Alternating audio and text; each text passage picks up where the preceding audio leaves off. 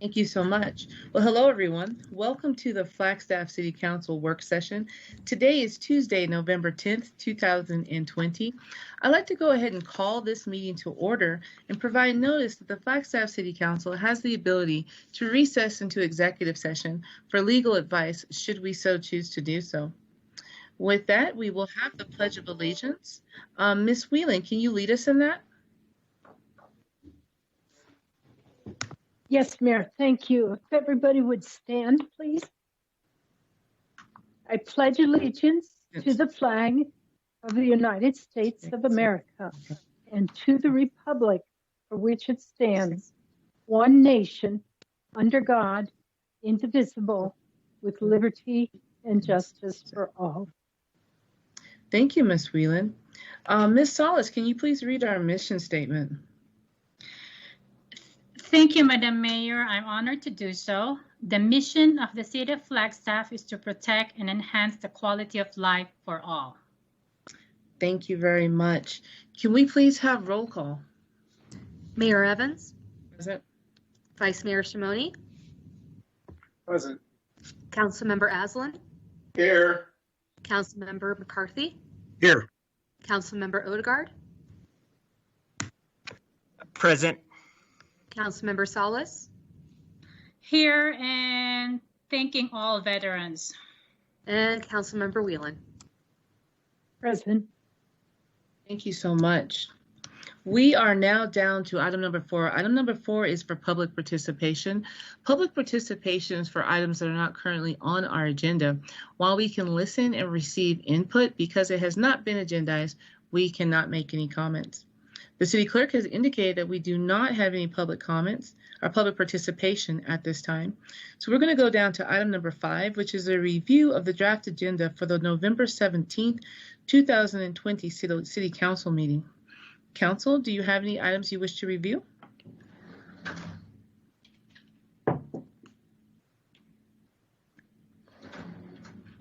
I don't see any at this time. Just a reminder to the council that if you have any items that you need to have questions answered prior to our next meeting next Tuesday, please let the city manager know via email so he can get that information to you as soon as possible. We'll go ahead and move down to item number 6. Item number 6 is our PBB final priorities and objectives.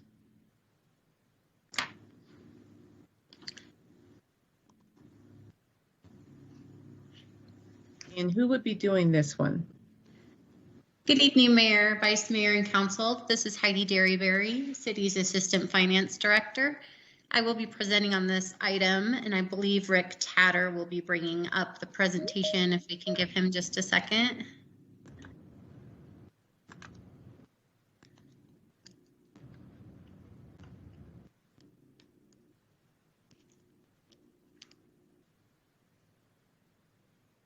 There we go.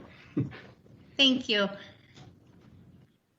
So this evening during this presentation, we will be discussing the following items, including the priority-based budgeting community input survey results, as well as suggested changes to the PBB objectives to incorporate the survey results, and the next steps within the PBB process.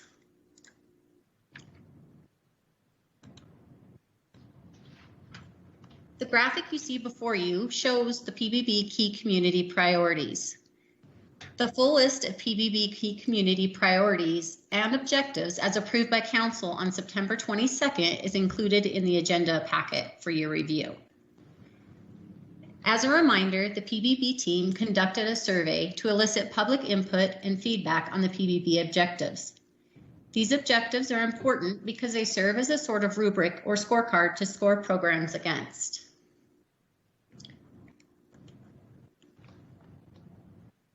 After hearing the feedback from Council on the need to make this survey as accessible and inclusive as possible, the team incorporated a variety of outreach methods, including online outreach through community forum, social media, targeted emails, and educational videos. We also had a print-based outreach, which included newspaper advertisements and the availability of paper copies of the survey. And finally, we had in-person outreach in line with the City of Flagstaff's COVID-19 reentry plan, which included postcards with a survey link and QR code, which were distributed at a variety of locations around town, as you can see on this slide.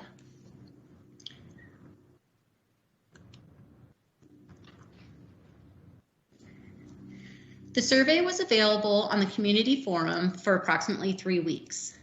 During that time, the city received a total of 168 respondents. The pie chart you see before you depicts which part of town those respondents reside, showing we had citizens from all over the community participating in the survey. This was the first year of soliciting public involvement in this budget process in this way. We hope in future years to be able to expand our outreach efforts and involve even more Flagstaff community members in this process.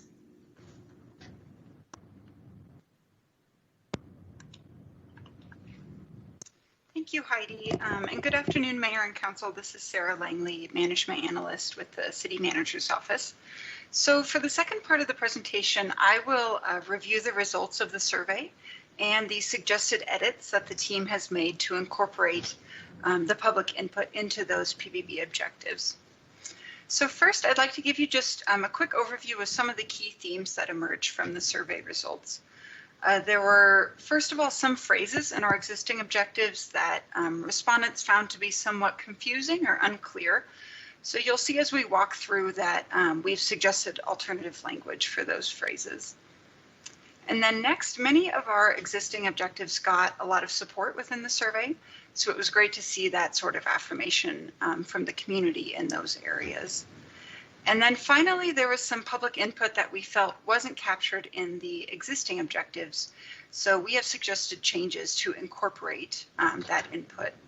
And some examples that you'll see of that when we walk through the objectives include the demand to utilize a broader view of health and safety, the desire for more public involvement and engagement in city decision-making, and then including affordable housing and alternative transportation options within multiple key community priorities due to the really large or broad impact on the community that those topics have. Next slide, please. So we'll now walk through how the PBB team incorporated the survey findings into the specific objectives, and we'll be asking for council's approval or edit of these suggested changes that you'll see. So I'll stop for questions and comments after each slide, and you'll see 7 slides that will look like this, covering each of the key community priorities. The blue text is what council approved on September 22nd of this year. And then the red text is a suggested change based on the community input that we got from the survey. And then also, just as a quick reminder, there is a maximum of 6 objectives per priority area. And that's really just to allow the scoring process to work as intended, because we will be using these approved objectives as kind of a scorecard for our programs in the next phase of PBB. So to get started, within high-performing governance, the first objective dealt with providing high-quality customer service. And there was a bit of confusion among respondents about what internal and external customer service meant. So knowing that we're referring to providing customer service for all, the PBB team suggests removing that phrase just to simplify. And so you can see where we've just suggested crossing that out on the slide. The second objective focuses on clear and consistent communication products and strategies. And there were many comments about the need for city communications to reach more of the community and be more widespread. So we added the phrase community-wide to this objective to kind of capture that theme that emerged from the survey. For objectives 3 through 5, we got a lot of affirming comments and support for those objectives, so we didn't feel that any edits were needed for those. And then within the 6th objective, where we talk about being an employer of choice, respondents noted that they would like to see more diversity within city staff and leadership to represent the community. So we added a note about inclusive recruitment to address that theme. And then respondents also noted that the city can effectively be an employer of choice without paying a living wage to all of its staff members to enable them to live in the community that they serve. So we suggested adding the word compensation to the end of that 6th objective there. So those are our suggested edits based on the public input on high-performing governance. Are there any questions or comments before I move on to the next priority area? Council? I don't see any. All right, great. Next slide, please. So moving on to safe and healthy community. This is really the area out of all the priorities where we saw the most input and accordingly where we've suggested the most kind of substantive changes to the objectives. So in the first objective, some respondents were unclear on what was meant by community policing. So we suggest replacing that phrase with the words strengthen relationships between the community and law enforcement. And the purpose of that is just to clarify what we mean by community policing. The second objective was originally quite specific in that it only referred to support programs for victims of crimes. And many respondents noted that health and safety really can't happen if community members can't meet their basic needs like housing, health services, and so on. So we suggest, in order to incorporate that feedback, broadening this objective to include supporting social services, community partners, and housing opportunities. And then the original objective about support programs for victims of crimes would then fit within that broader language that we're suggesting there. And then for number 3, one of the most really notable themes that emerged from the survey was the demand among our community for mental health services, as well as social workers and alternative crisis response models. So due to the large number of comments on this, we wanted to specifically call out mental health and other services in this objective. So you can see that suggested addition there. And then we also got questions from respondents on what does most vulnerable populations mean?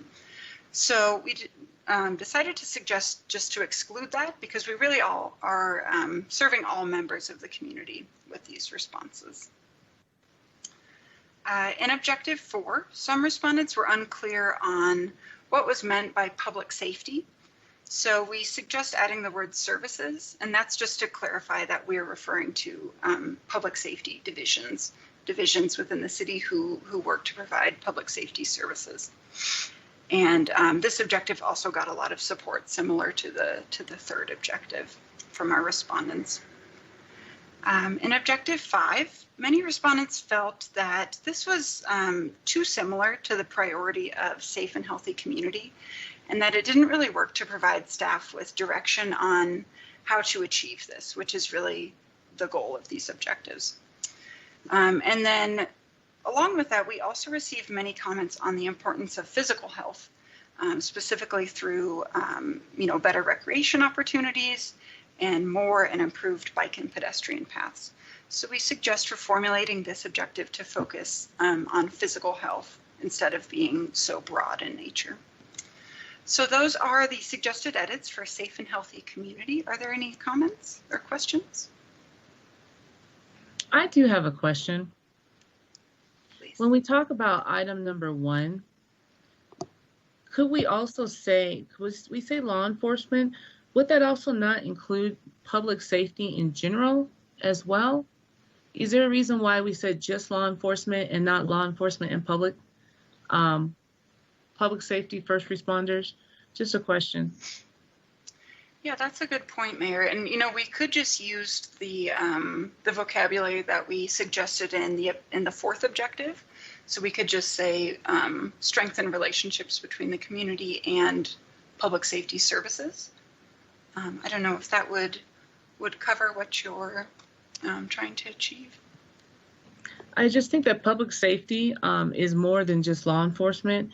Because community policing includes not only your police department, but it also includes your fire department. It encompasses things like probation, juvenile probation. It's a broader context when you talk about it. So I just think that if it's going to be, I think it's limiting just to say law enforcement. I think it should say public safety. That's just my personal opinion. Yeah, definitely. We can, so we will unfortunately, we can't show it on the slide, but we will make a note that, this slide has been approved with that change. So crossing out law enforcement and adding in the words public safety.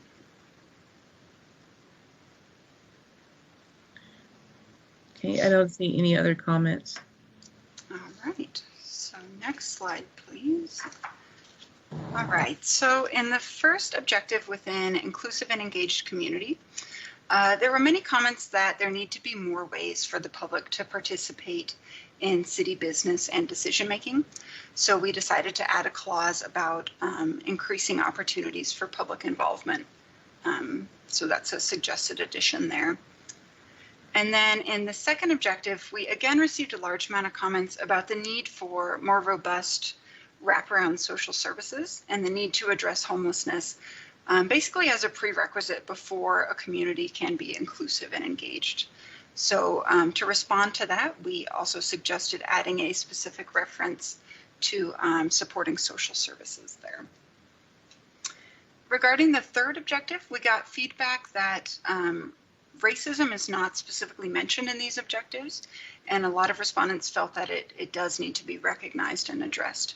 So accordingly, we suggest adding a phrase that the city supports anti-racist policies and practices in order to make this objective a bit more action-oriented.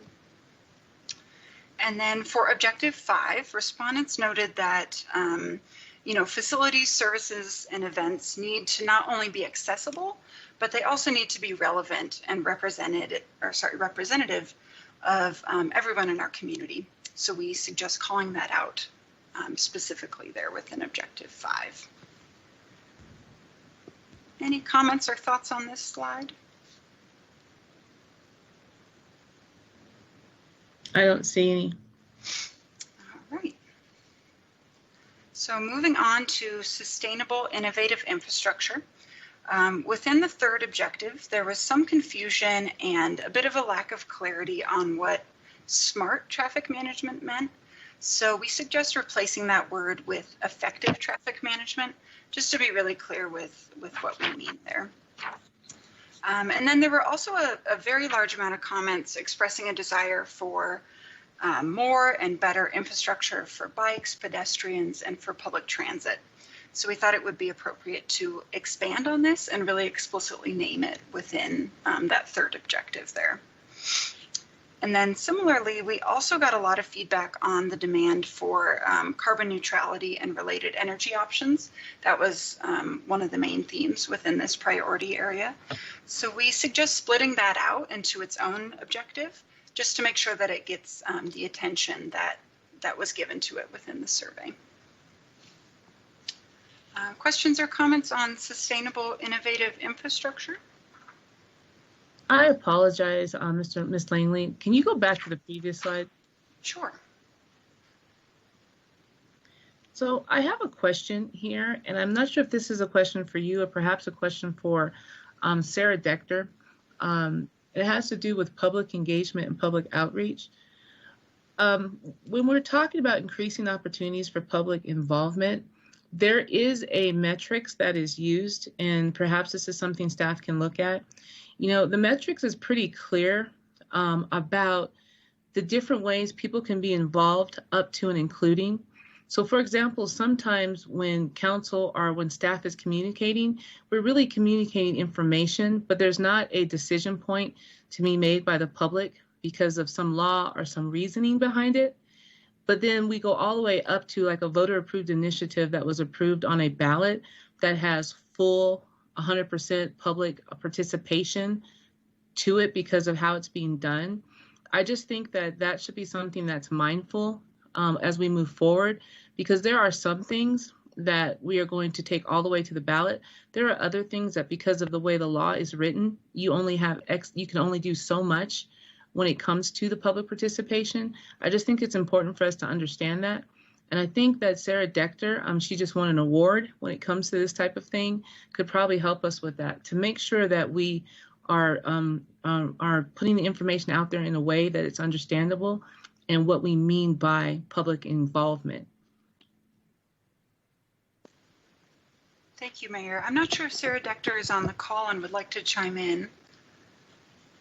And If she's not, I mean, that doesn't have to stop the conversation now, but I do think that it's extremely important that we have that conversation so it sets up the correct expectations for where we can have full engagement and where sometimes we're just educating as to what is being done. Mm-hmm.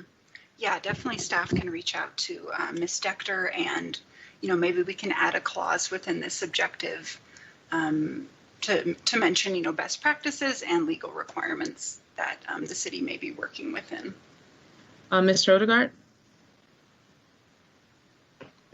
Yeah, Mayor. I was sitting in on the Transportation Commission last week, and during that presentation, on the next page, it talks about bicycling and infrastructure and things like that. And and this was all done before COVID, so maybe things have changed since COVID, but bicycle ridership is actually down for our community, and which I thought was very interesting since we make a lot of efforts to become a multimodal community. And I know we as a community do value multimodal, bicycling, pedestrian, transit, and I'm not sure how to change that course, other than providing the infrastructure, for a safety component for bicycling here in our community.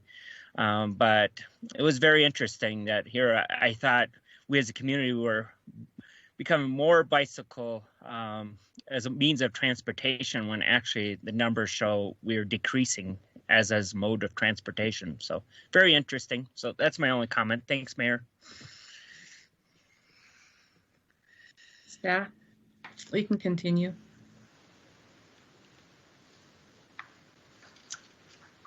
All right, thank you, Mayor. So within the robust, resilient economy area, this was another priority area similar to safe and healthy community, where we really got a lot of feedback and public interest and public input. So related to the first objective, there were many comments focused on kind of concerns about the impact of growth on our community. So we suggested changing the word grow to support in the first line there, and then changing the word resilient to sustainable, just to reflect those concerns that we saw in the survey. And then also related to the first objective, we had a lot of comments that, again, affordable housing is seen as really a prerequisite for this priority area. You can't have a robust economy if you can't house your workers. So we suggested adding a clause on affordable housing just to reflect the large number of comments that we got on that topic within this priority area. Within Objective 4, there was some confusion among respondents over what we meant by a low community impact and what that means. So we suggest clarifying that by replacing that phrase and focusing on a low impact on infrastructure and natural resources, specifically within our community. Within the fifth objective, we received input on the need to not necessarily have more educational opportunities, but to have better partnerships with existing educational institutions to ensure that really that their plans coincide with the city's long-range plans and with the community's values. So we suggest changing the focus of the second part of this objective to focus on improving partnerships instead of improving the educational opportunities themselves. And then lastly, related to Objective 6, there was quite a bit of feedback about the negative impacts of tourism and comments mostly focused on increased traffic, trash, low-paying jobs, and so on. So we suggest moving the word responsible to be before tourism to bring the focus on responsible tourism as kind of a concept. And additionally, we thought that responsible economic development was already addressed in Objective 1. So that was the rationale behind that move there.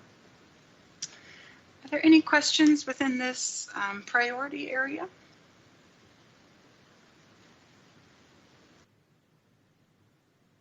I don't see any. All right, so moving on to livable community. This is the 6th of 7 objectives. So within Objective 3, there was feedback that the city doesn't directly provide education, so we should instead be supporting the regional partners who do so. So that is that addition that you see in Objective 3. And then for Objective 4, we got really a huge number of comments, again, on the topic of affordable housing. And specifically among those comments, there were calls to be more specific about the mechanisms that could be used to accomplish this. We also got questions as to why we didn't use the word affordable. And there was also some confusion over what the word accessible means in this context. For example, are we referring to the ADA or to something else? So accordingly, we suggest replacing the word accessible with affordable, and then adding that the city will work to develop affordable housing both on its own parcels as well as with developers. And then lastly, within livable community, there are a lot of comments that new development needs to match the character and the needs of Flagstaff. So we added a clause to the 6th objective stating that the city strives for developments that are compatible with community values. So that is the background behind those suggested changes within livable community. Any questions or comments on that one? I don't see any. All right, so moving on to our last priority area, environmental stewardship. This one we got a lot of feedback on, but it was mostly affirmative, so we didn't feel the need to make that many edits within this one. We received comments on the need to protect our water resources specifically, as well as the forests that surround our community. So we suggest adding a phrase about natural resources to Objective 1 and protecting and enhancing those natural resources. And then we also received feedback that sustainability efforts should not drive up the cost of housing or the cost of living within Flagstaff, and that they shouldn't work to exclude people with less financial resources from living in Flagstaff. So we did suggest adding a phrase about social equity to the 5th objective there on the slide. And those were all of the suggested edits for environmental stewardship. Are there any questions or comments there? I do not see any. All right. So thank you, Council, Mayor and Council, for your patience and input as we work through. Oh, looks like we're getting some comments. Yep, now people are getting in line. So we have Ms. Whelan followed by Mr. McCarthy. Who is first? Ms. Whelan. Okay. Oh, thank you, Mayor. Would you flip it back to the previous slide? Implement and maintain number 5 and further the climate action and adaptation plan with awareness of social equity. Tell me what social equities mean to you in that piece, please. Thank you, Councilmember Whalen, for your comment. This suggested edit that we made was really focused on, we got a lot of comments that, that housing should stay affordable, even though we're trying to be a leader in the field of sustainability and in carbon neutrality. So it really centered around the cost of housing as well as the general cost of living in Flagstaff, and kind of sharing those environmental benefits and costs amongst the community without kind of excluding anyone from those benefits. So I typically hear that as inequities. Yeah, that's a good point. We could definitely. And I'm wondering why we would use equities there, Sarah, because really, the people who have, and we're not, I don't think that the focus should be there. It should be with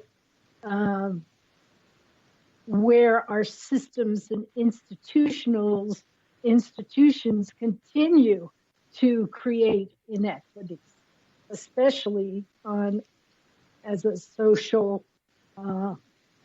idea for a platform. So those were just my thoughts. Thank you.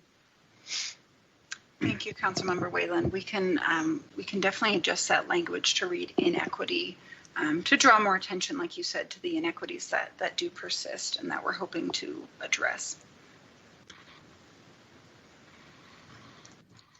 Mr. McCarthy? Well, thank you, Mayor.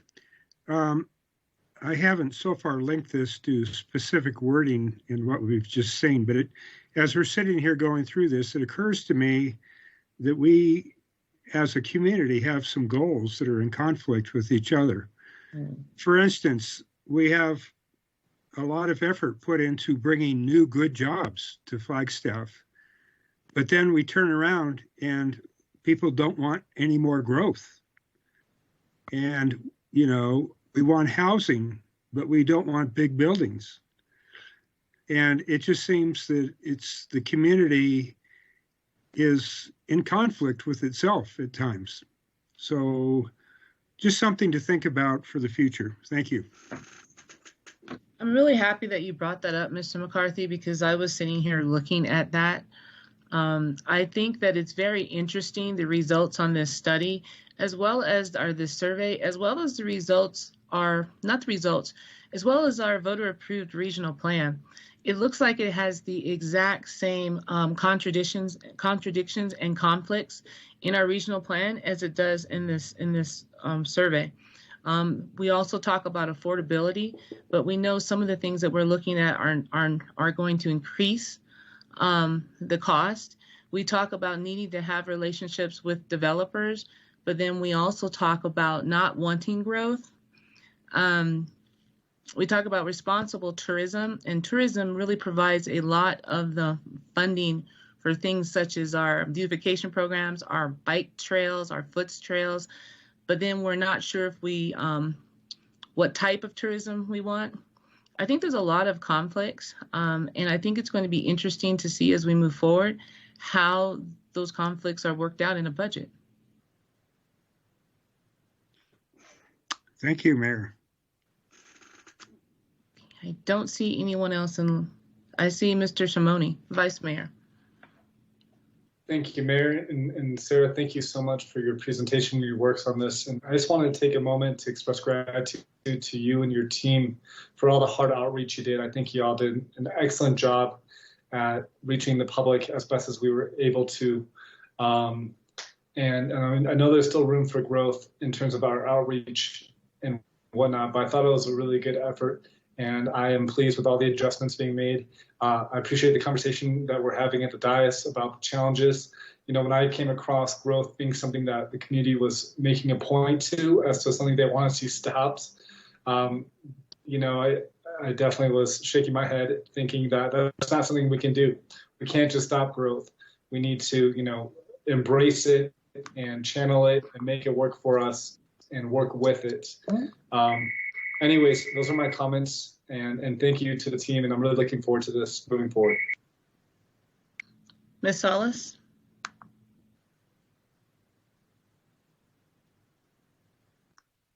Thank you, Madam Mayor. I have a couple of comments. With regard to sustainable, innovative infrastructure, on number 3, I mean, I have a strong preference of keeping the language on a multimodal transportation system. Yeah, I'd like that language to be returned, reinstated, because looking from a transportation and transit planning point of view perspective, strategically, we do have to recognize that we do have an effective multimodal transportation system, and we just need to have it more efficient and safe, and of course, and with regard to infrastructure for pedestrian, bicyclists, and public transit, that Flagstaff voters already identified that with the 2018 ballot initiative. I do want to keep the multimodal, an integrated multimodal transport system language reinstated. And then with respect to the robust, resilient economy, on number 5 result,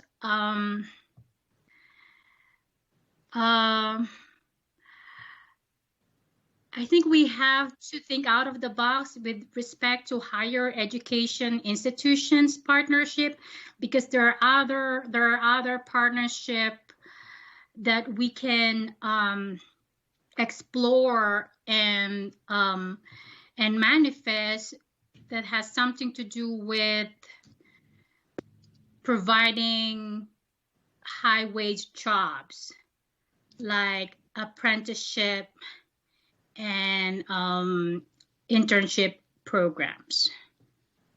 So I guess to expand that partnership not only with higher education institutions, but with the private sector at large and other government entities.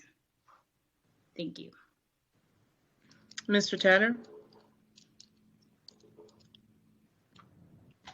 Thank you, Mayor, Vice Mayor, City Council. Rick Tatter, Management Service Director. When the PBBE administrative team looked at the multimodal and the comments that were received from the survey respondents, Sarah kind of mentioned that they struggled with what does multimodal mean, and so that's why we thought that changing it and calling out specific things that were in the survey were highly talked about in the survey responses. The pedestrian, bicycles, and public transit is why we kind of adjusted that from multimodal.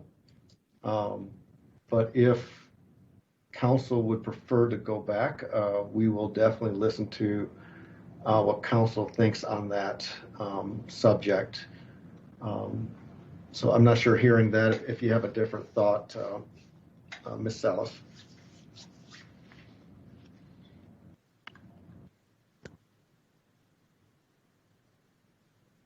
I'm going to go to the Vice Mayor.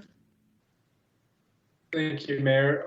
Mr. Tatter, I agree with you, and Councilmember Salas, I hear you.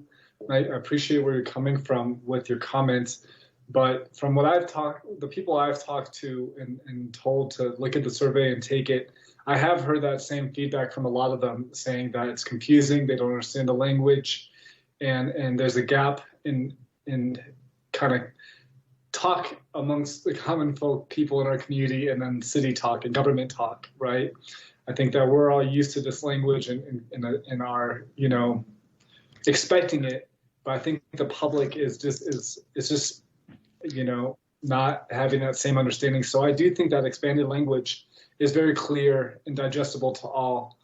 And I think that that's part of the disconnect and the issue we're trying to address with this is how do we communicate in a way that's effective and heard. So I just wanted to share that perspective, and obviously a council majority wants to change it back to multimodal, that's fine.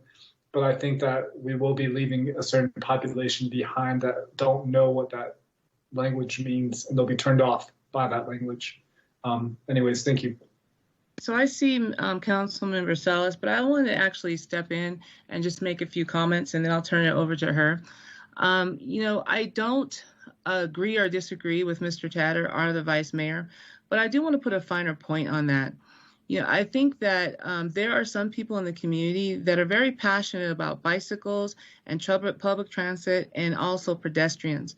There are also people in this community that are very passionate about addressing the roadways, addressing our airport, and addressing rail.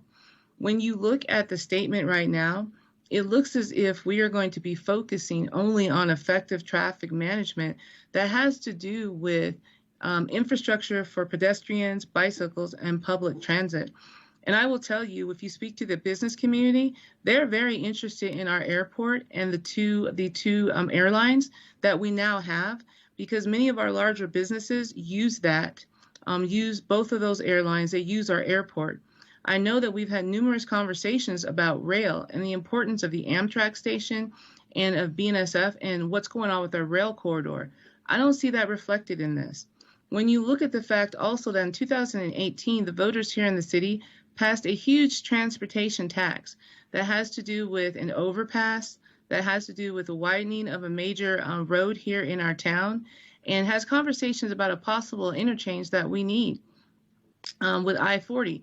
We just did a project with ADOT where we widened a bridge over I-40 and made sure that we included a lane for pedestrians and bicyclists. You know, I am currently right now the chair of the Flagstaff Metro Plan, which is the Metropolitan Planning Organization, which deals with multimodal traffic. Councilmember Salas sits on that board, as well as Councilmember McCarthy and Councilmember Odegaard. I think that this statement is extremely limiting and can cause confusion moving forward. I think this statement can talk about a effective multimodal transportation system and expanding infrastructure for pedestrians, bicycles, and public transit. But we cannot forget the other modes of transportation that are extremely invaluable to our city and to the businesses and the jobs that the other sheets talk about. Ms. Salas? Thank you, Madam Mayor.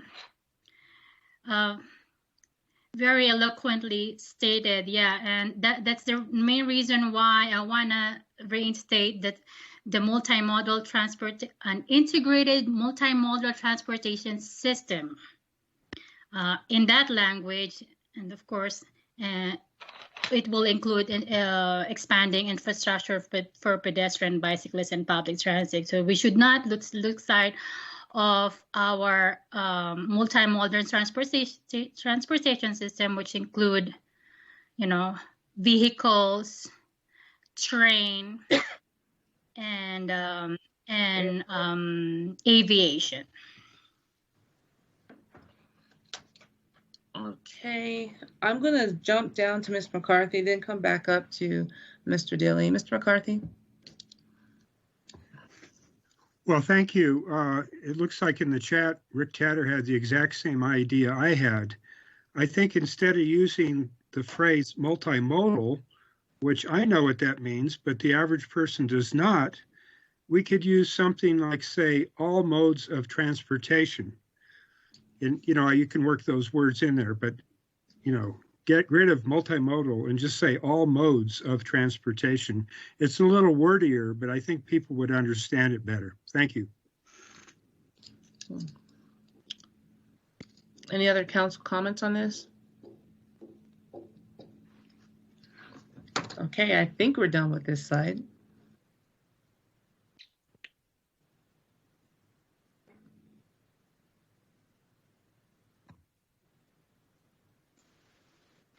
Thank you, Mayor. I'm not sure if there were any council comments that remain to be addressed on the other slides, but if not, sorry, go ahead.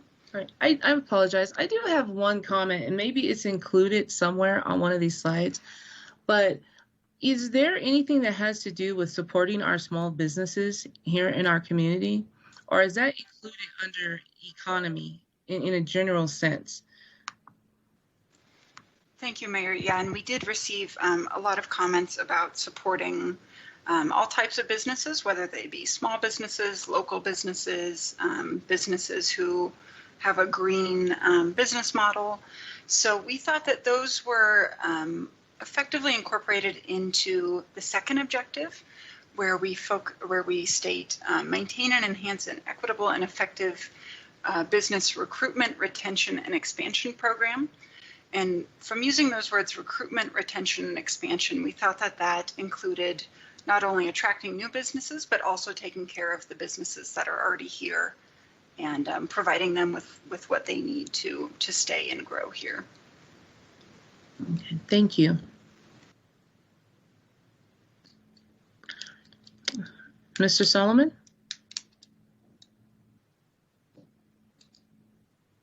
Thank you, Mayor and Council and staff. I just a quick reminder that if we're going to use the chat, it's mainly just for directional to state that we have a comment or a question. We need to verbalize suggested language and things like that for the benefit of the public. I apologize for that, Mr. Solomon. Perhaps if we could go back to Mr. Dilly and he can share what his comment was, and then we can go back to Mr. Tatter and he can share what he wrote. Thank you, Mayor. Thank you, Mayor. My apologies, Sterling. I knew better, and I appreciate the reminder. I had just suggested some language as an alternative, but concede to the, which was to provide effective air and roadway traffic management and expand infrastructure for pedestrian, bicyclists, and public transit. I like that because it also adds emphasis on the infrastructure side of it. But I believe it's all captured in Rick's proposal just below mine. So thank you. Mr. Tatter, could you verbalize what your proposal was? Thank you, Mayor. My proposal to update this language be to provide effective traffic management for all modes of transportation. Okay. Council, is there anything else on this slide? I don't see any. Thank you.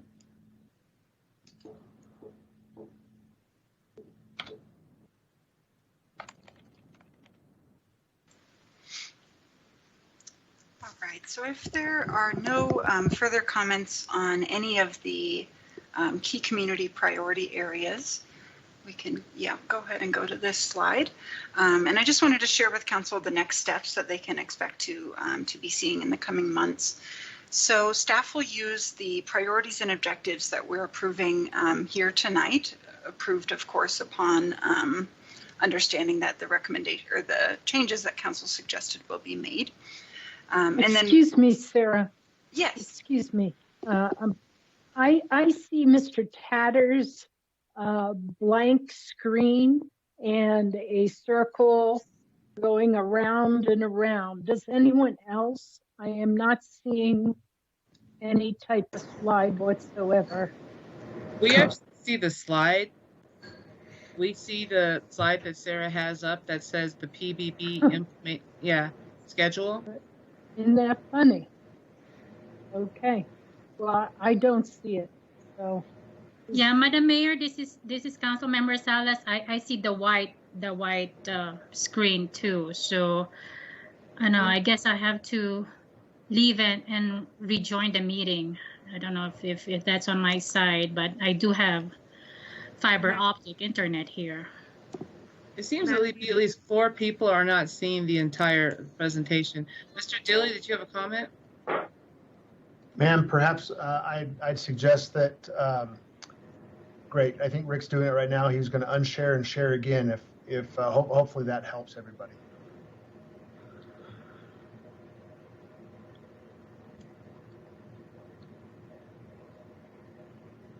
Okay, so now can we try seeing what Sarah?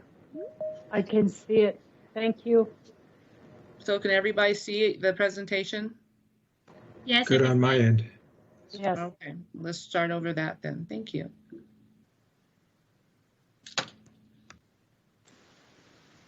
All right, so hopefully everyone can see the slide now. It's just a quick overview of the next steps that Council can expect to see in regards to PBB within the next couple of months. So staff will use these Council-approved priorities and objectives really as a scorecard to score all of our city programs. And that will be happening in really the end of this month and will be completed by early December. And then after that, staff and the public will review those scores in a peer reviewing process. So they'll be working together there. And then finally, we hope to have a complete set of PBB data by early January, ready for use within the upcoming budget process. So that concludes my presentation. I'd be happy to take any additional questions, and thank you for your time.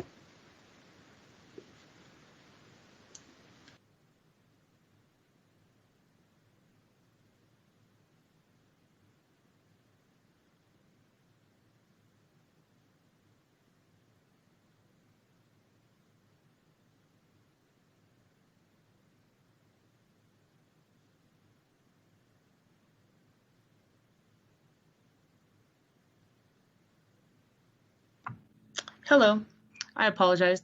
I do have one question, and this was something that was brought up, I think, over a year ago when we first started this process. First of all, thank you for this very detailed survey that we got back. It's pretty exciting to see how things are broken out. I'm wondering, where does core services fall within this? Services that we are required by law to provide that I'm not necessarily sure that I saw reflected in the sheets that we looked at. Hi, Mayor. Thank you for your question. I'm looking over the sheets now. One objective I would like to draw your attention to, and I don't know if Rick can show this slide again, but is within sustainable innovative infrastructure. We have the first objective, which states deliver outstanding services to residents through a healthy, well-maintained infrastructure system. So I think that does capture a lot of the core services that the city provides. So is that like trash pickup, for example? Yeah, I think that would be things like that. Streets maintenance, public works. I think we also mention in environmental stewardship, protection of natural resources.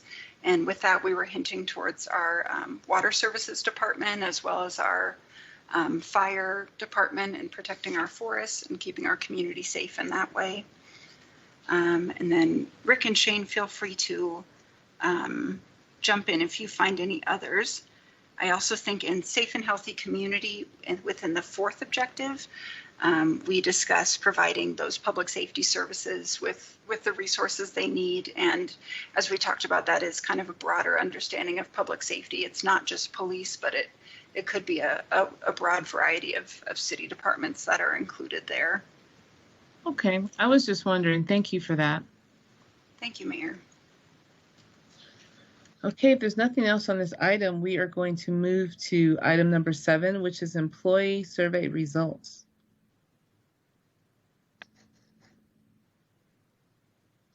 Good afternoon, Mayor, Vice Mayor, and Council. This is Jennifer Caputo, and I'm an HR manager with the city.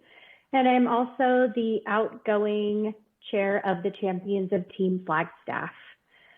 This afternoon, I am joined by Larissa Fady, who is our incoming chair, as well as Lisa Deem and Krista Devlin. Our entire Champions team worked together to compile our survey comments, and then Lisa and Krista took a lot of time to analyze the comments in order to take a deeper dive into the meaning behind the responses. So I just want to give the team and Lisa and Krista a shout out before we get started. What we will be sharing today, I'm going to go ahead and pull up our presentation, is a condensed version of our survey results. We did send you all the comprehensive results with the staff summary, so you can look at the whole thing in its entirety. Our 2019 employee survey was conducted between July 1st and October 31st of 2019. And just a reminder that this was conducted in a pre-COVID world. We had 16 questions. These are the same questions that we have asked in our 3 previous surveys in 2013, 2015, and 2017. It was open to all city employees, including regular employees and temporary employees. And we had a total of 461 respondents, and that was up from 434 in 2017. One thing that made our survey different this year than the previous years is we added a survey comment box for each question in order to determine the reasons behind the responses. Starting off this afternoon, what you'll see on your screen here is the different categories that we survey about each year. These results have primarily been the same over the past few years, but we did see a shift in people care. It actually moved up to 3rd place from a previous 5th place slot. And fair compensation dropped to last. I'm going to go ahead and turn it over to Krista, and she's going to talk a little bit about how our data was analyzed. Thank you, Jen. Before we dive into the details of our findings, we wanted to just take a quick moment to explain how we got there. So as Jen mentioned, the survey consisted of a multiple choice section that allowed employees to respond with responses like strongly agree all the way down to strongly disagree, followed by an open-ended question to allow for a more detailed feedback. The multiple choice data, or the quantitative data, was exported and compared to previous survey results, kind of like you just saw there. And these findings will be continued to be displayed as bar graphs so we can see data trends. As a team, the champions decided that the most representative way to compile the qualitative data, or the comments, was to analyze each comment on each question to identify the most prevalent themes. In this presentation, these themes will be displayed as pie charts with green and blue slices representing themes we are doing well, and red and orange slices representing themes that we need to improve on, just kind of like that little pie chart there shows. It is our hope that by combining the trends from the quantitative data and the themes from our qualitative data, we can find opportunities to improve experiences for all of our employees. Back to you, Jen. Thank you, Krista. So we're going to go through a series of 5 different survey questions and the responses. So it's just thinking in terms of things that we thought would be of interest to council is how we narrowed down these slides. And what you're going to notice on each slide is that the bubble on the left top is the responses for the strongly agree and agree combined. And on the right-hand side are the responses for the disagree and strongly disagree combined. So on the first survey question, that referred to the expectation that employees will still be working for the city of Flagstaff in 5 years. You'll see that we had an improvement, meaning more people agreed that they'll be still working for the city, of 5%, and less people disagreed. So overall improvement of 9%. And Lisa's going to provide us some details on what employees had to say about continuing to work for the city. Good afternoon. Oh gosh. So this slide is very telling. Oh, I just lost my place, excuse me. The first thing that we notice is that there's a pretty high green pie chart area of retirement. We had 29% of the responses were looking at retirement in a 5-year horizon. While this can open up opportunities for advancement, retirees also tend to take with them a lot of institutional knowledge, and we need to be planning for this. Only 19% of the respondents, 126 participants made comments, felt that they would be here in 5 years. 22% cited compensation as the primary reason that they would leave, while the cost of living was noted as a barrier in 16% of the respondents. Another 14% did not see a path for advancement. To keep our employees and their knowledge, we need to do a better job of simplifying the process for advancement and training our employees. And of course, the pay equity is a big factor. Jen? Thank you, Lisa. Our next question was about employees feeling recognized when they had done a good job. And what you'll notice on this slide is an improvement of 6% overall. And this one I'm going to turn over to Krista. Thank you. So we asked employees to give an example of an effective recognition that they have received. The amount of green and blue here is a great sign that we are doing a few things right. From this chart, we can see that small tokens of appreciation can have a really big impact, and recognition can make employees feel valued. It also appears that recognition and awards are things that we do well when we do them, but we aren't unfortunately consistent throughout the organization. We know this from seeing positive recognition responses on the green side and improvement areas regarding recognition on the red and orange side. In this survey, employees stated that they had not experienced or were unaware of recognition programs with the city.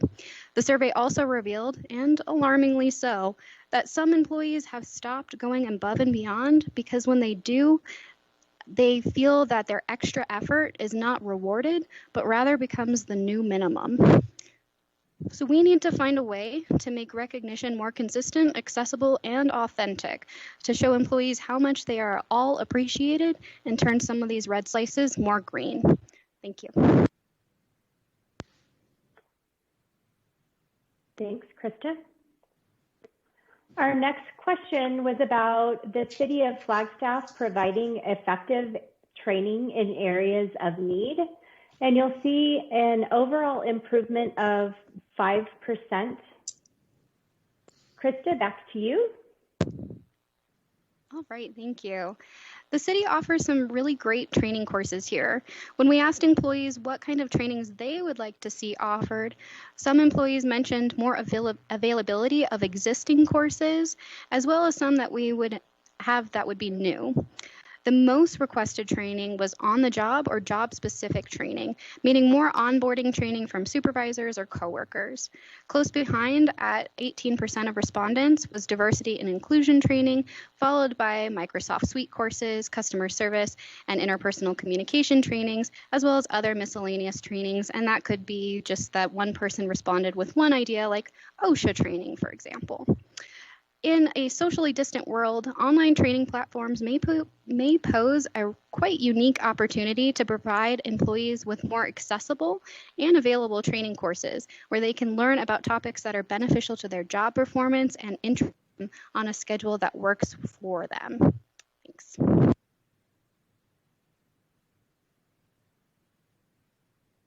And again, this is Jennifer. I'm going to go ahead and turn it over to Larissa, who is going to review a couple areas that declined this survey. Thank you, Jen. Citywide, we are accomplishing our mission and upholding our values was the next question we wanted to share. This was an area of opportunity. We had an overall decline of 3%, and I will let Lisa explain the comments related to this question and dive deeper.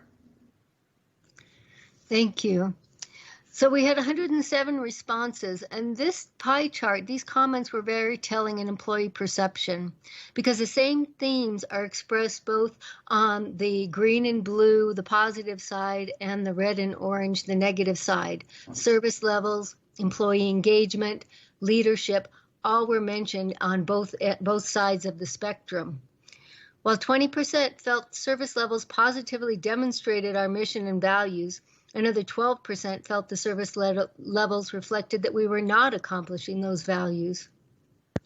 Similarly, while 17% saw employee engagement as a positive reflection of the city's mission, another 12% felt it was an indicator we weren't reaching those goals.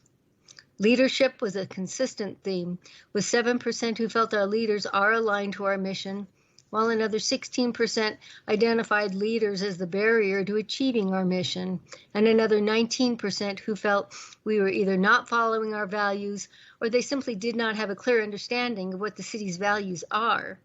Clearly, we see opportunities to share clarity and unity across all divisions, as inequities between departments was also noted. Larissa?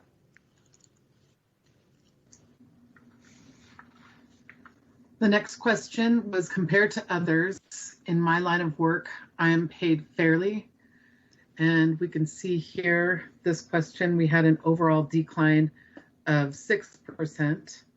And I'll turn it back to Lisa to dive deeper with the comments related to this question. So this question got the most comments, 36% response rate. 151 people wanted to speak to whether they felt they were paid fairly. There was only 2% that actually felt that they were paid fairly in the comments. And the issue of pay scale was reflected actually throughout the entire survey. Respondents felt the city's positions are entry level due to the pay disparity. 25% of the employees felt their pay was not aligned to their responsibility or experience. Another 13% cited inequity in pay scales without a clear path forward for advancement. There's room for improvement here with equitable pay scales and establishing clear paths for all employees to move through their pay grade levels. This could help the retention issue we've been facing for a while. Aside from pay, we can also raise awareness of the values of existing benefits packages, give attention to equitable workloads, and employ teamwork strategies to equitably share the load of tasks and responsibilities. But overall, pay needs to be addressed. Comments?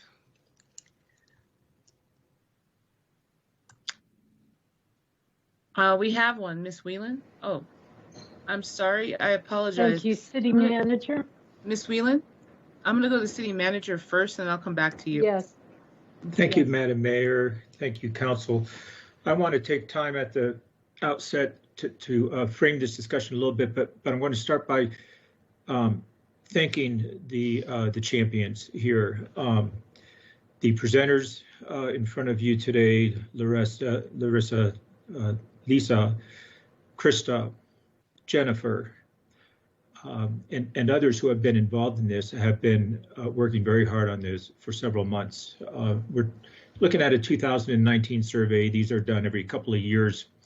But the reason it's coming to you now, sometime later, is because what has already been mentioned, the survey this time around, and it had an excellent turnout of response of 461 employees, which is phenomenal.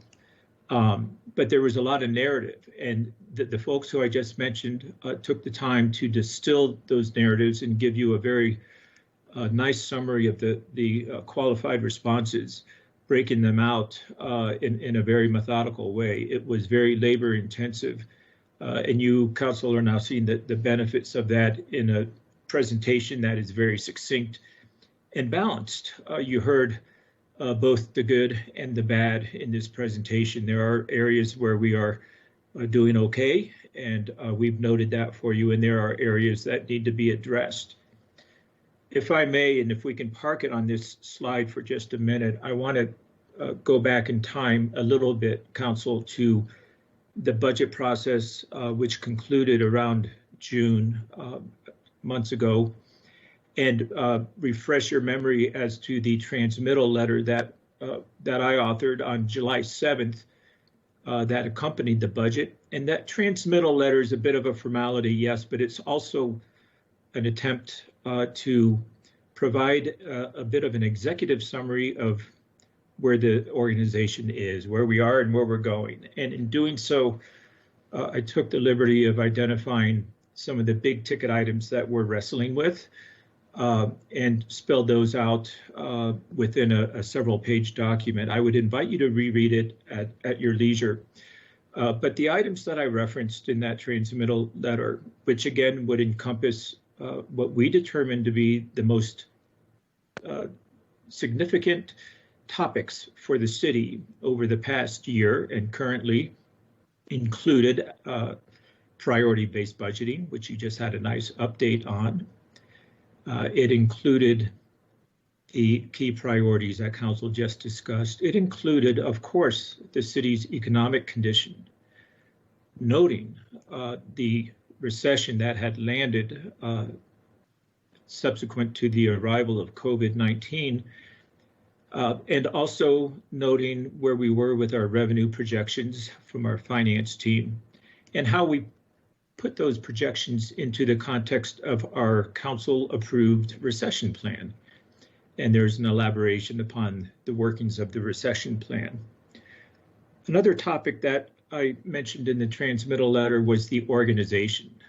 And I made specific reference to the number of full-time employees, taking note that we are operating now with a smaller organization than we did prior to the Great Recession, which I think is a testament of many sorts to the strength of our organization, but also the constraint of resources that we continue to operate within. I talked a bit about restructuring, a topic that will be in front of you again, noting the changes we put into place over the last 12 months.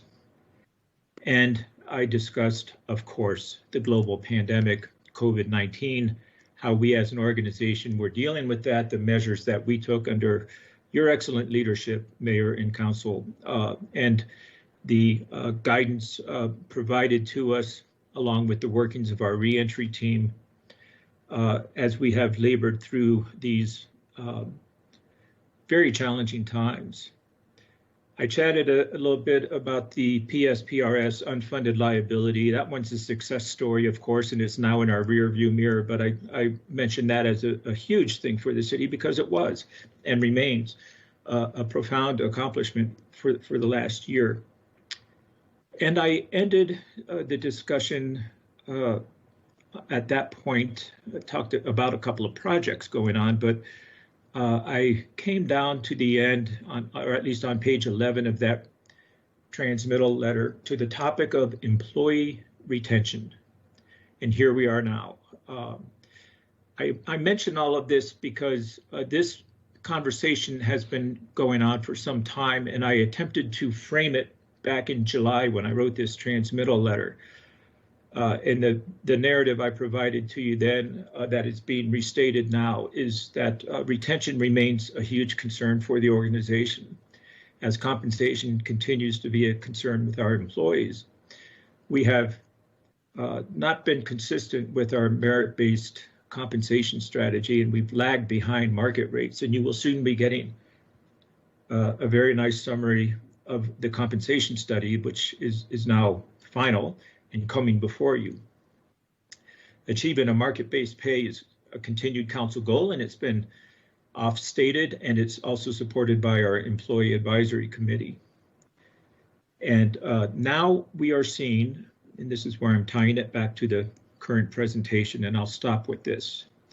But now we are seeing in visual and graphical display the results of the study that totally validate what I just mentioned and what we knew and have known for some time, but needs to be a topic that gets a little bit more airtime with this council. We purposefully set this meeting for today, November 10th, subsequent to election and prior to the seating of the new council, because we were hopeful that this council, of course, would benefit from this discussion and see it.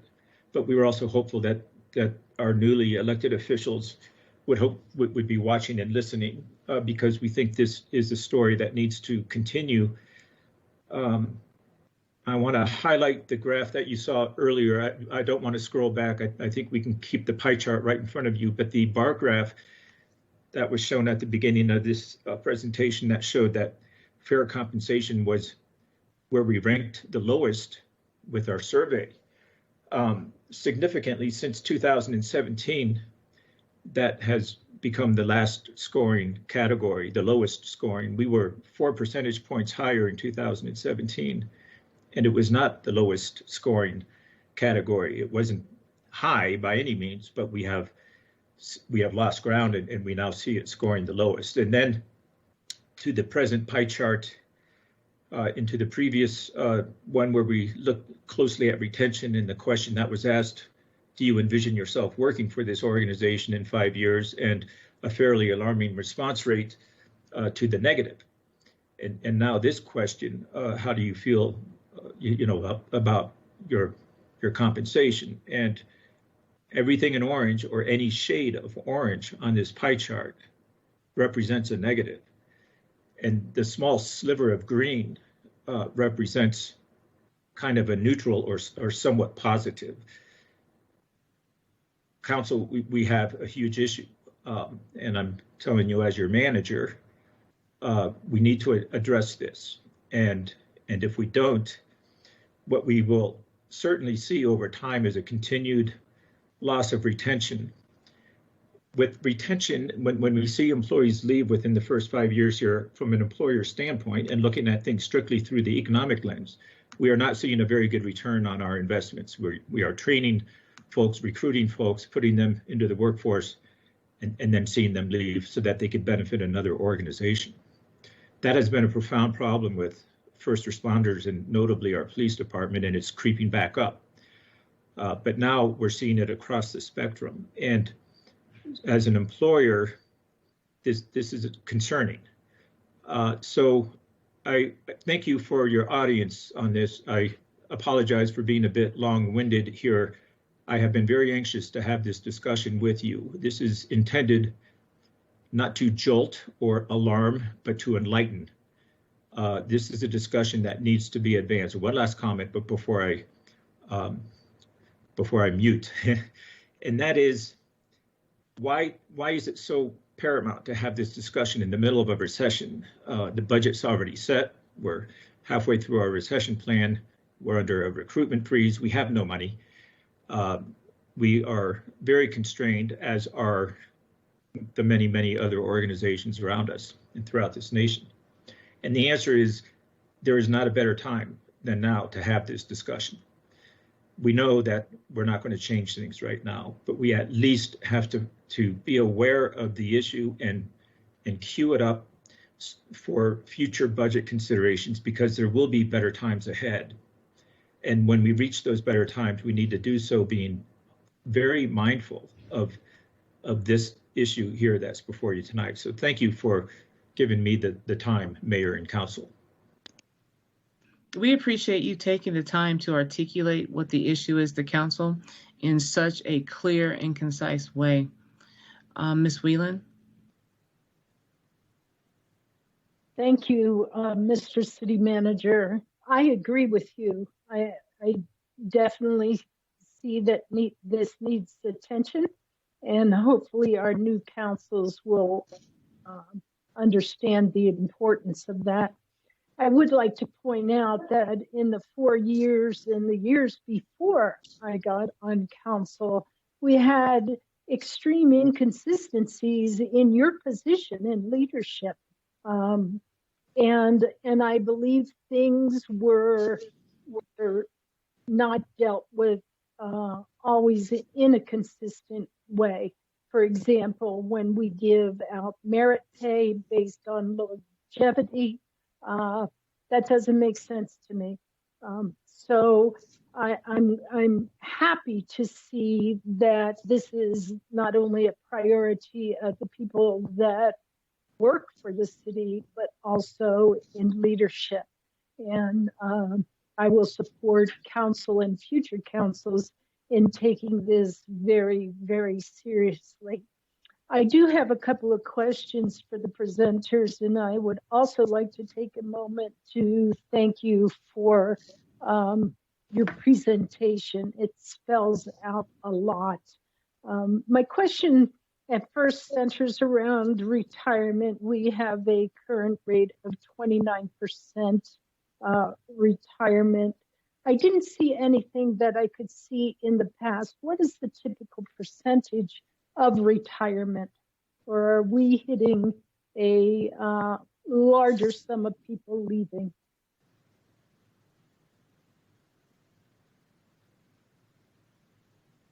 Thank you, Councilmember Whelan, for your question. This is Jennifer Caputo. I don't have the current turnover rate in front of me, but I can tell you just on a general basis that we have seen the number of retirements going up in recent history. I'd be glad to. Oh, go ahead. And Jennifer, correct me if I'm wrong, but those retirements are at the upper end of the pay scale that we're talking about most of the time, correct? The majority of the time, yes. Okay, so hopefully we'll see some changes in available monies. You know, the other point that I'd like to, in my opinion, our raises in that 3%, we have not been doing it across the board in an equitable manner. Again, this is my opinion. And I think that will be a definite priority, that we're not just looking at upper echelon pay, but that we're looking at those individuals who are coming into the city and being trained, which are 1 to 5 years of experience, and then they leave. And the other variable, and it's not so much a variable, but the other impact is the cost of living here. And I wonder how our numbers, in a very high kind of broad way, look at a place like Mesa, where the pay may be market pay, but the cost of living is also much lower than what people are paying living here. So, you know, with that pointed out, are we chasing our tails because our housing has not gone down? The cost of living here has not gone down, and we're behind. We've been behind the 8 ball for quite some time with pay and compensation. So I do support the champion team and our city manager and really looking at this not only year by year, but extended a plan to bring us up to market and have that COLA be part of it. And that does not waver. But with that, people who are performing get rewarded. People who are not, don't. And that to me is merit. So you have the retirement info. You're quick. Thank you. Could you tell me? That's all I have to say. Thank you.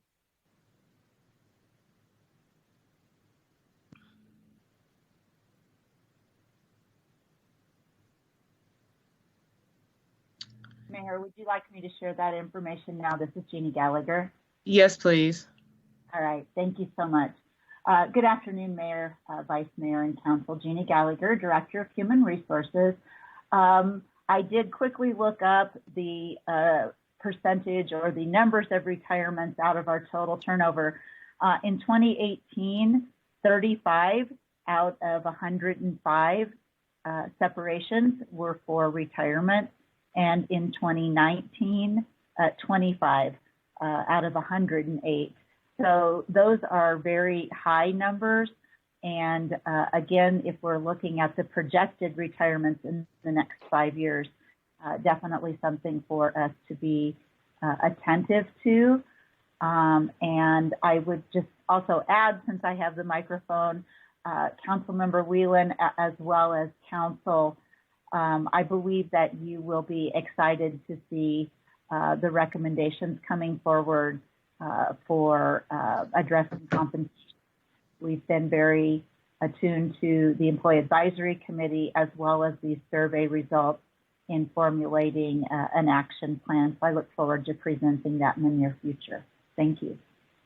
Thank you, Jeannie. Okay. Council?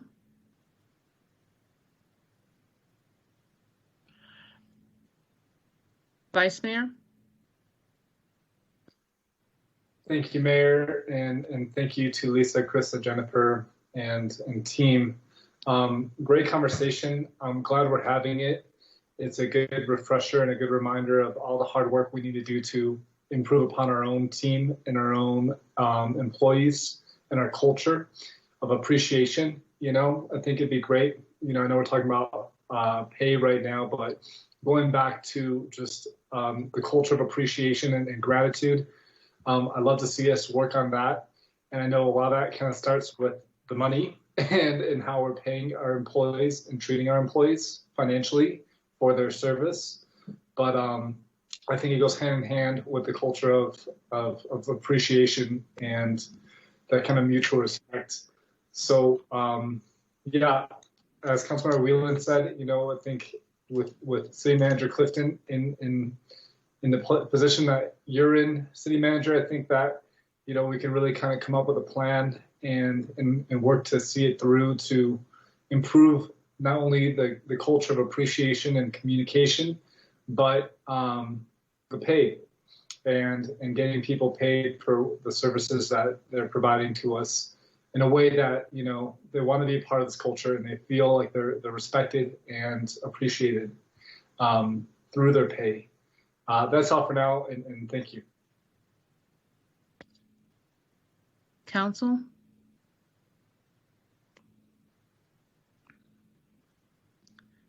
So I just wanted to say, first of all, thank you to our city manager for articulating, again, really what the issue is.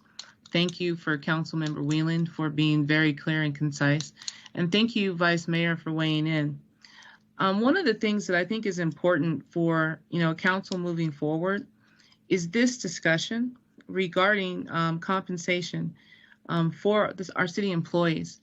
You know, we talk about respecting city employees and showing that we appreciate them. I think one of the best ways we can show our appreciation to our staff is to compensate them for the work that they're doing.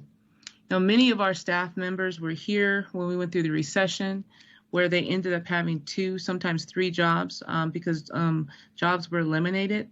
And we are just now getting to a point in council where we're like, oh, we need to hire an additional person to do that, or we need to increase staffing loads.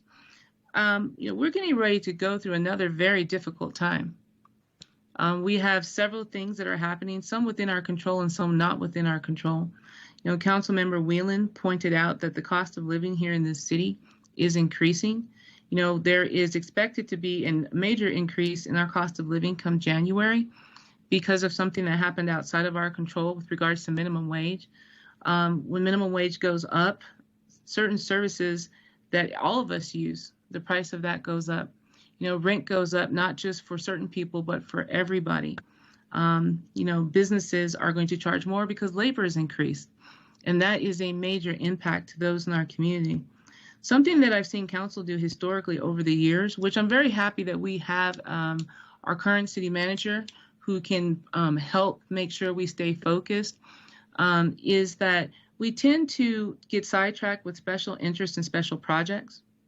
And we want to fund things that, quite frankly, are not necessarily within the scope of the city and with scope of core services and core functions that we as a city have jurisdiction over. And so I'm really hoping that as council moves forward and we look at a difficult period in which we are going to have to maximize the funding that we have, that we first seek to take care of our employees and make sure that we are taking care of the people that we need to do the work that we need before we go off on special interests and special projects. Because over the years, we've done a lot of that, where we could actually have fully funded the raises that the employees asked for, but instead we chose to do something else. We chose to kind of split, I guess, split the ticket. We chose to do one part of the compensation packet, but not the other part of the compensation packet. You know, insurance has gone up, and many of the benefits that employees used to have has dwindled. So I think that that's a lot of it. You know, the city of Flagstaff is an awesome place to work, but when you're trying to raise a family, you're trying to pay your tuition, you are trying to do other things, it makes it extremely difficult. And at some point, from what I have seen, you know, people love the mountain, but at some point they want to actually be able to go and see their kids play soccer or go to a PTO meeting, and they don't want to necessarily have to work 2 or 3 jobs. So I would just encourage council as they go into the next budget cycle, and when we hear all of the difficulties that we are going to have with the lack of revenue that we have, that we focus first and foremost on the people that work for our organization before we go off on some of these other joint ventures and really exciting things that we like to do. But our foundation, which is our employees, is not taken care of. Mr. McCarthy. Thank you, Mayor. First of all, I'd just like to mention that when I went over these charts over the weekend in preparation for tonight, I came to the exact same conclusions that have been articulated so well here, especially by our city manager. I would just ask the city manager that he reach out to the newly elected council members and make sure that they understand this as well as the people that were on this meeting tonight. Thank you. Anyone else on council want to weigh in? Mr. Odegaard? Yeah, thank you, Mayor. And thank you to everybody for the presentation, and thank you for the comments by the city manager, by my colleagues, and also you, Mayor.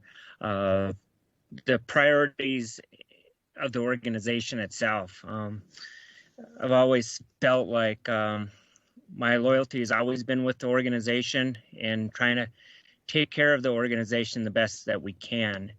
And, you know, there was things in place that we're hoping to make a difference on this topic concerning pay. But because of the pandemic, those had to be put off, and just because of lost revenues. And as Mayor, as you said, there is significant challenges for the organization going forward into next year. You mentioned concerning the minimum wage issue and the ramifications to that. And we also got an issue with the state of Arizona that will have a huge negative impact to the organization that I'm not sure how the organization will overcome that challenge from the state of Arizona. And so again, to my colleagues on the council now, going forward into next year, just being mindful of the organization and the loyalty of the organization, because our team in Flagstaff is very loyal and very hardworking. And when I've talked to so many residents the past several months, I talked to people that are in the organization, and they struggle with this, that they're very loyal to the organization. They're working hard. There's been some retirements, and people have not been replaced. So everyone has to pitch in a little harder to make sure the organization goes forward in delivering services here to our community. And that's been tough. And then when the pay is taken into account, it makes it even more tough and sometimes discouraging. And so I just wish the employees know that the team of Flagstaff, they will move forward after this pandemic and become up so much stronger and so much better for it. And I appreciate everyone's patience and everyone's working hard and their loyalty to the organization. I really appreciate it. So thank you. Ms. Salas? Thank you, Madam Mayor. I wanna hold this space to thank and appreciate every member of Team Flagstaff. You know, I have always believed that every member of Team Flagstaff is highly skilled, professional, cream of the crop when they were hired to join the City of Flagstaff organization. And they have remained committed and resilient throughout this pandemic. So thank you to every employee of our organization. Two, I'm thankful for the champions of Team Flagstaff who just put together the presentation and the work that led up to this presentation. 2 years ago, or less than 2 years ago, my first budget retreat with council, I have recognized that with the current council that we have to take care of our own people, our staff. That could be, a robust retention plan, which can also mean, compensation and fringe benefits, as well as opportunities for growth and succession planning of our employees. Thank you.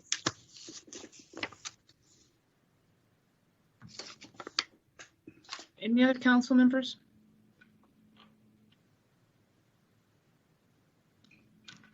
Okay, I think we can move on.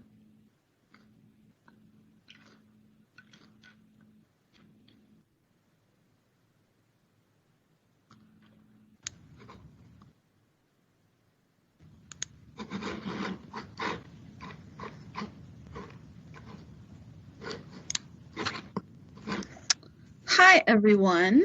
Can you see my screen without the presenter's notes? Before we do this, because I think this also ties into our next conversation, I'm going to go ahead and suggest we take a break. Let's go ahead and take a break and come back at 10 minutes till 5. Sounds great. Thank you. Streaming. Okay. Well, let's go ahead and move forward with this presentation. Thank you all for giving us that break. Good afternoon, Mayor, Vice Mayor, Council, and staff. I'm Christine Pavlik, Housing and Grants Administrator for the City of Flagstaff. Today, we have invited 3 social service agencies who all provide critical services to our community's most vulnerable populations to provide Council with an update on the impacts these 3 social service providers have seen from COVID-19. First up, we'll have Ross Schaefer-Altenbaugh, Executive Director of Flagstaff Shelter Services. Next, we will hear from Sandra Flores, Senior Programs Director with Catholic Charities. She'll provide an update for both Catholic Charities and The Front Door, which is a community-wide collaborative effort, but the key entry points for coordinated entry are at Flagstaff Shelter Services and Catholic Charities. And lastly, we'll hear from Michelle Oxland, Deputy Director of Coconino County Health and Human Services. We'll start with Flagstaff Shelter Services, and after each organization presents, we'll take time for your questions for that specific presenter. Thank you so much to our service providers for joining us tonight. Ross, are you all ready to start us off? I am. Can you hear me? We can, yes. Great. Good evening, Mayor Evans, Vice Mayor Shimoni, and members of council. My name is Ross Schaefer-Altenbaugh, and I'm the Executive Director at Flagstaff Shelter Services. I'm grateful to have the opportunity to speak about the shelter, our COVID-19 response, and next steps. I have a presentation that I will be sharing about these items in a moment, but first, I would like to request we take a moment of silence for the multiple unsheltered relatives and neighbors experiencing homelessness that lost their lives in Flagstaff in the last 2 weeks.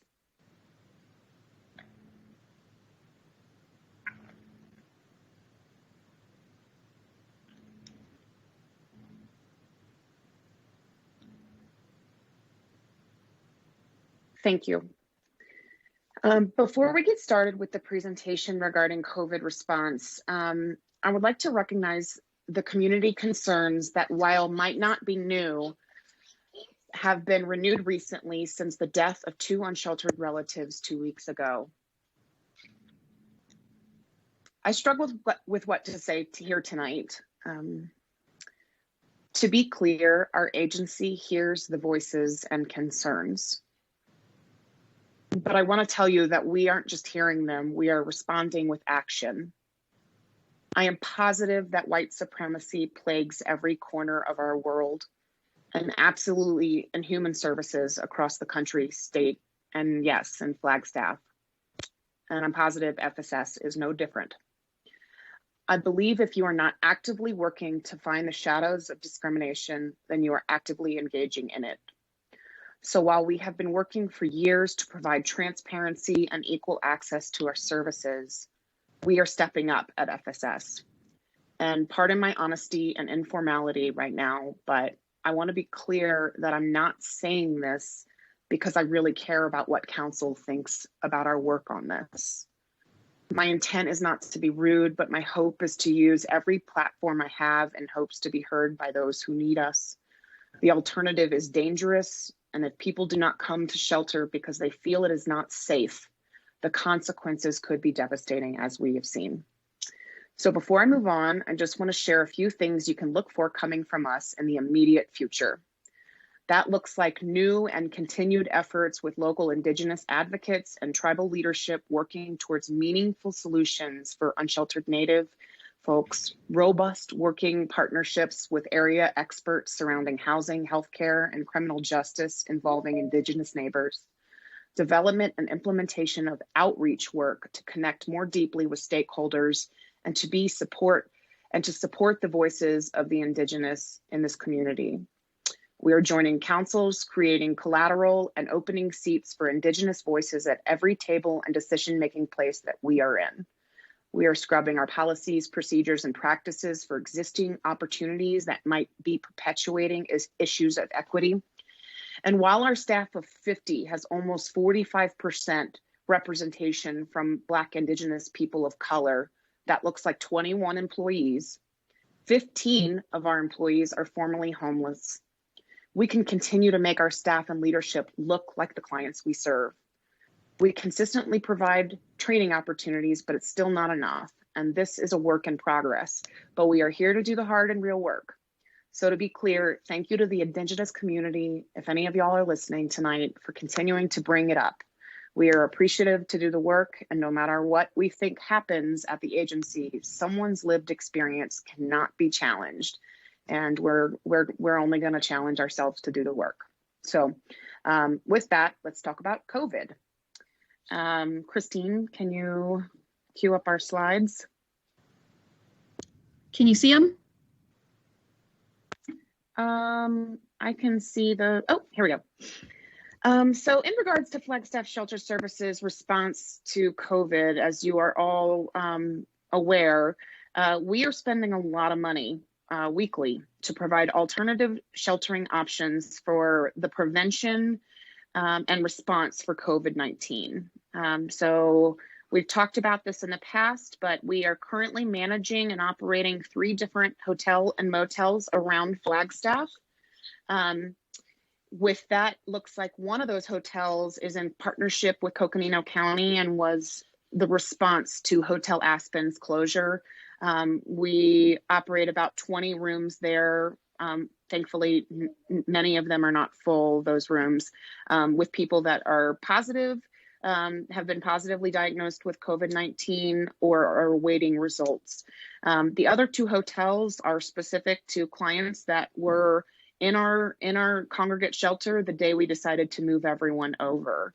That looks like somewhere between 200 and 270 individuals and families being sheltered in motel rooms each night. We tripled our staff, and we've had to do that. Even when our staff has tripled, we're still seeing close to 90 people on cold nights at the shelter, in the congregate shelter. Every person that comes into congregate shelter is required to wear a mask, even when they're sleeping. So, we are continuing to do testing in partnership with North Country Healthcare, and that's really been the way that we've been able to make sure that all 3 hotels all 2 of the hotels and the shelter are still producing zero positive results when it comes to COVID-19. So we're really We know it's expensive, but it's working. We've seen just zero positives for weeks upon weeks upon weeks now with that testing. Next slide, please, Christine.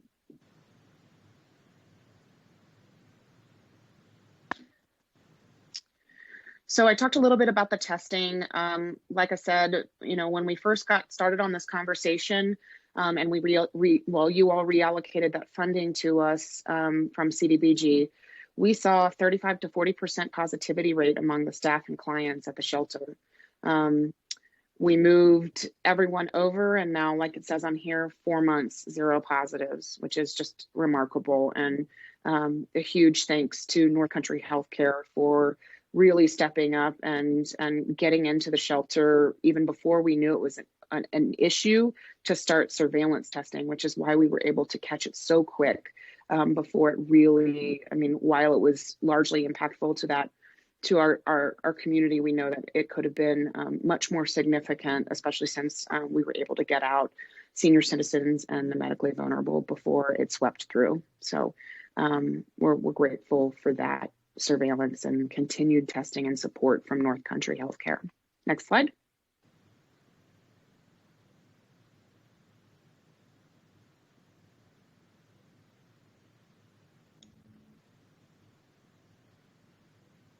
There we go.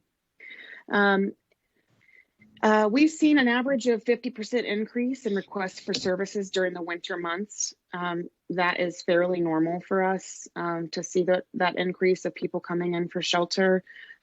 So, that pressure on our system already has really, we are really feeling.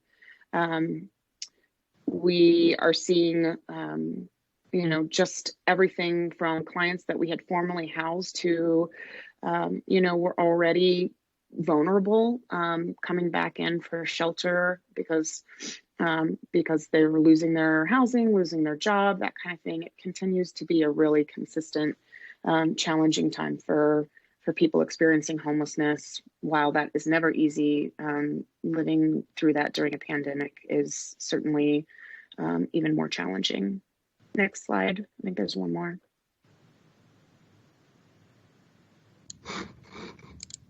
I think that's it, actually, Ross. Oh, wait. Yes. That is it. Sorry. Okay, well, I can stop there. And if anyone has any questions for me, I'm happy to jump in now, or we can do that later. We do have a question, Mr. Aslan. Okay.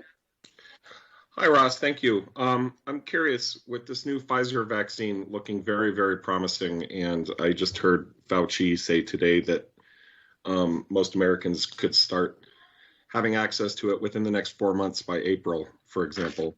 How well positioned are you, or how are you positioning yourselves well at Flagstaff Shelter Services to be at the front of the line for when that vaccine becomes available? Well, Councilmember Austin, Esla, sorry. That's fine. All right, Councilmember Austin. I think that what our best opportunity to be in position is to be ready from a staffing perspective. And I have to say that our relationships with North Country Healthcare, our continued work with FMC, with Southwest and with the Guidance Center, I do think that we're probably as well positioned in terms of relationships and partnerships with the people that are in the know, of course, with the county. The county has been instrumental in making sure that this population is prioritized, as you know, with the implementation of Hotel Aspen. And so I think our partnerships get us there to some degree. Certainly, this is, I think, a priority for our community, considering the sheer sort of public health reality of what homelessness looks like. So, my hope is that there would be a natural prioritization that would happen there. But as you guys know, I can be scrappy. So I'm definitely working to make sure that people realize just how important it is to get this population who are so very vulnerable in position. I think that, we'll do everything we can. Okay, well, thank you, and I'm sure this could bleed into our next conversation a little bit too. But and I don't want to presume anyone else's support, but if I had my druthers, it would be very important to me, and I suspect that everyone else on council thinks this as well. If you need our help in any way whatsoever to make sure that the community you serve is one of the first to receive this vaccine, just let us know how we can help, or let me know how I can help. Thank you so much. I appreciate that. Vice Mayor? Thank you, Mayor, and hi, Ross. Thank you so much for being with us tonight and giving us this presentation. I want to take a minute and just acknowledge your excellent work in keeping our most vulnerable safe. 4 months with 0 cases, especially right now when numbers are just skyrocketing, is incredible. And I also really appreciate your leadership and partnership with the county, along with the partnership with the city. And I also really appreciated to hear about your work, that your employee diversity. That was really awesome to hear about that. My question for you is, in heading into the winter, what are some of your concerns? I know that we're going to touch upon the overflow sheltering effort, I think, on the next slide. But given that we are still in this pandemic and there isn't a vaccine available, what are some of your concerns or hurdles moving into the winter? Thank you so much, Vice Mayor. It's definitely a challenge. I mean, some of the easier things. I mean, I think our population and our program is no different than everybody else right now, in the sense of we're all trying to figure out how we can do certain things. We entered COVID and have stayed in COVID through largely warmer months, and have been able to, utilize the outdoors for, every possible, anxiety support that we could. And I think that that's really practical for us at the shelter. I mean, speaking of people coming to the shelter that were unwilling to wear masks, for whatever reason, they could opt to sleep on a cot in the courtyard and still access our services, but stay outside 6 feet separated, and we're able to do that. And so, this presents new challenges. We are not operating in the same overflow fashion. Flagstaff Shelter Services has always operated the overflow shelter in our community through the church partnerships, and we have decided that's not really practical for public health at this point. So we're doing a lot more hoteling. I mean, that's the truth, right? We're having to put a lot more people, more families into hotels. It's a partnership among many agencies in the community that have pots of money to be able to do that. I would say our biggest challenges are trying to navigate really cold weather, staffing concerns. We've been partnering up with Catholic Charities and their PATH team now for the last couple of weeks to send people out and to be, looking at outreach to make sure that we're getting people inside. And so that's additional staffing that, is really backbreaking. And so, unfortunately, I wish I could tell you that it's something other than financial that feels really challenging right now. We do have a meeting with the governor's office, and I think the city manager and county manager are going to be joining in on that call to be able to look at sustainability, hopefully. But I think that that's our biggest concern, is really maintaining that public health component. It's really great to talk about 4 months of no positive results. But, I think that it really gets nerve-wracking when we start talking about community impact that would happen if we had to bring everybody back to the shelter because of a lack of funding, and what that would do to the local economy and to even schools going back into session and that kind of thing if there were to be an outbreak. So I unfortunately think it's around some of those issues.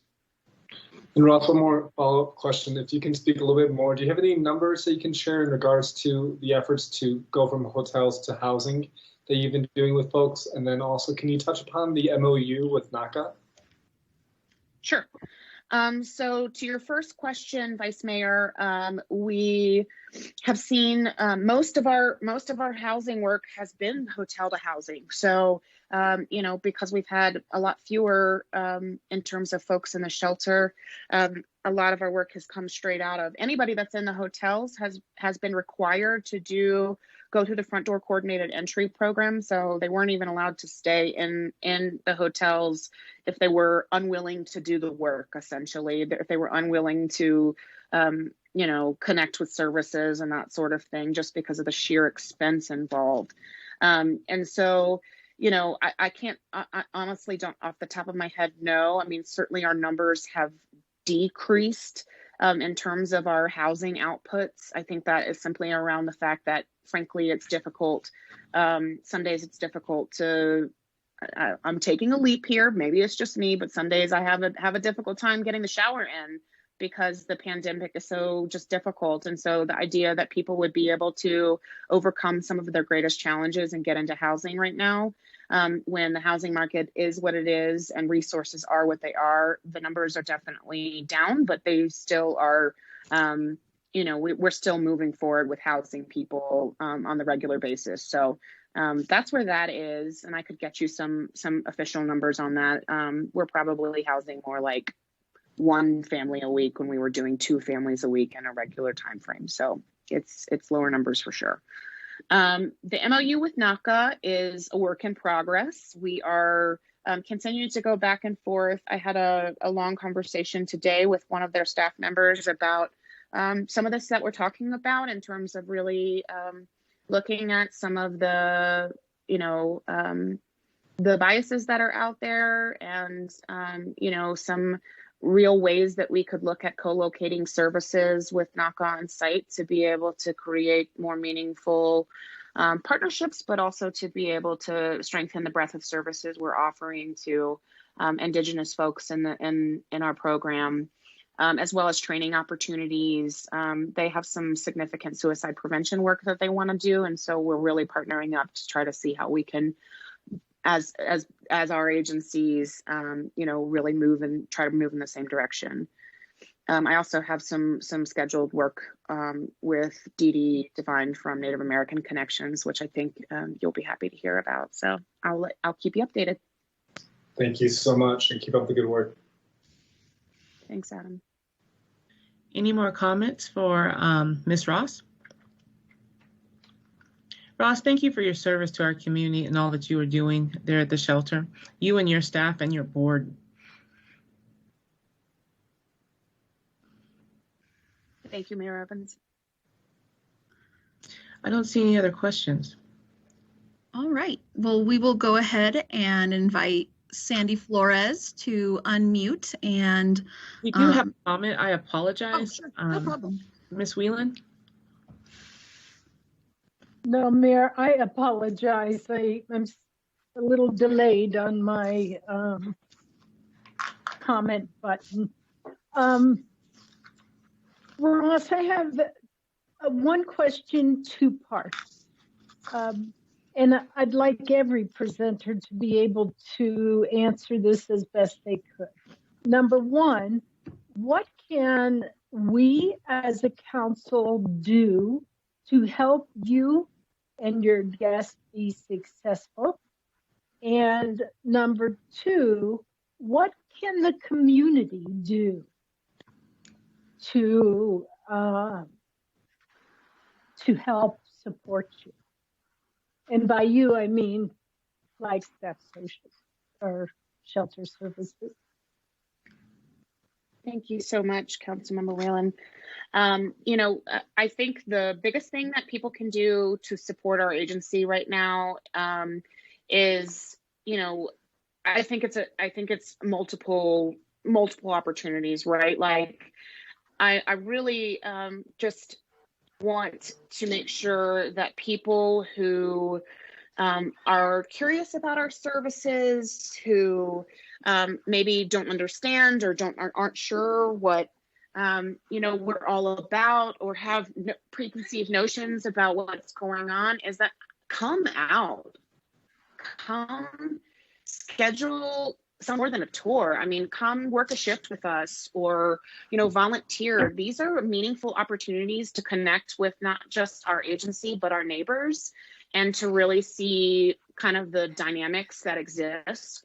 And I feel really confident that if people come out and see how our operation works and they see what we're able to accomplish, that we'll have supporters after that, that we'll have people who believe in our work. And so, that's important for me to, have people come out and to volunteer and to do that. I think from City Council's perspective, I think that, continuing to ask this question and to be at the table and to find ways for advocacy. We are in the process of really doing a demonstration project, which we'll be hearing a lot more about in the coming months. That has the potential to be some groundbreaking work in our community around getting people moved into housing and really the strength in housing and what it can do for a community. So I think that's going to lead some and beg some conversations with probably the future council, navigating English, that kind of thing. I think we're all just really eager to continue the work that you guys have laid out for us. So I'm also looking forward to, yes.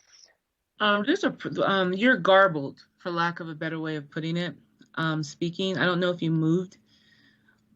I did move because my children were being crazy. Out of here. So Ross, you said council, you wanted advocacy from your elected officials? Yes, and I think that really, we are meeting with the governor's office, like I mentioned, and that's an opportunity to really feel like there is ways to be a larger connection in our sustainability on how we do this work. Excellent. Thank you, Ross. Thank you. Any other comments for Ross? Okay, we're going to move forward. All right, so next up is Sandra Flores from Catholic Charities. Great, thank you. Thank you, Mayor Evans, Vice Mayor Shimoni, and members of council for inviting us here to talk tonight about some of the effects of COVID. And I'll probably end up seconding a lot of what Ross said. But so for Catholic Charities, we do a variety of social services, outreach, which we'll talk about a little bit, and various housing. So I wanted to just highlight the ones that were primarily affected by COVID and talk a little bit about that. So the first program is our justice involved housing. We have 3 homes here in Flagstaff and 1 in Williams that support individuals, men and women in different homes that have justice involvement. Many have exited Coconino County Jail and the substance abuse program in the jail. And so when COVID hit, we had the conundrum of, okay, we have a shared living facility. We want to continue to house individuals. So how do we tackle that? And the biggest challenge really related around the Wi-Fi issues with recovery services going virtual. So we were quickly able to get some donation help to get Wi-Fi supported for at least a year in those homes, and we'll continue that. But and then also partnered with the Guidance Center, who gave us laptops and tablets to use in those homes so that we could quickly ensure that folks could continue the access to those recovery supports. One of the bigger challenges for us is that there is not government funding. The Williams home has some funding from the county, but the 3 in Flagstaff are supported solely by private donations and the client rents. And the typical client rent in those properties is $325 a month. And that includes their rent, their utilities, some food stock, all of the paper products and things that they would need in those homes. So the individuals in there, the success rate was pretty good with folks who were exiting the jail system, and they were about 75% were getting employment within 3 to 4 weeks. And the challenge when COVID hit was that number went drastically down. So they're struggling to secure employment. And if they are, it's often reduced hours. And those that are employed are experiencing reduced hours. So that affects the rents that they're able to pay, which helps us maintain the programming and the staffing support services that those folks really need to achieve that stability in our community. So We continue to work with them. We will absolutely not exit anyone for a non-payment of rent based on that. And we're not encouraging them to reach out to, let's say the county or St. Vincent de Paul or those for rental assistance, because we feel like that's just a little bit of double dipping. So we're working with them. We're doing the best we can. We're utilizing COVID dollars that we've received to supplement in there to keep those going at that level and not do any kind of other burden on other support services in the community. Secondly is our Closing the Gap house. And I think most of you are familiar with this, but this is the house that we have in partnership with the Guidance Center and Flagstaff Medical Center that currently houses 6 individuals. And these are individuals that have significant barriers to housing, and it's due to the chronic substance abuse issues. And the individuals in this property, it's permanent housing. They can return to the home intoxicated. They are not allowed to drink on property, but they absolutely can come back to the property at any time, day or night, and stay there. They pay rent if they have income. If they don't have income, we're working with them to help with that. And a great story coming out of there actually is we've had this house for about 3 years now, and we have an individual that came through this program and was in the beginning one of our probably top community utilizers of public services. And that individual now is a peer support at the Guidance Center. And so it just proves that these programs are effective if they're allowed to continue at the levels that they need to. We really want to be able to expand this program and are looking for some opportunities to do so. We think that's critical. We probably will be coming to you all in February with an ask for the regular CDBG allocation to see about expansion of that program, because we just know it's so critical in our community.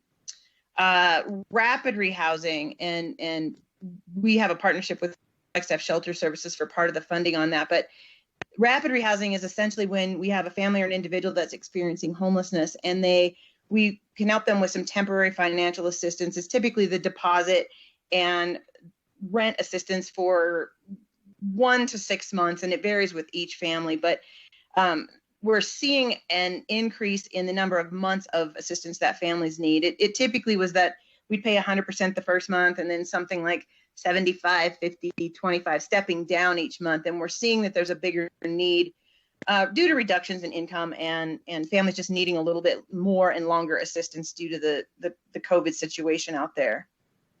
Next slide, Christine.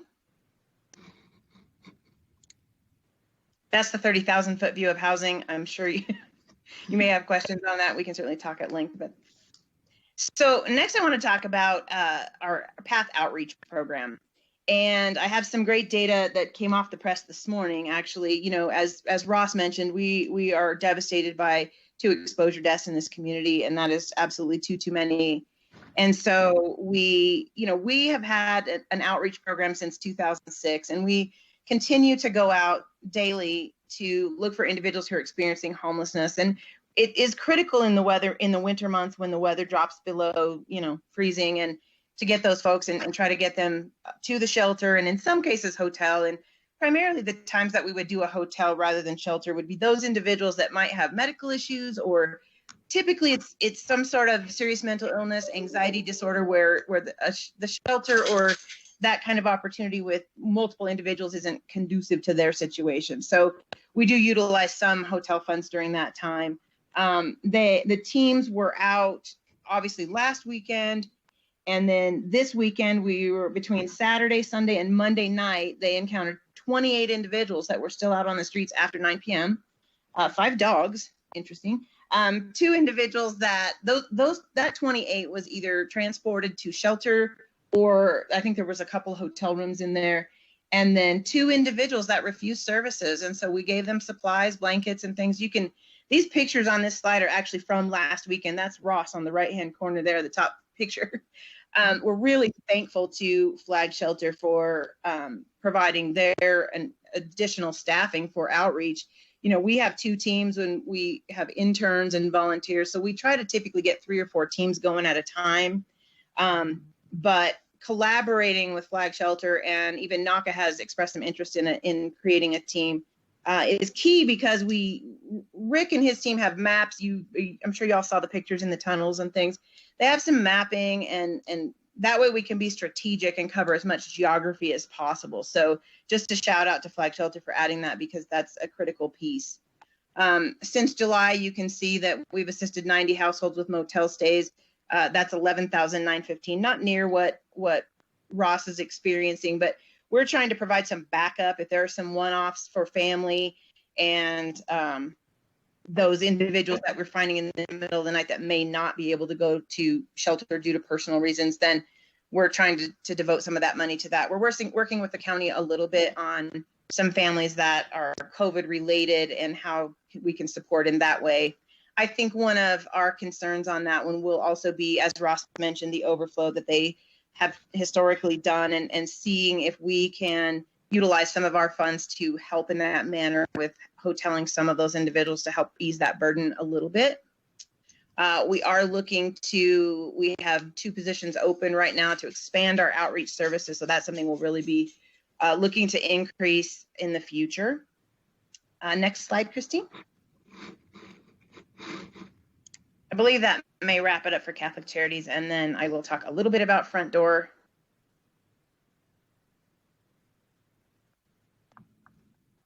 Are there any questions regarding Catholic Charities? Any comments?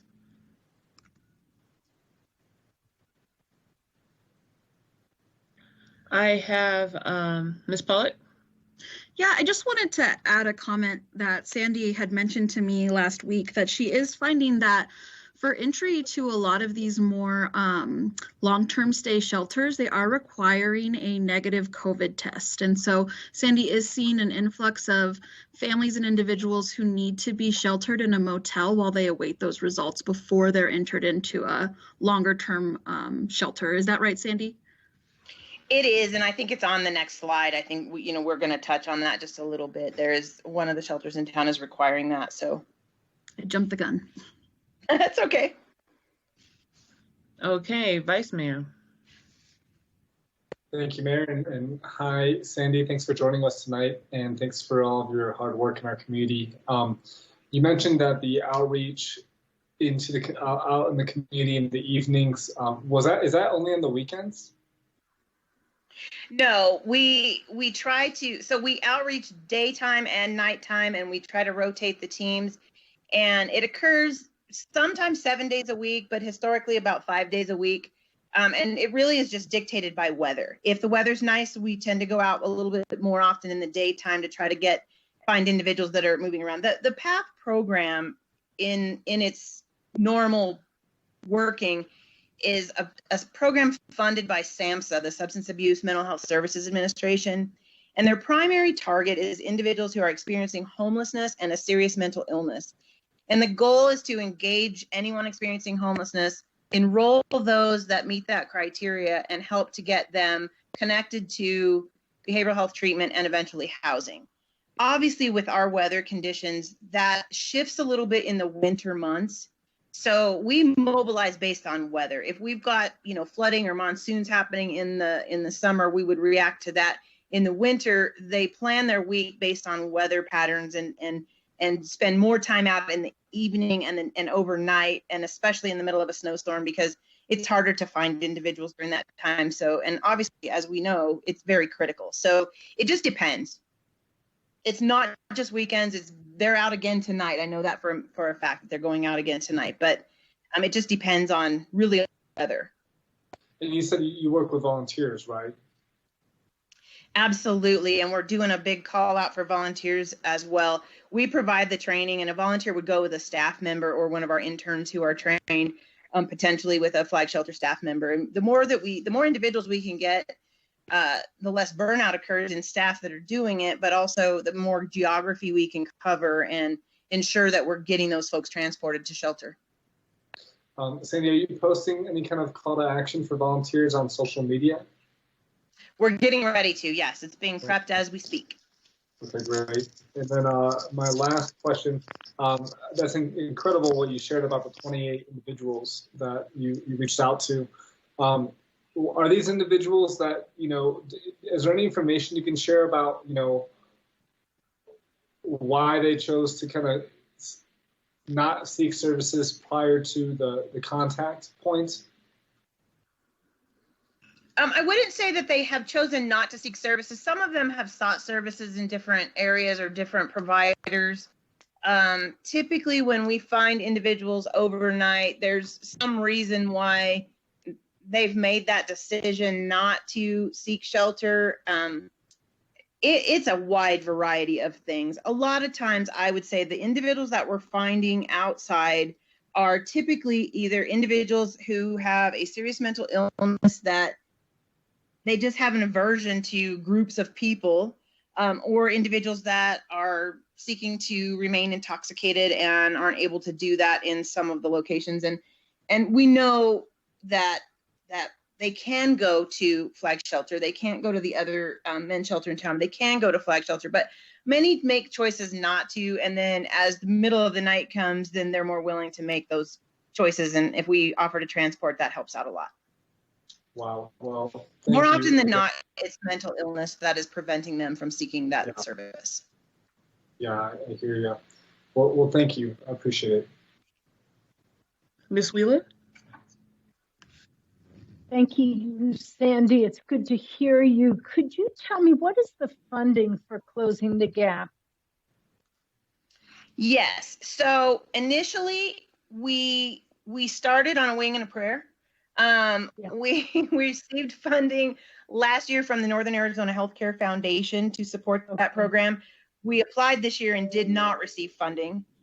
We do get funding through Health Choice Arizona. They help us with the leasing dollars. We actually lease the property from the hospital. We're at this point right now scheduling a meeting to meet with the hospital to see if they will waive the rent on that property so that we can continue to beef up the services. We will be looking in the future to secure funding to add a location or two. We'd like to be able to serve women in a similar fashion. And obviously the need is much more than the 6 spots that we have right now. So we're actively looking for additional funding to increase our efforts there. Okay. And so when I hear about the hospital opening a home, this is the program that they're referring to. Is that correct? I'm not sure if it is or not right now. This program, we've been renting the property from the hospital for about 3 years. And when we initially started, the partnership was that we were taking the individuals who were frequenting the emergency room the most. And so that's where this program began. I'm not sure if they have other homes that they're looking at opening, but that is this particular home. Okay. And one other question, the path connection, is that also, are they in connection with some of the, I believe the sheriff and the police do flyovers and flights? Are they in communication with them in order to see fires and get people out of the forest and offer them shelter?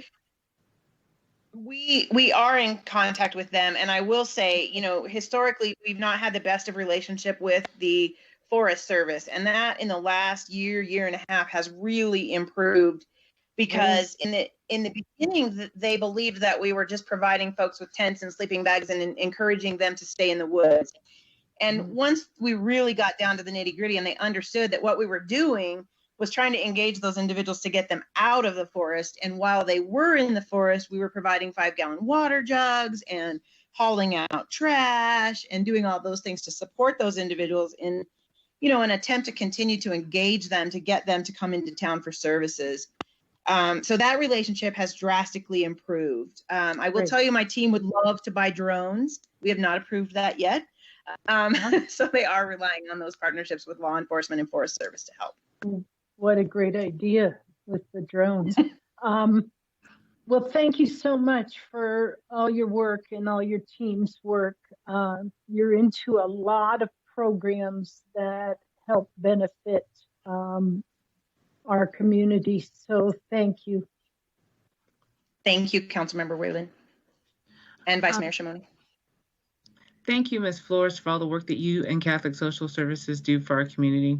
It's greatly appreciated. Thank you, Mayor. Are there any more comments from Ms. Flores?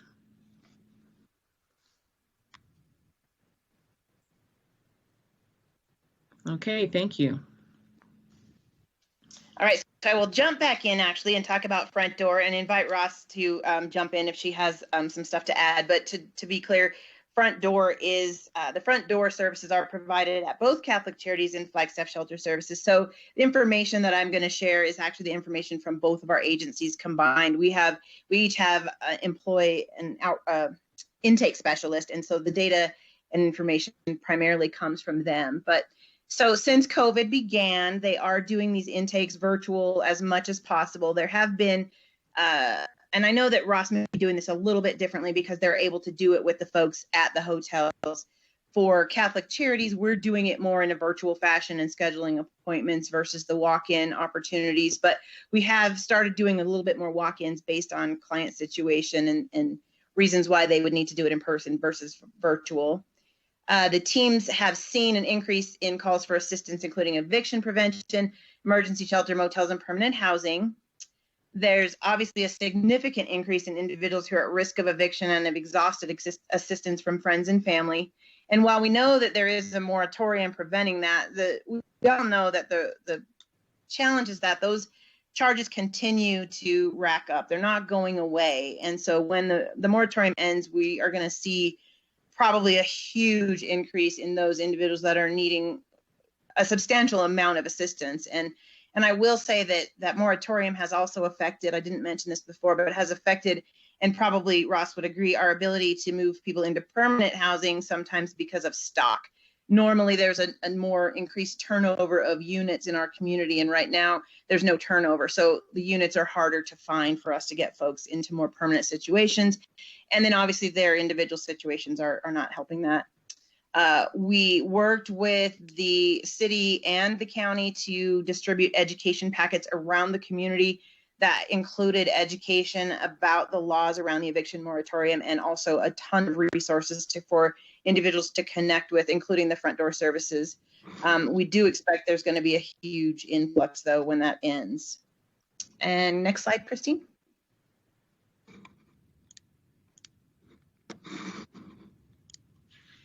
Okay, so some really great data coming out of the combined Front Door efforts. 12.3% increase in homelessness caused by domestic violence, 13.9% due to loss of employment, 3.6% increase in average SPDAT score. So I want to touch on that just a minute. So the SPDAT is a tool. It's the tool that both agencies use, and it's a consistent, it's a nationwide best practice tool that, and I hesitate to say the word score because we really don't like that to be seen as a score. But what it does is it assesses each individual and then it prioritizes them for the best and most appropriate housing based on their needs. And so when it talks about that score, it's a number that we then can associate to is the best fit for them, rapid rehousing, or is their best fit permanent supportive housing. So an increase in scores means an increase in vulnerability. So it means clients are needing more or more intense services and support than historically what we've seen through Front Door. And then obviously a 1.8% increase in clients identified as chronically homeless. And that number had started to go down. Statewide, Arizona had, and specifically Coconino County had a reduction in those individuals needing permanent supportive housing because we had housed a ton of individuals who were chronically homeless. We're seeing that tick back up again since COVID. And then, as Christine mentioned before, there are some shelters that are requiring COVID negative testing before they can come in. So we're trying to work with them to try to house those individuals in hotels for a couple of nights while they're awaiting that test. We're using some ESG dollars that we were awarded to do that. So we really want to ensure that those individuals, if they can get into that shelter with a couple days hotel prior to that, we can get them in. We understand why they're requiring some testing. We're also doing that with some folks that before we bring someone into our shared living, we're putting them up in a hotel for a couple of days and having them test as well. So Front Door seen fewer people, but higher levels of vulnerability. I talked about that a little bit. And then increased number of services and funding available to people experiencing need during the pandemic means those who can navigate services without much guidance are served more efficiently. So that's your first time homeless folks or your your first time facing eviction folks. And if we can engage them and connect them with the resources, there are resources out there where we hope that we can move them through quickly and get them back to stable so that we can focus on those with the higher vulnerabilities. And Christine, I think that might be the last slide, but with that, I would open it up to questions. And obviously, Ross, if you have comments, jump in.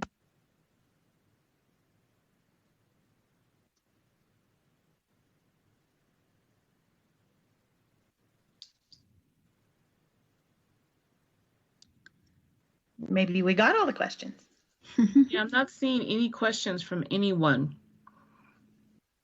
All right. Well, thank you all for your support. We really appreciate your support. And I want to just answer Councilmember Whalen's earlier question to Ross.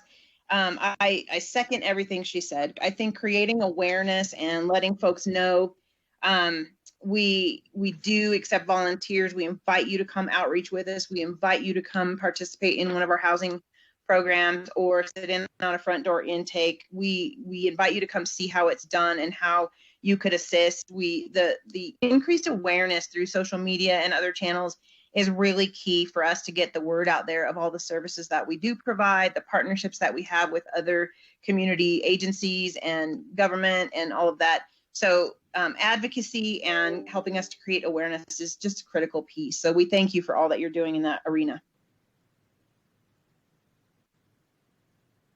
Okay, thank you. Thank you so much, Sandy. Next up is Michelle from the Coconino County Health and Human Services. Thank you. Thank you, Madam Mayor and Council. Can you hear me? Yes. Okay, wonderful, thanks. I'm Michelle Axon with Coconino County Health and Human Services, and the impacts of COVID on our vulnerable population has been seen continuously, and we think of this as the ultra marathon. We have been at this for 45 weeks. That is a long time. So what we have been doing is we've been sheltering over, that number now has increased to over 500 housing insecure positive individuals beginning in March and continuing forward. And we're very grateful to those partnerships, to TGC, North Country, the hospital providing those wraparound services, to Front Door, Black Shelter Services and Catholic Charities. Because as we're discharging individuals, the last thing we want to do is put them on the streets. And so this partnership only works, and I am very grateful to that we've all come together, and COVID has done that for us. Our seniors, as you'll see on the next slide when we go there, some pictures of individuals that you will recognize. But we have served over 15,000 meals through the drive-through. The city and members of your council have helped us pass out those meals. In a normal year, we serve about 8,000 meals, so putting that back in perspective. For our home delivery meals or Meals on Wheels, we served over 17,000 meals. Normally, we serve about 9,000 in a year. So again, lots of meals. We were doing 2 meals a day to that vulnerable population. The largest area that we played a partnership in was the rental and utility assistance. And we continue to see a large amount of rental application requests. Normally in previous years, we would spend about $700 to $1,200 per family on helping them with assistance, and those were one-time assistance per year. Now we are averaging almost $2,000 on rental and utility assistance per family, and individuals can apply for some of the programs more than once. So we're very grateful for the state for opening up those resources to us. As you know, COVID has taken a toll on us in so many ways that we have not even quantified that. But for the city of Flagstaff residents, for the 1,000 families we served, those were 659 that came out of that zip code for the city. Next slide. And as you guys are very well versed in, and you've heard us talk about this a lot, of the, offering free COVID testing to vulnerable, making sure that payment is not impeding anyone to be tested, contact tracing on all positive cases so we can ensure that our community stays as safe as possible, patient monitoring and getting them support resources. The food banks were a great resource for us to be able to get food boxes dropped off to those that were staying at home and not going out. PPE supply distribution to community, lots of masks and gloves went out. Currently, we're distributing rapid test kits to see and get those out to more of those congregate settings that they can run those flu clinics, making sure we're having anyone who wants a flu shot given one. And obviously, as we talked about previously in Ross's presentation, vaccination planning. Next slide.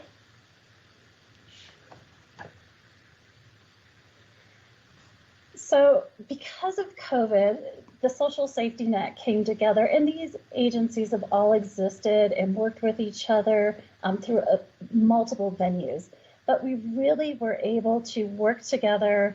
The City of Flag was great in helping design an eviction guide that we got passed out to over 200 landlords, hand delivering guides and electronically sending those. Worked in coordination with the food distribution to do that warm handoff for food boxes, and then pulling together and identifying those gaps so that we can continue to plug those. Our biggest worry going in is really the winter with rental and utility assistance currently. As we heard today, getting propane filled has been pushed out to late December. It's cold out there, so families that are in a home may not have those utilities, keeping firewood, the utilities on. Convincing landlords that yes, someone may be behind, and we worry about that eviction moratorium ending, but they don't have to renew their land or their lease if it comes due.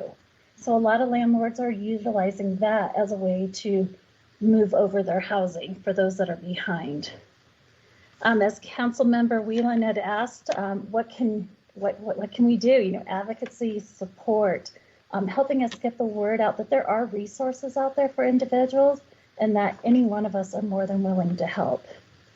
And then the community, I am just so grateful to those partnerships of all of us working to keep the vulnerable safe and helping to work towards solutions together. Thank you. Any questions? Are there any questions, Council?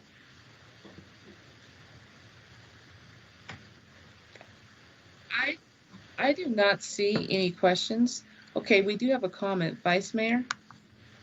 Thank you, Mayor, and thank you, Michelle. You know, I just want to maybe quickly say, you know, I just really appreciate all the speakers tonight and all the efforts of our providers in our community. And I'd love to see this be a regular update. You know, ideally, I'd say twice a year, City Manager, excuse me, or at least once a year. But I just think it's so important that we continue to communicate like this and with the public at the table too. So I just want to express gratitude and hope that we continue this conversation. Thank you. Is there anyone else on council?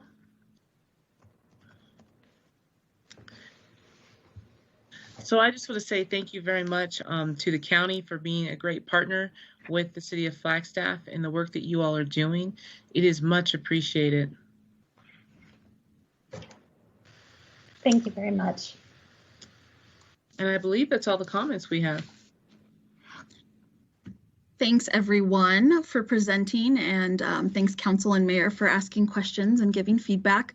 I also want to thank Sandy, Ross, and Michelle because they're going to stick around through our next presentation in order to be able to answer any questions you might have about funding recommendations and their needs and their projects that they're working on right now. So just to say thank you one more time to our local service providers for updating us, and just thank them again for the crucial services they provide and all the important work they do. So thank you so much, you guys. Now we're going to talk about community development block grant funds for supporting the community's response to COVID-19. This evening, we're going to be discussing the additional CDBG-CV funds that have been allocated to the City of Flagstaff by HUD and provided by the CARES Act. We will quickly review the CDBG program as well as the Coronavirus Aid, Relief, and Economic Security Act that has made these coronavirus-specific funds available. I want to briefly review how the first round of CDBG-CV funds were allocated and other CDBG-related actions Council has taken to respond to the COVID-19 pandemic. Then I'm going to provide some information about how staff has determined crucial community need for these funds. And lastly, share the CDBG CV funding recommendations for agencies in our community that are responding to the COVID-19 crisis for council to discuss and provide staff direction so that we can continue the process of allocating these very important funds. Most of you know all about this, but just to give a reminder, a refresher, CDBG is a federal grant program that's administered by the Department of Housing and Urban Development, also known as HUD. The national objective of the CDBG is the development of viable urban communities through the provision of the following: provide decent housing, a suitable living environment, and economic opportunity, all of which must primarily serve low and moderate income persons. Hey, Christine. Yes. Will you please change the PowerPoint? Oh, can you guys not see it? No. Thank you. Anyone? Sorry about that.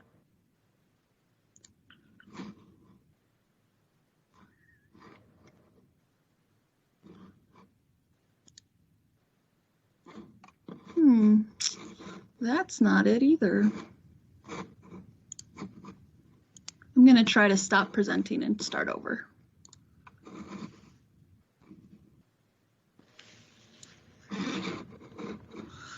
How about now? Yes. Okay, awesome. Sorry about that, everyone. Thank you.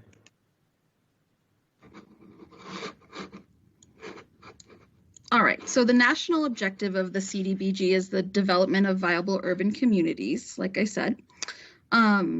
Basically, council can allocate CDBG funds as they see fit, provided that the projects they're funding serve low to moderate income households or individuals and meets one or more of those primary objectives. Every 5 years, the city also sets high priority needs specific to the city of Flagstaff in what's called the consolidated plan, and that's in order to guide council's decision making about what are the best fundable projects for our community. Can we stop for just a moment and verify that what we're seeing, the public is also seeing? Is there any way to verify that? Mayor, this is Stacy. That is what is showing on the stream right now. Okay, thank you. So every 2 years with new council, the housing section establishes council's CDBG goals. And in January of 2019, your CDBG goals were to provide housing through both rental and ownership, serve those experiencing homelessness, revitalize target neighborhoods, provide workforce job training and education, including early childhood development. So these priorities also help guide council's decision making about which projects best serve our community. And for CDBG CV funds, housing staff has continued to prioritize projects with these priorities in mind. In order to continue to receive our annual allocation, the city must submit an annual action plan, which tells HUD what we plan to do with the funding.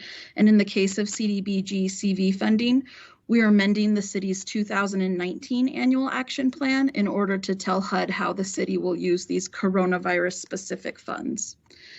In a typical grant cycle, staff and the ranking committee thoroughly review each proposal received to ensure that the activity is both eligible and viable. We also conduct an agency risk assessment.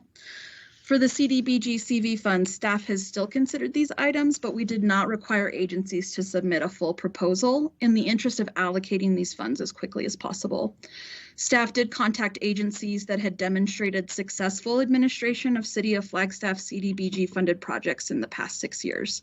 And today we're going to provide these recommendations for you, council, to make the final funding decisions. So risk is a really important consideration for all CDBG funds, as regardless of what agency administers the project and receives the funding, it's ultimately the city that is the responsible entity to HUD. And for the CDBG CV funds, it is required that all funds be used to prevent, prepare for, and respond to the coronavirus. So staff has examined how each proposed project responds to the impact of COVID-19 on the city of Flagstaff and its residents, and especially the most vulnerable of our community members.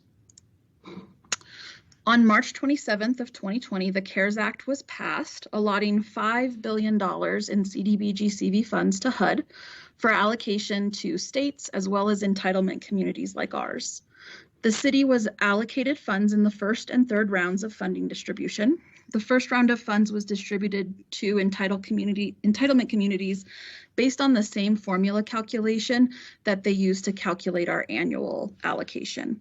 The second round of funding went directly to the states, and the third round was at the discretion of the secretary, and it prioritized communities designated as hardest hit by the pandemic economically. And these are the funds we're going to be speaking about today in the amount of $766,551. With the CARES Act, HUD also issued several waivers for CDBG regulations, including allowing for a shortened public comment period, virtual meetings as necessary, and the removal of the 15% public service cap. So as you'll remember, typically we are only able to use 15% of our allocation for public service projects, and the remainder must be for housing activities. These waivers allow us to allocate to these projects without a limit for CDBG CV funds, as well as for the fiscal year 2019 and fiscal year 2020 annual entitlements. Now, HUD has indicated that similar waivers may apply to the 2021 annual entitlement, but nothing is official at this time. So we don't know at this time whether or not we will have a waiver for that public cap. With the first and third round funding provided to the City of Flagstaff, our total in CDBG CV allocation is $1,126,155. So just to give you some background on action that Council has taken in regards to CDBG funding to respond to COVID-19. In April, Council took its first action utilizing CDBG funds to respond to the coronavirus. $57,645 of the fiscal year 2019 CDBG annual allocation was reallocated to Flagstaff Shelter Services for emergency COVID-19 response. This allowed Flagstaff Shelter Services to shelter vulnerable clients in alternative shelter like motel rooms. It provided for personal protective equipment, as well as staff training and increases in staff to cover the alternative shelter sites, as well as to provide daytime services at the congregate shelter location in order to allow clients experiencing homelessness to abide by the statewide stay-at-home order.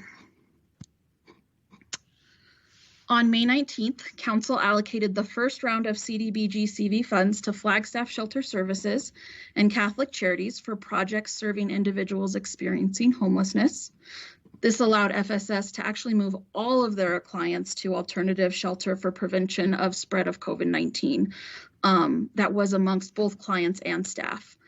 Catholic Charities utilized funds for their PATH program, provided PPE supplies to unsheltered individuals and information about COVID testing, as well as housing programming and counseling for chronically homeless individuals with either a serious mental illness, chronic substance use disorder, or exiting from the justice system, or basically the jail, right into homelessness.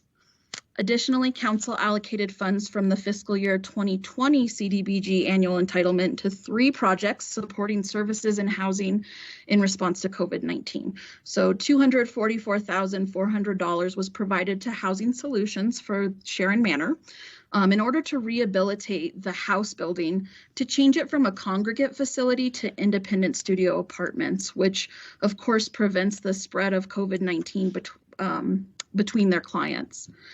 $100,000 was allocated to Flagstaff Shelter Services for their Housing as Healthcare program, which provides case management and wraparound services for individuals experiencing homelessness or in the rapid rehousing program. As homelessness makes an individual more at risk for severe illness from COVID-19, this program is designed to support housing for every client, as well as the support services needed for a successful transition out of homelessness. Additionally, Threaded Together, which is a local nonprofit that is producing and distributing personal protection equipment and masks to local healthcare and social services agencies, was funded for their job training program. So they're providing 3 low-income individuals all the skills for textile and sewing that they need to find long-term work in that field, as well as they're able to increase their production of PPE materials in order to prepare, prevent, and respond to COVID-19.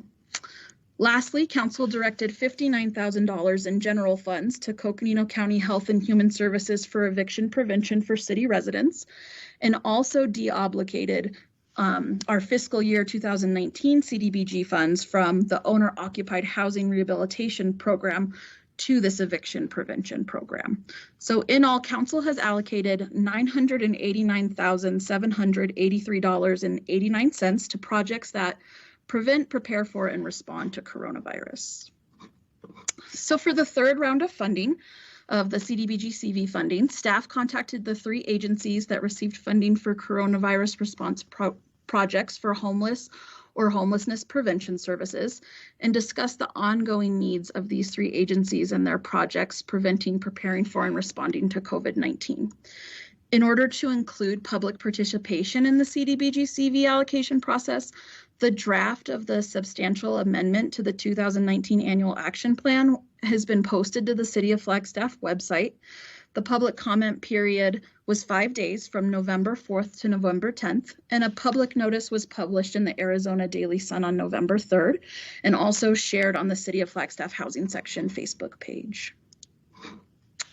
The CDBG CV funds available for allocation right now are $766,551. Instead of taking the allowed 20% for administrative costs, the city is waiving the 10% indirect rate and taking a flat amount equaling approximately 2.5% for grant administration in order to maximize community benefit. So this leaves us with $746,551 for allocation to agencies. With the CV funds allocated to the City of Flagstaff by the CARES Act, staff is recommending funding for 4 projects that prevent, prepare for, and respond to COVID-19, and also provide crucial services to community members impacted by the pandemic. Flagstaff Shelter Services is in critical need of ongoing funding to provide alternative shelter to individuals experiencing homelessness.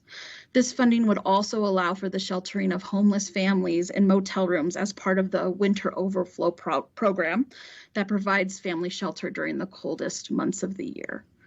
Catholic Charities needs funding for the Front Door of Flagstaff. The Front Door provides coordinated entry for individuals and families experiencing homelessness, and these funds would provide for staffing costs specific to programming for households and individuals impacted by COVID-19. In addition to the Front Door, funds allocated to Catholic Charities would also be used for the Closing the Gap program, providing private housing for individuals experiencing homelessness and struggling with chronic substance abuse, as well as 3 other housing programs for individuals exiting the justice system into homelessness. Funding would provide rental payments for clients, as well as cleaning supplies for the facilities and increased staff and training related to preventing COVID-19. The individuals that are served by this program are high risk for transmission and severe illness from COVID-19. And Coconino County Health and Human Services has requested $200,000 for operations of their hoteling program for individuals experiencing homelessness or housing insecurity that are positive for COVID-19 or awaiting testing results. And these funds would pay for the sheltering of these individuals. As you heard from the social service providers, currently Flagstaff Shelter Services staffs the operation and the county provides funding for the rental of the facility. Lastly, housing staff is recommending to council that $176,551 of the CDBG CV funds be held in reserve for allocation alongside the fiscal year 2021 CDBG annual entitlement. Because it is not yet certain if there will be a waiver of the 15% cap on public service funding for the fiscal year 2021 annual allocation, staff is recommending holding those funds for allocations with 2021. It is apparent that public service projects are crucial to the community always, but especially right now due to the impact and threat of coronavirus on our entire community, and specifically low and moderate income individuals and families. For the 2021 annual grant cycle, staff has streamlined the application process in order to make applying for these funds more user-friendly and less administratively burdensome on our already taxed social service agencies.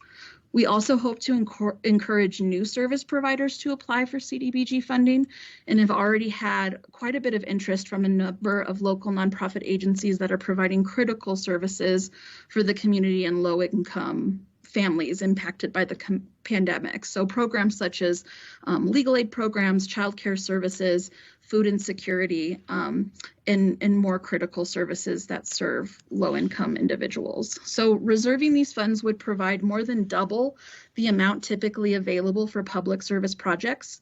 Additionally, the annual action plan process involves utilizing our community ranking committee, as well as public meetings and a lengthened public comment period to incorporate additional community involvement in the CDBG allocation and annual action process. So now we're available for any questions you may have and to ask for your direction for the allocation of these funds. Catholic Charities, Flag Shelter, and Coconino County are all on the line still and available for any questions you may have.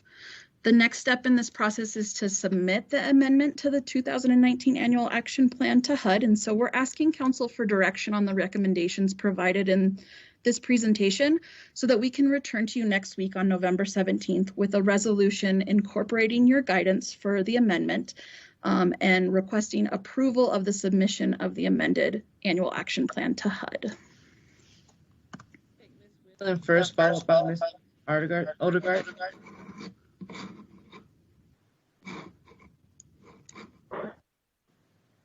Thank you, Mayor. Thank you, Christine. Appreciate your the way you've laid everything out. My question, I think, is short and sweet. Coconino County operations for hoteling is $200,000. My question is, why wouldn't that just go to Flagstaff Shelter Services, since they're providing the hotel and the staffing? And early on, we were also told that there's a good possibility the Coconino County will be reimbursed for their money at Aspen. So that's my question. Why is Hotel 2 going through Coconino County when it could just be a straight handoff to Flagstaff Shelter Services? Yes, that's a great question, and I'll definitely let Ross and Michelle follow up. My understanding is that while Flagstaff Shelter is paid by the county to operate the hotel and serve the clients, the county is taking care of the cost of the actual facility, whereas Flagstaff Shelter takes care of the costs of the other sites. Michelle or Ross, do you want to step in and answer Ms. Whelan's questions a little more specifically? Thank you, Council Member Whelan. This is Michelle with Coconino County. So part of the great question. So part of what we are supplying is Flagstaff Shelter Services. We are paying them to provide a service, but what we do is clean the rooms, make sure all the extra cleaning that needs to happen with COVID positive are taken care of. So we handle all those sides of that piece. As far as your question about getting reimbursed, we are hearing from FEMA-DEMA that we will not be having reimbursement come in the future, which is a huge concern for us. Currently, they're looking at only reimbursing us for positive rooms at a rate of $28 a room. And we all know that the cost. Oh, go ahead. Oh, no. I'm sorry, Michelle, I interrupted you. Go ahead. So we know that cost is obviously not even close to what it costs to run a COVID positive hotel. I hope that helped answer part of your question. It does help. So the county is no longer using the Aspen facility, correct? Correct, we are not. And has there been any reimbursement for that Aspen facility? We've spent close to nearly $2 million on that operation at Hotel Aspen. To date, we have been reimbursed a little under $500,000. The county still is required to pay a 25%. DEMA, so everything we submit that DEMA could consider paying for a positive room, they will only pay us 75% of whatever that cost is, leaving the county still at 25%. Okay. And I guess my question, Christine, to you would be, did you have everyone sit in the same room and figure out these amounts, or was this done in isolation of one another? That's a great question. So for the first round of funds, everyone did get together and discuss how they wanted to see the funds used and what everyone could utilize. This round, I did check in one-on-one with each of the agencies, and I did make sure to chat with them about their partnerships with one another and what their needs were that couldn't be duplicated by any other funding source. Okay. Okay.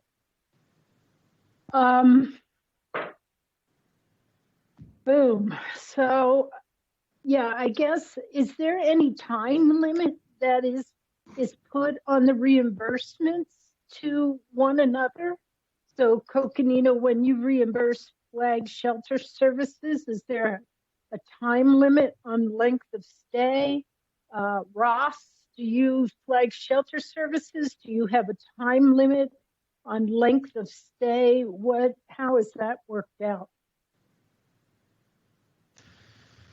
Councilmember Whelan, this is Michelle. I can answer for the county. For the COVID positive, we, from date that we receive a COVID positive result, we keep them there for 14 days, and then we do it on an ad hoc basis after that. As we all know, some people experience the COVID symptoms a lot longer, and so we want to make sure that they're getting that right medical care. Sometimes it does require a follow-up, but we will allow them to stay for sure for 14 days and longer if needed on a case-by-case. Okay. And what about you, Ross, with your guests? How are they handled, or their stay handled? I mean, we are keeping people as long as, yeah, I mean, people are still, we're not kicking people out.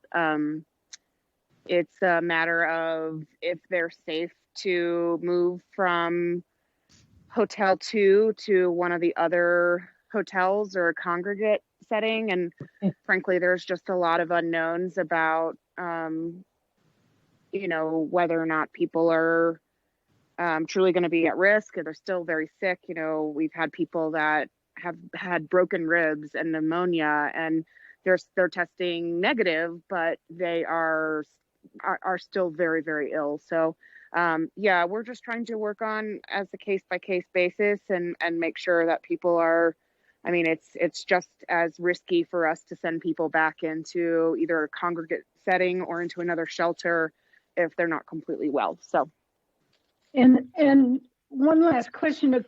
According to Deputy City Manager Anderson's report, it says that there are about, 12 guests at hotel number 2?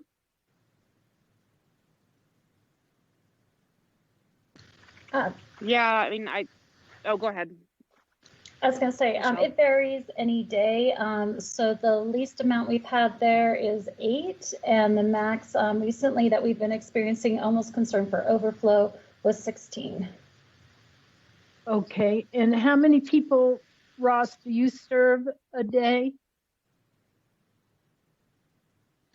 Close to 300. In the hotels? About 250 in the hotels. Okay. 2 to 250 in the hotels, and that's just in Hotel 1 and Hotel 2. And then in the shelter, we have probably somewhere between 60 and 90, depending on how cold it is. Okay. So I guess that brings me to my statements, and that is, I'm not understanding the excessive amount of money, $200,000 being recommended for the county, while FSS is running that program and also serving many more people per day, and would seem like the need would be greater. So those are my concerns. I'm just not sure the pots of money are really reflecting on who's doing the majority of the work. Thank you, Council Member Whelan. I just want to add that one difference in the hoteling operations between the county's Hotel 2 and Flagstaff shelters is that the county's hotel does allow for clients to stay all day. At the shelter, understandably, of course, the clients do have to leave during the day, but at the Positive Hotel 2, they're able to stay in order to make sure that they are segregated. Also, I just wanted to make sure. Christine, that's actually not accurate. Oh, really? Okay. Yeah, we're 24 hours both at the shelter and at the motels. So yeah, it's 24 hours. I apologize about that. That's awesome. Okay. Thank you. Michelle, I saw that you had something you wanted to add. Thank you. I just wanted to reiterate that we do cover and we do pay Flagstaff Shelter Services for their time and for the cost of the hoteling.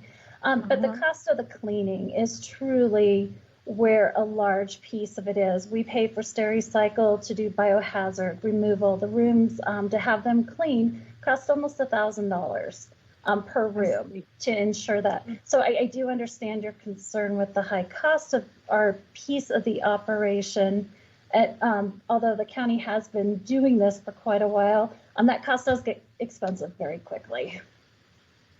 I hear you, and I certainly understand that at $1,000 a room every 14 days, with a population, at your highest number, I believe you said was 20. So I can figure out that that number. And I still have the same concern, really. So, thank you. Mr. Odegaard? Yeah, Mayor, thank you. I'm fine with the recommendations. And then I also just wanted to say thank you to Justina for answering my email earlier concerning the allocation of the CDBG funds. Because, just about a month or so, I had a conversation with the Family Food Center executive director about food insecurities and how that is also important here in our community. And I want to thank the response that provided by Justina about maybe some of those dollars being held for the 2021 allocation. So thank you, everybody, very much. Thank you. Mr. McCarthy's next. Well, thank you, Mayor. I don't think most of the people in our community have any concept of how much good work is being done out there and how much the need is. And I think I've really come to appreciate that over this presentation and the several before. And lots of good work.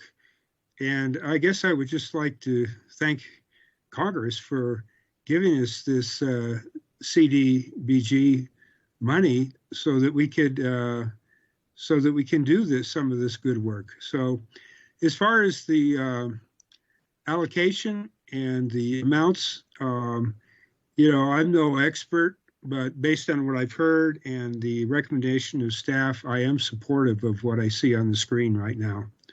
And thank you, Mayor. Vice Mayor. Thank you, Mayor. And thank you, staff. And I'm good with the allocations. I think that they're all very worthy, important things that we need to invest in. My concern, I guess, is just with the county. Michelle, you mentioned that the reimbursement from the state is likely not to come the way it was scheduled to. And it's just concerning. I mean, this is just a slippery slope, in my opinion. And if the state's not going to hold up to their share of the bargain, then, I don't know. It's concerning. But the state's simply not going to do that. And it's either we cancel what we're doing or we find alternative, financial solutions. then yeah, I am supportive of this moving forward, because I think that the community deserves this and needs this.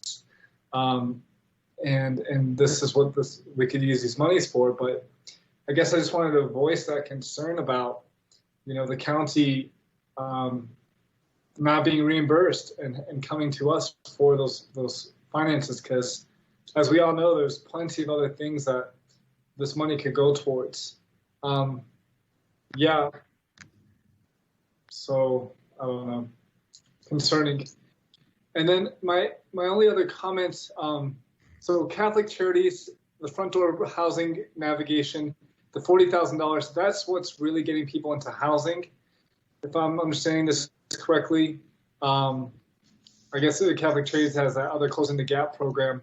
I know that Ross in the past has talked about, if we just were to allocate money towards getting people into housing rather than into temporary housing, like in hotels, that, maybe we'd actually have more people in the housing.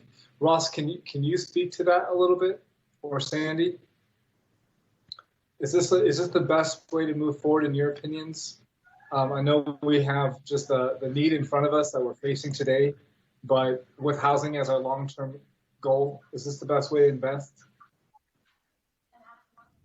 I'm happy to jump in and then see if Ross has additional to add. So the front door funds, honestly, is because we expect when that moratorium ends, there are going to be mass evictions in this community, and there are going to be folks that have not maybe even been homeless before in need. And so we want to ensure that we can ramp up our efforts so that we can quickly move them. There are federal dollars to assist, but we have to get them through that intake process to do that. So that is in anticipation of what's to come. Closing the Gap, as I mentioned, we have got to find a way to expand that service. With one house serving 6 individuals, the data that comes out of there is amazing in terms of their reduction in visits to the ER, or inappropriate visits to the ER, I guess, and the man down calls, the interaction with law enforcement, those kinds of things are substantially lower, 75% on average of those individuals. But we need to replicate that.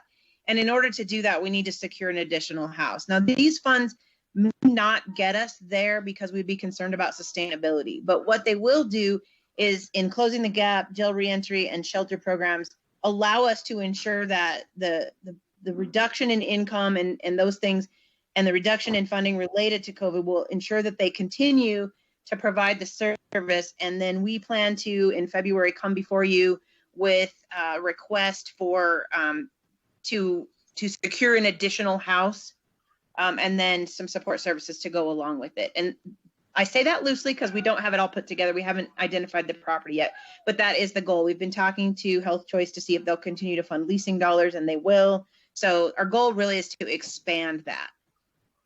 And this will help us down that path. Does that answer your question? I mean, these are all, those programs mentioned are permanent housing programs. And so we want to ensure that we can quickly get folks into permanent housing through the front door process, but also ensure that Closing the Gap, justice involved housing, those can continue at the level that they have been and work towards expansion.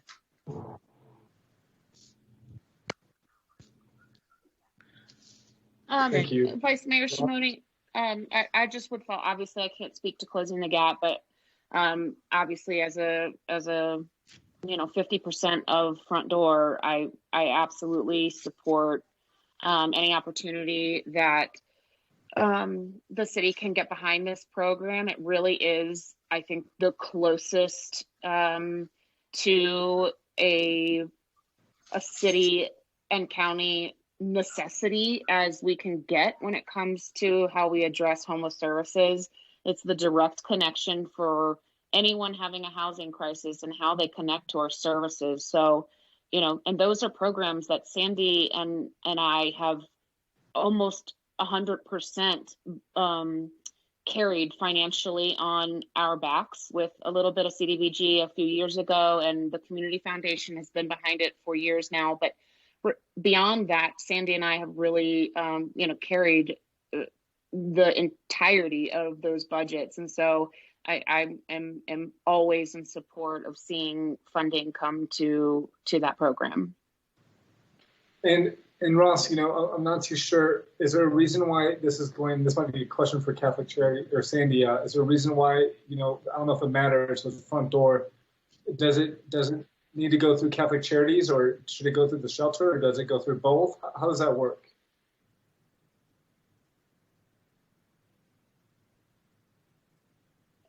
So for us, when we discussed it with Christine, we talked about various situations, and I don't want to jump ahead because Ross and I have not had Ross has been a little busy, in case you didn't notice, so we haven't had time to sit down and have this conversation.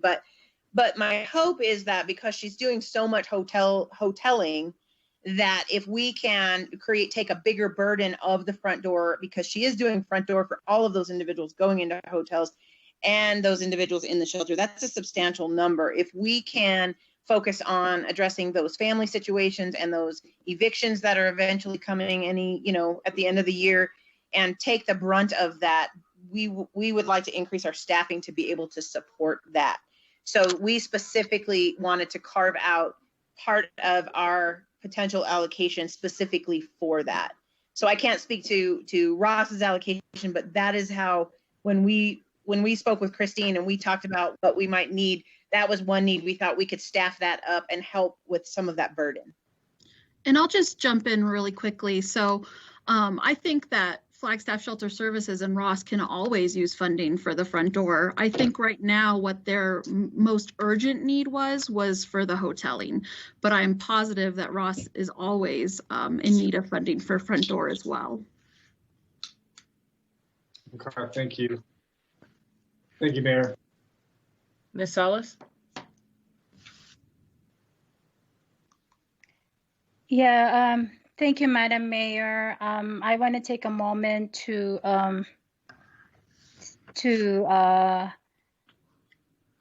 express my gratitude and acknowledgement of all the work that your organizations do, Flagstaff Shelter Services, Catholic Charities, in partnership with the County Health and Human Services Department. With respect to the CDBG CV recommendations breakdown, and as reflected in the slide, I don't want to lose sight of the primary national objective of CDBG funding: decent housing, suitable living environment, economic opportunity. With the growing needs of our homeless neighbors, and of course with the global pandemic we're still experiencing, the public health and priority comes into play. So I'm greatly concerned about the $200,000 for the operations for hoteling that Council Member Whelan has articulated before. And I want to break it down to two things. I think the $200,000 should be allocated to Flagstaff Shelter Services for operations for hoteling, and add more dollars to the front door housing navigation and the other program that are being championed by Catholic Charities, Closing the Gap and Jail Reentry Housing Program. I don't think it is prudent to spend CDBG money for cleaning, which is a public health expense. So I think the $200,000 proposed to be allocated for the county should be just divided with Flagstaff Shelter Service and Catholic Charities, and the county should shoulder the cleaning expense, and they should have more advocacy to get funding from the State Department Health Services and from federal agencies. And I would individually support that advocacy effort. Thank you. Ross, can I ask you, so for Hotel 2, the county reimburses you for your staff's work there, is that correct? That is the plan, yes. And Michelle, the county pays for all other costs of the operations of Hotel 2? That is correct. And just to provide a little bit of information about CDBG CV funds, there is always a big risk of supplanting. And so the Flagstaff Shelter Services would never be able to use CDBG funds for their staffing at the county's hotel, because that would be supplanting county funds. So just to give that information to you, Council. So I want to go back because Ross didn't actually answer the question. She said that was the plan. Ross, is it a yes or a no? It's a yes. We're in contract with the county to be reimbursed for the cost of the hotel and for the cost of the staffing of that. It's just we're just in paperwork mires. So that's not the county. That's not about the county or about anything. It's just making sure that we have the documentation so that they can. My understanding was to request reimbursement from FEMA, but it sounds like that may not be the case, which is worrisome for me, frankly, because we're hoping to receive FEMA reimbursement for some of this also, and I'm just hoping that's not running out. Okay, so I want to make a few comments. First of all, I want to say thank you to all of the partners. Every partner on this slide has been working hand in hand with the city to address the issues that we're having with COVID in our community. And I want to say that each and every partner has value. One of the things I'm doing is I'm looking at the cost, right? The cost of how we deliver this needed service and how we address current issues and future issues that we're going to have. I believe that Councilmember Salas really articulated something that I was looking at. When you look at the cost to provide services, we are looking, for example, Flagstaff Shelter Services, it's about $123 to provide assistance. The front door program is about $100 per person to provide assistance. And then what Catholic Charities is doing in closing the gap in jail services, it's about $160 a person. When you look at the hotel or the operations for hoteling that the county is providing, we're looking at about $830 per person. And the bulk of that cost has to do with the cost of cleaning the rooms. I believe that the cost of cleaning the rooms is associated to a public health issue.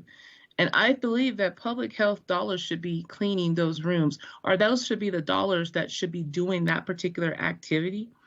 I go back to, I think that there is a need for us to sit down with the county and find out how we can better advocate on their behalf to get the funding that they need from the state and from FEMA.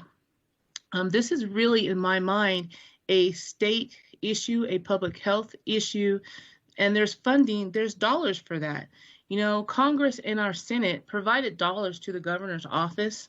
FEMA has been provided dollars to address the public health pandemic that we are in. And for some reason, Coconino County has been unsuccessful in getting fully reimbursed the way they need to be to deal with this public health issue. So I truly believe we need to sit down with the county and find out how we can lend our voice and advocate on their behalf. Now, when you look at the current issue that we have now, and Ms. Flores said something that I think is absolutely paramount. The moment the stay on evictions has been lifted, we are looking at a major issue in our community. Right now, the eviction orders are sitting on judges' desk. They're just not being executed because of the stay. That does not mean that they are not there. And so one of the best ways to address homelessness is to prevent people from becoming homeless. And I think that Front Door does that in a very good way. So I would like to see council reallocate this $200,000 to not only Flagstaff Shelter Services, but also the Front Door program and the other program that Catholic Social Services have. I think that would address short-term issues that we have now, and it would seek to address long-term issues, midterm issues, because it is more expensive to get people back into a house once they have been evicted from it than it is to save them and stabilize them in the unit that they're in. So those were my recommendations for this particular slide.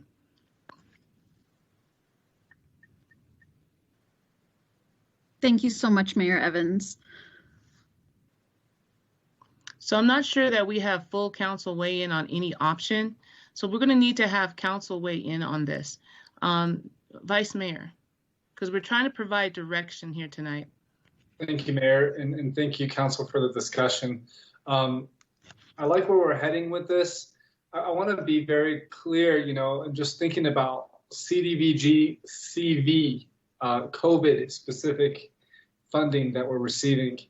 I know that the shelter, Flagstaff Shelter, and what Ross is doing is very much at the root of our response to the COVID need of our most vulnerable. Not taken away from Catholic Charities. I think that what Catholic Charities does is instrumental and crucial.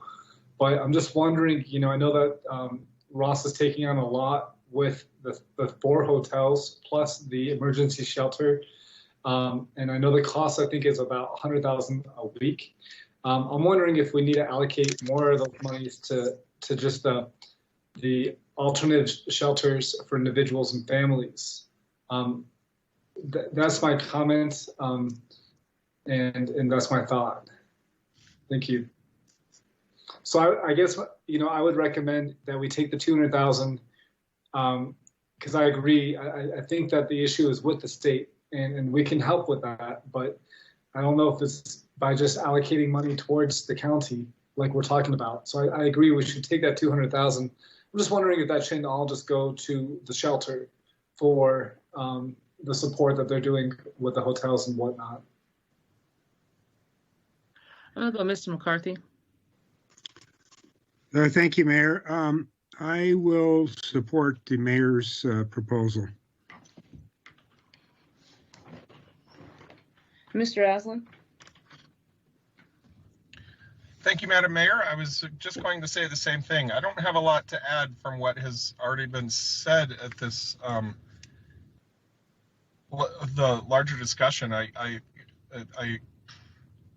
absolutely agree with everything that's been voiced so far, including my concern around the state level stuff and my gratitude, my personal gratitude and my personal thanks to the organizations that are on the front line of all this.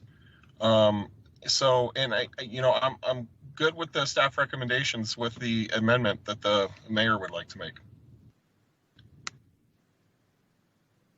So I'm asking council to weigh in on this because we're trying to get direction. So it seems like 3 people are excited about my proposal. Mr. Odegaard? Could you repeat what your proposal was, just for clarification? Well, I wanted to take the $200,000 from operations for hoteling. I wanted to put that into the top 3 services, right? So I think that it provides a short-term solution, and it also addresses this midterm, which is quite frankly going to happen at the end of the month, or at least in mid-December when it comes to these evictions. And I think there should be money also put toward the jail reentry. So I'm thinking maybe $100,000 would be allocated to Flagstaff Shelter Services for the work that they're doing, and then the remaining money be split between the other 2 programs. Okay, thank you. I just wanted to make sure what was recommended to be held for 2021 was still intact. With the limited information I have, I'm still going to go with my first opinion that I'm good with what was presented by our staff members.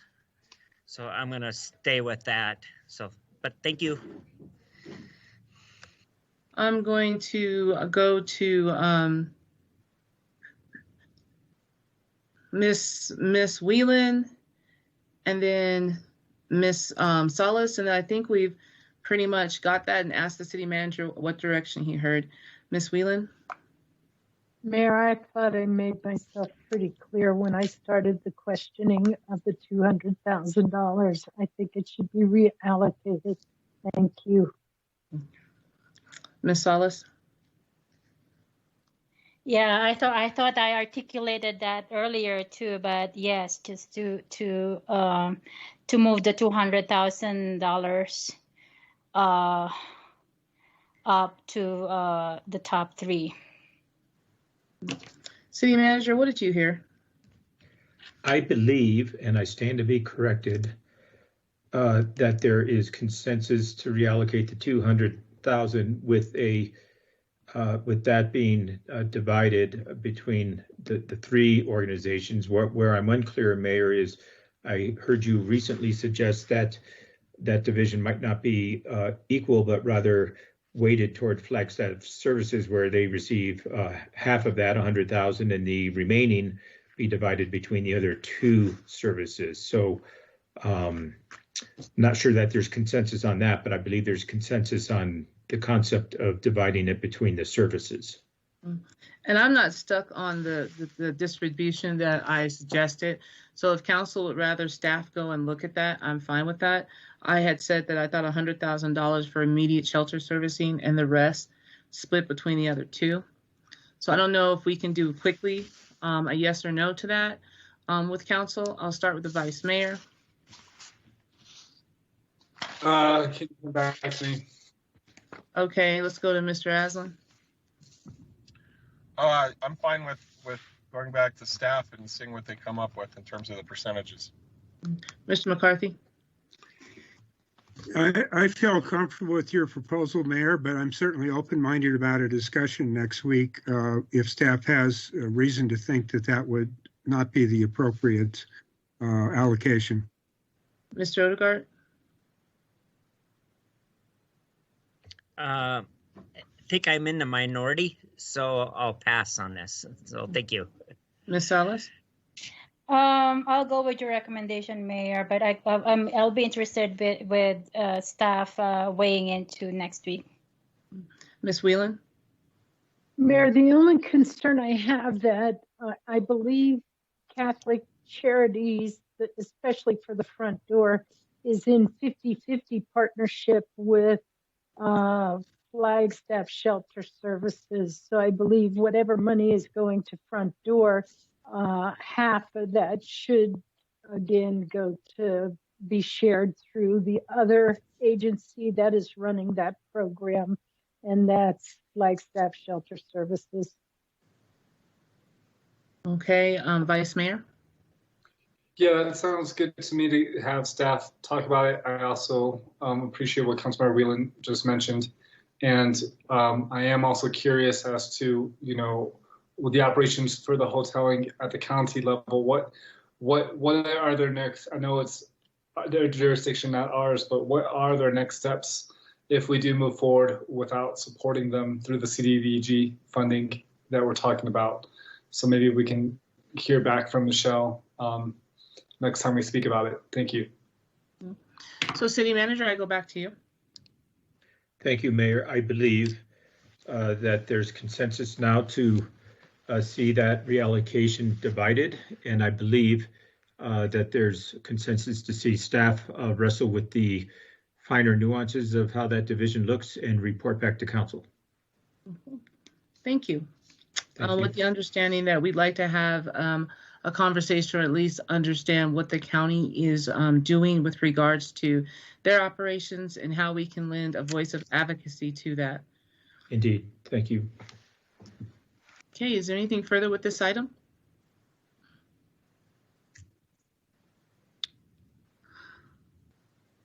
Thank you so much, Mayor Evans and Council and City Manager. I'm looking forward to working with Flagstaff Shelter Services and Catholic Charities to,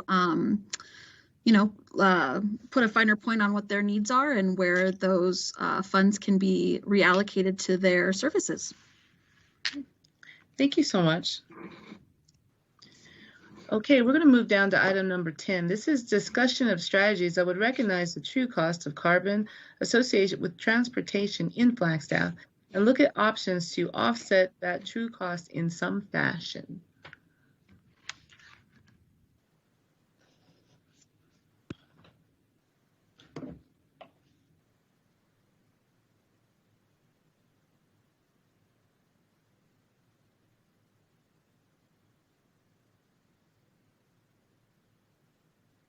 Hello? Madam Mayor, I'm sorry for the pause. Do we have Nicole with us this evening? Yes, I am here. Apologies, I was having a hard time getting my mute button to unmute. I totally understand. We can hear you loud and clear now. Thank you.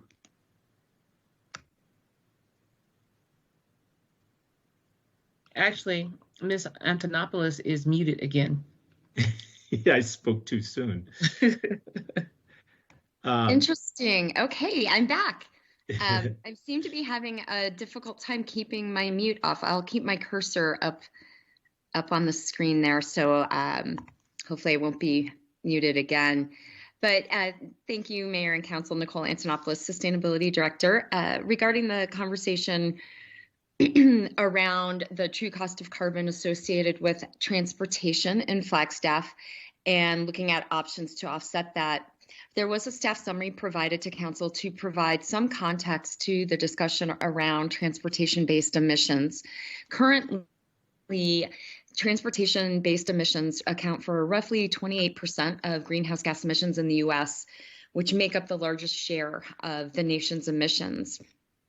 And when we talk about transportation emissions, those are primarily coming from the burning of fossil fuels for cars, trucks, ships, trains, and planes.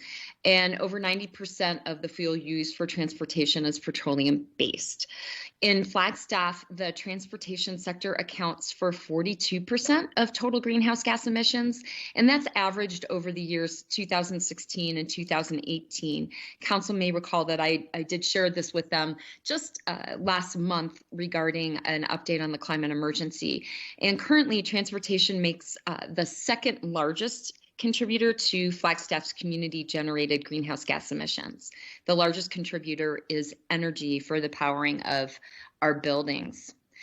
I did mention briefly in the update at the end of October a carbon cost calculator, which was is used to determine the cost of to help determine the cost of transportation-based emissions. And this is a calculation that's known as the social cost of carbon and also referenced as SCC, a dollar amount of the present value of future economic damages that would result from emitting 1 additional ton of greenhouse gases into the atmosphere. So essentially, the SCC puts the effects of climate change into economic terms.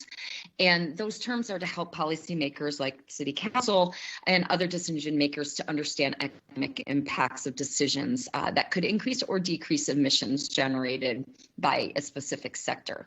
So the SCC is used by local, state, and federal agencies and has influence, frankly, on billions of dollars of policy and investment decisions in the U.S. and abroad. So in the context of Flagstaff's social cost of carbon related to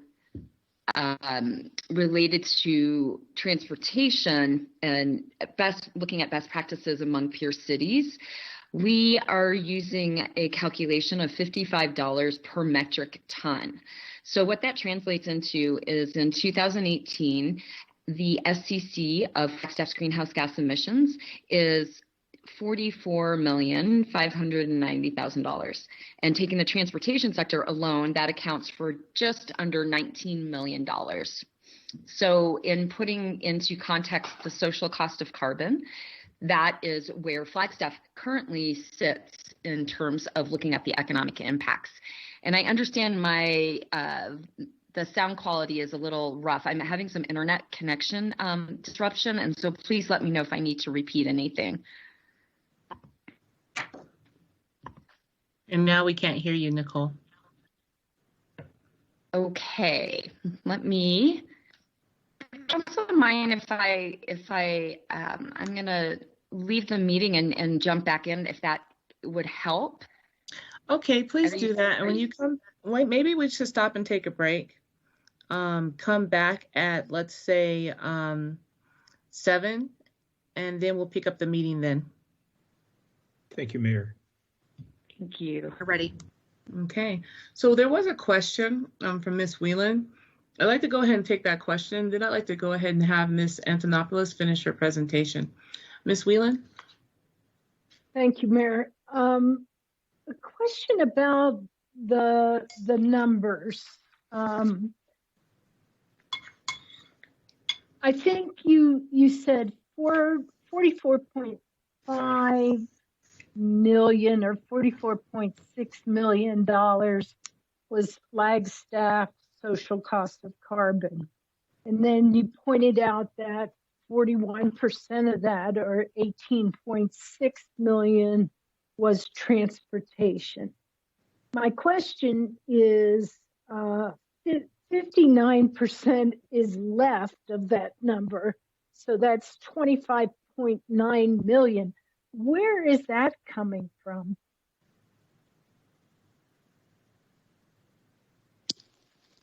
Mayor and Council, that is divvied up in our greenhouse gas community emission profile. And so by sector, the largest contributor to our greenhouse gas emissions in Flagstaff is the building energy sector, which comes in at 45.1%. And then the remaining sectors are waste, which is 10.7%, water and wastewater, which is just under 1%, and then fugitive emissions, processing and fugitive emissions are just about 1.6%. So that makes up our full portfolio, if you will, of emissions. Okay. Thank you. Absolutely. And I'm trusting that everyone can hear me better. I have transferred to my phone, and working with IT, I think that we've identified a better connection through my phone, but please don't hesitate to let me know if the audio goes down in quality again. It's much better. Fantastic, thank you.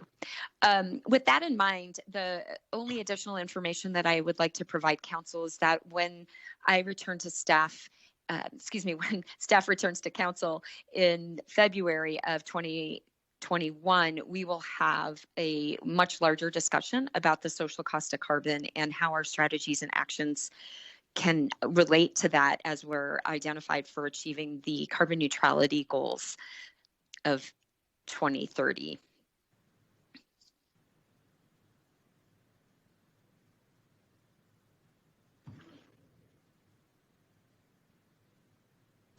We have a question by Mr. McCarthy. Well, thank you, Mayor. And Nicole, we can hear you very well. That's nice.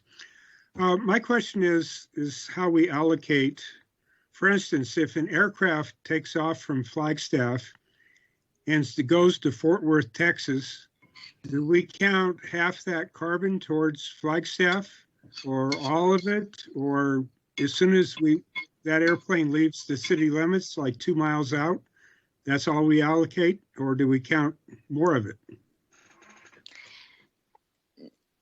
Mr. McCarthy, thank you for that. This is where calculating greenhouse gas emissions can get very tricky, and how far do we go in analyzing our emissions? And we do not have a source-based inventory.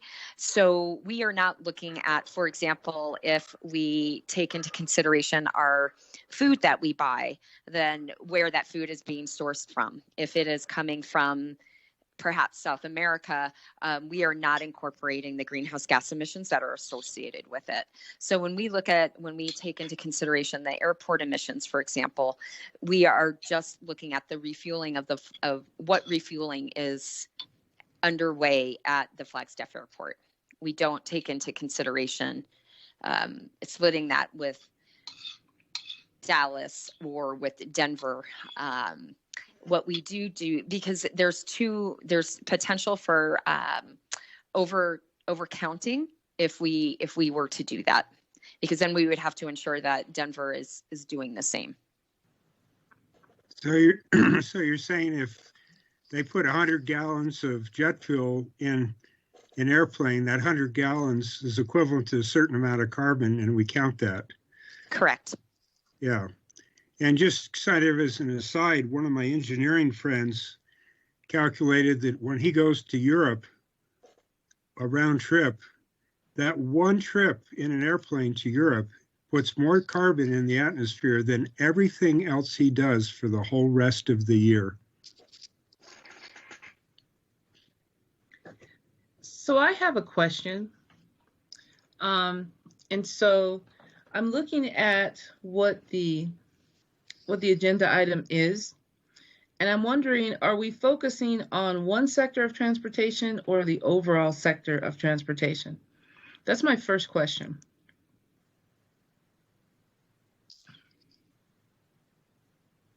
Mayor and Council, in regards to the information that was provided in the staff summary, I was addressing the transportation overall in Flagstaff. And so when we are looking at strategies and actions to reduce emissions in Flagstaff and the transportation sector, we are really focusing on travel mode shift and clean vehicles. Okay, and so there's a couple of reasons why I asked that, okay? And Nicole, you're gonna have to help me. Sure. Because I wanna make sure that I have an understanding of some things. So, for example, when we're talking about the economic impact, Ms. Whelan had referenced that it was $46 million or $45 million, the overall economic impact of transportation, or excuse me, of our greenhouse emissions, and 19 million had to do with transportation. You gave us a list of the other ways that we are, emitting carbon. When we look at the 19 million, I guess my question is, what is or have we looked at the economic impact going the other way? So for example, because the airport was brought up, we do have flights that leave Flagstaff and come into Flagstaff. We are not necessarily calculating a split when it comes to the carbon because we don't have the ability to do that. Are we calculating the difference between having 20 people fly to Phoenix rather than have them each drive their car to and from Phoenix? Do you understand my question? I do. Okay. So that's we my, have. sorry. Okay. I have a follow-up too. What is the economic impact of having, I'm trying to figure out, because we're talking about the economic impact of the cost of something. What, is there a value to that? Have we looked at what the value is? I guess those are my two questions for right now. Thank you, Mayor. Currently, we are not incorporating a comparison of, if you will, and it's a very fantastic question about the number of individuals that are on a flight versus the number of individuals that could be potentially driving down to Phoenix. No, we have not done that. And frankly, and we did touch down on this briefly when I presented on the 27th of October, that the airport's greenhouse gas emissions in the calendar year 2019 made up 3.2% of the transportation. I apologize. That's my dog in the background. 3.2% of the overall of transportation sector's emissions, and just 1.3% of Flagstaff's overall emissions. So in these discussions about targeting specific areas within the transportation sector, sustainability is recommending that we focus on the travel mode shift, which is going to make up the largest component of in moving towards our goal of meeting carbon neutrality by 2030. The airport, again, is a very small piece of that puzzle, and we need to focus on those arenas, those areas that are going to get us the biggest bang for the buck, if you will. And so in following that line of thought, so the airport, out of the $19 million that we're talking about, is really 3.2%? Of the transportation sector. Okay, of the transportation sector, it's it's about 3.2%. Some people would say only, some people would be like at least, but it's 3.2%. The 1.3% is what? That is going to be of the community emissions overall. So our emissions that were emitted over the course of a year from all sectors. Okay, it's 1.3%. So I think that that's important for us to understand that, and it's important for us to look at the fact that when you're talking about the true cost of carbon and what is happening, the majority of it has to do with something that's not the airport. And so I'm going to assume, and I could be wrong, that is our use of cars and things like that when it comes to the transportation sector. I think as we move forward and we look at how to do options that offset the true cost, quite frankly, because we haven't done this study, but I think that if you look at people flying down to Phoenix rather than a bunch of cars on the freeway, it might turn out to be that it's actually better for people to be in their airplane rather than in their cars to and from. I don't know. I'm not a scientist and we haven't done the study. But I do think as we're looking at ways to offset it, we need to actually look at all ways of offsetting transportation. And it looks like the bulk of that transportation is in cars. Correct. And one of the recommendations, as discussed last month, is that mode shift is where we have to focus an incredible amount of our attention to reduce vehicle miles traveled.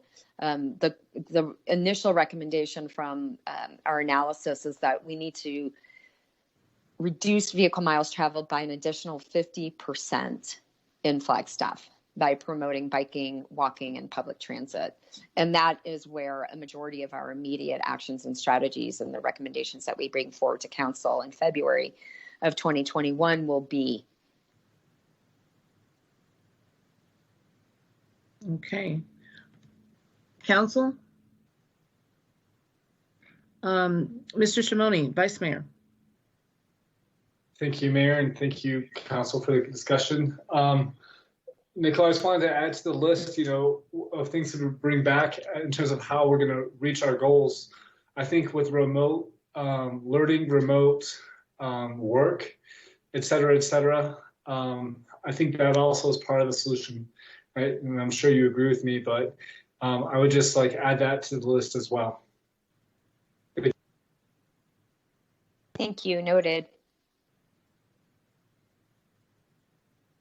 Anyone else on Council want to weigh in? I believe that Council assisted Mr. Aslan in getting, there we go, Mr. Aslan in getting this discussion forward, so we need to speak.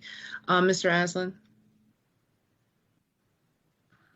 Yeah, thank you, Mayor, and thank you, Nicole, for putting some of this information together. I look forward to the continuing conversation in all ways in how we think creatively to offset the carbon footprint that is produced by the city of Flagstaff, regardless of how it is emitted. And we're speaking specifically tonight about transportation, but also generally tonight about transportation. It's certainly not necessary for us to vilify any one form of transportation over another in order for us to have this thoughtful and exciting conversation. I would just sort of reiterate that if we as a city are declaring a climate emergency and we're also at the same time encouraging people to fly between Flagstaff and Phoenix, and we are increasing enplanements, then that is a circle that we need to square. It's one of hundreds of different circles we need to square, but it is one of them. And excuse me, my understanding is that there's a great carbon emission associated with any flight. You could fill the plane with people and or have one person on the plane, but even if you fill every seat, the amount of carbon cost that is associated with that flight to Phoenix is far, far, far greater than if one person in each of 900 different cars is driving down to Phoenix. So it's just an acknowledgement that if we're declaring this climate emergency, and we're also encouraging and abetting the economic growth of Flagstaff, and there could be environmental benefits associated with that too, right? And that's just what the conversation is about, I think. How do we take the opportunity of the way that we're getting around and turn that into a carbon neutrality? And I think a big part of that is just looking at these exchanges and the marketability of carbon as an entity, and how do we fund efforts to reduce carbon? And one of the very best ways that we can reduce carbon, which is pretty well known, is by making sure that we sink carbon back into soils through regenerative agricultural systems and whatnot. And so how do we fund those opportunities? And how do we directly fund those opportunities and couple them with the ways in which we are creating carbon offsets, emissions? And really, it's not just about transportation. It's very interesting to me that Nicole mentioned such a high percentage of our carbon footprint comes from our buildings. And that's just definitely another sector where we need to get a lot more thoughtful about how we're constructing things and which materials we're using, and getting into that minutia. If we have a great new building material, but it's coming from Chile, then maybe that's not the end all be all that we thought it was. So I think there's nuance to this, and it's not necessary to get defensive about any particular one way that we currently do things as a society. I think it's about looking at every opportunity we can find to do these offsets, and make sure that we're telling the full story. I just wanted to circle back, Mr. Aslan, because I agree with you. I guess what I am interested in understanding is how we do what it is that we say we want to do and address the climate emergency without, quite frankly, gentrifying people out of our town, having people unable to be here, and raise the cost of things. I look at, because the airport was what was brought up, and I look at the fact that we have not done a study to fully understand what the carbon offset is or is not with how we come in and out with our airport. We have major corporations here in town that utilize that airport that employ a lot of people here. I have been on the plane, and there's been people who are going back. They actually work here in Flagstaff, but they fly out like once a month to actually go to their corporate headquarters for that meeting.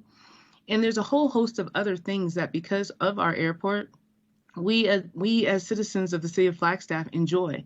For example, people coming in, money that comes in. We're getting ready to talk about BBB, and so and like you said, we don't want to villainize any one sector.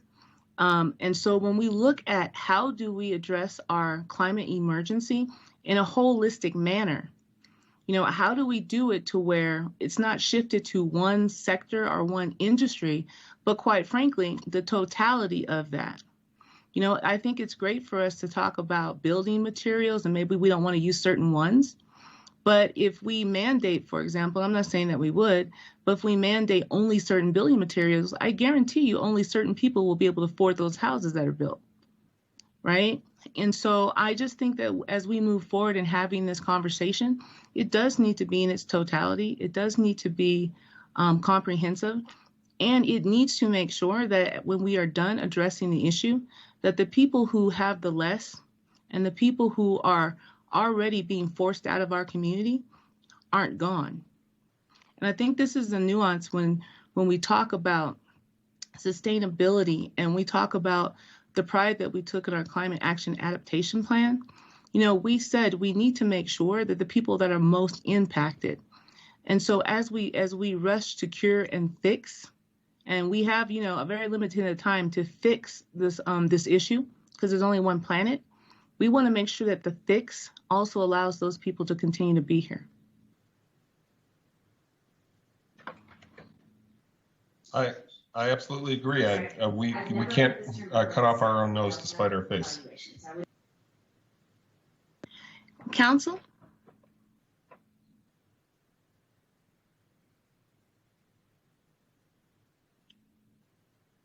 So, City Manager, what direction were you looking for here?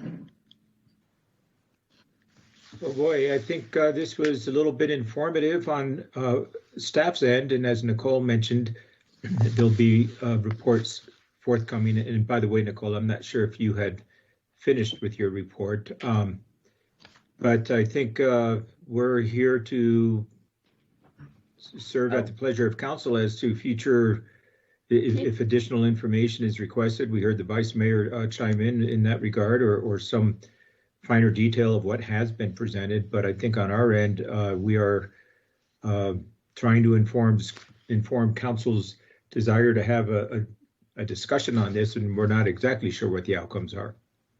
So I missed seeing Miss Antonopoulos' hand, but now I see it very clearly and bright. Thank you. I just wanted to lend some additional thoughts in what will be coming forward to City Council again in February, because there are a lot of philosophical discussions that need to balance tensions and identifying solutions. But our goal in the update that's coming to council is to do just that, is to recognize that there are going to be tensions and that we have to talk about these as a community to identify solutions that are best for Flagstaff. And that really does support our need for making our climate emergency declaration and our climate action and adaptation plan, and the amended plan, a living document that will have constant updates as we navigate the changing conditions and the variables that are being presented to us in the community and in the world, frankly. So we have not lost that intent to continue to own those tensions, because we recognize that without that ownership, we won't find solutions that work for the most. And that is what we are striving for. Thank you. Vice Mayor. Thank you, Mayor. It's funny, I actually spoke at a class at NAU today on this topic, and someone asked, how do you bridge the divide when there's such a political divide right now around climate, climate action, et cetera, et cetera. And I was telling them how, we start locally, we start internally. And something that I've talked to Nicole and Heidi Hansen, along with City Manager, about is working with our EAC group and Jason as well, working with our internal employee group and running things through them and using them almost as a filter to figure out how do we best move forward. Mayor, as you said, without villainizing anyone and Councilmember Aslan, and without leaving people behind, this needs to be a holistic, full community effort, and big and small at times, but giving everyone the opportunity to be part of the solution and work collaboratively towards that solution. I understand that not everyone can just leave their car at home and ride their bike. I get that, nor do I think cycling alone is the solution. But point being is everyone needs options as to how they can be part of the solution. But as Councilmember Aslan said, talking about these harder topics and talking about the true cost and the true impact of the way we live, I think is a very important conversation that we're having and will be continuing to have. And I just think it's so important that we stay united through this process and use our EAC and our city staff as a soundboard to see how we're doing in kind of moving this forward. Thank you. Okay. I don't see any other comments from council on this item.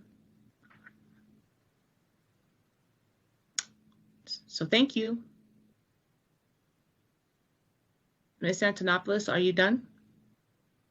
I am, and thank you so much for your patience with my audio. I appreciate all the input. So we're going to go down to item number 11, and we're going to have a discussion regarding the city's bed, board, and beverage allocations. Good evening, Mayor, Vice Mayor, City Council. Rick Tatter, Management Service Director. This item is a continuation of a fair item related to the bed, board, and beverage, or also known as BBB tax appropriation. Back in May, 3 or more council members did agree to continue the conversation with council on this topic. At that meeting, council also requested an updated CCR from the May 2017 CCR information. Last week, we did release that CCR to council, and that is also included in your packet tonight. So this is a continuation, and we're seeking direction of 4 more council members to continue the discussion and seeking your direction of how to move forward with this topic should it be approved. Staff has provided quite a bit of documentation, some previous CCRs, some of the ordinances, as well as some of the election material from the previous elections we've had to help you with that conversation. And we're here to listen for your direction.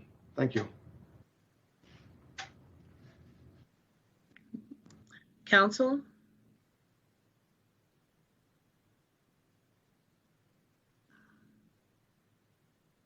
Ms. Whelan? Thank you, Mayor. Thank you, Council. My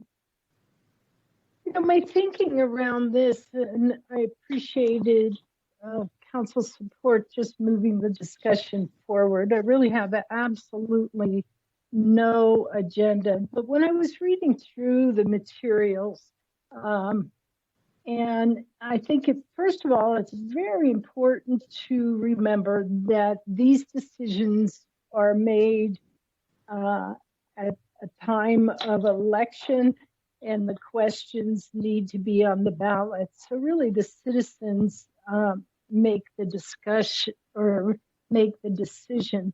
This was first brought in 1988, and at that time, the focus was tourism, beautification, economic development, and quite a portion to administration. 7 years later, it came back and the administration was taken away.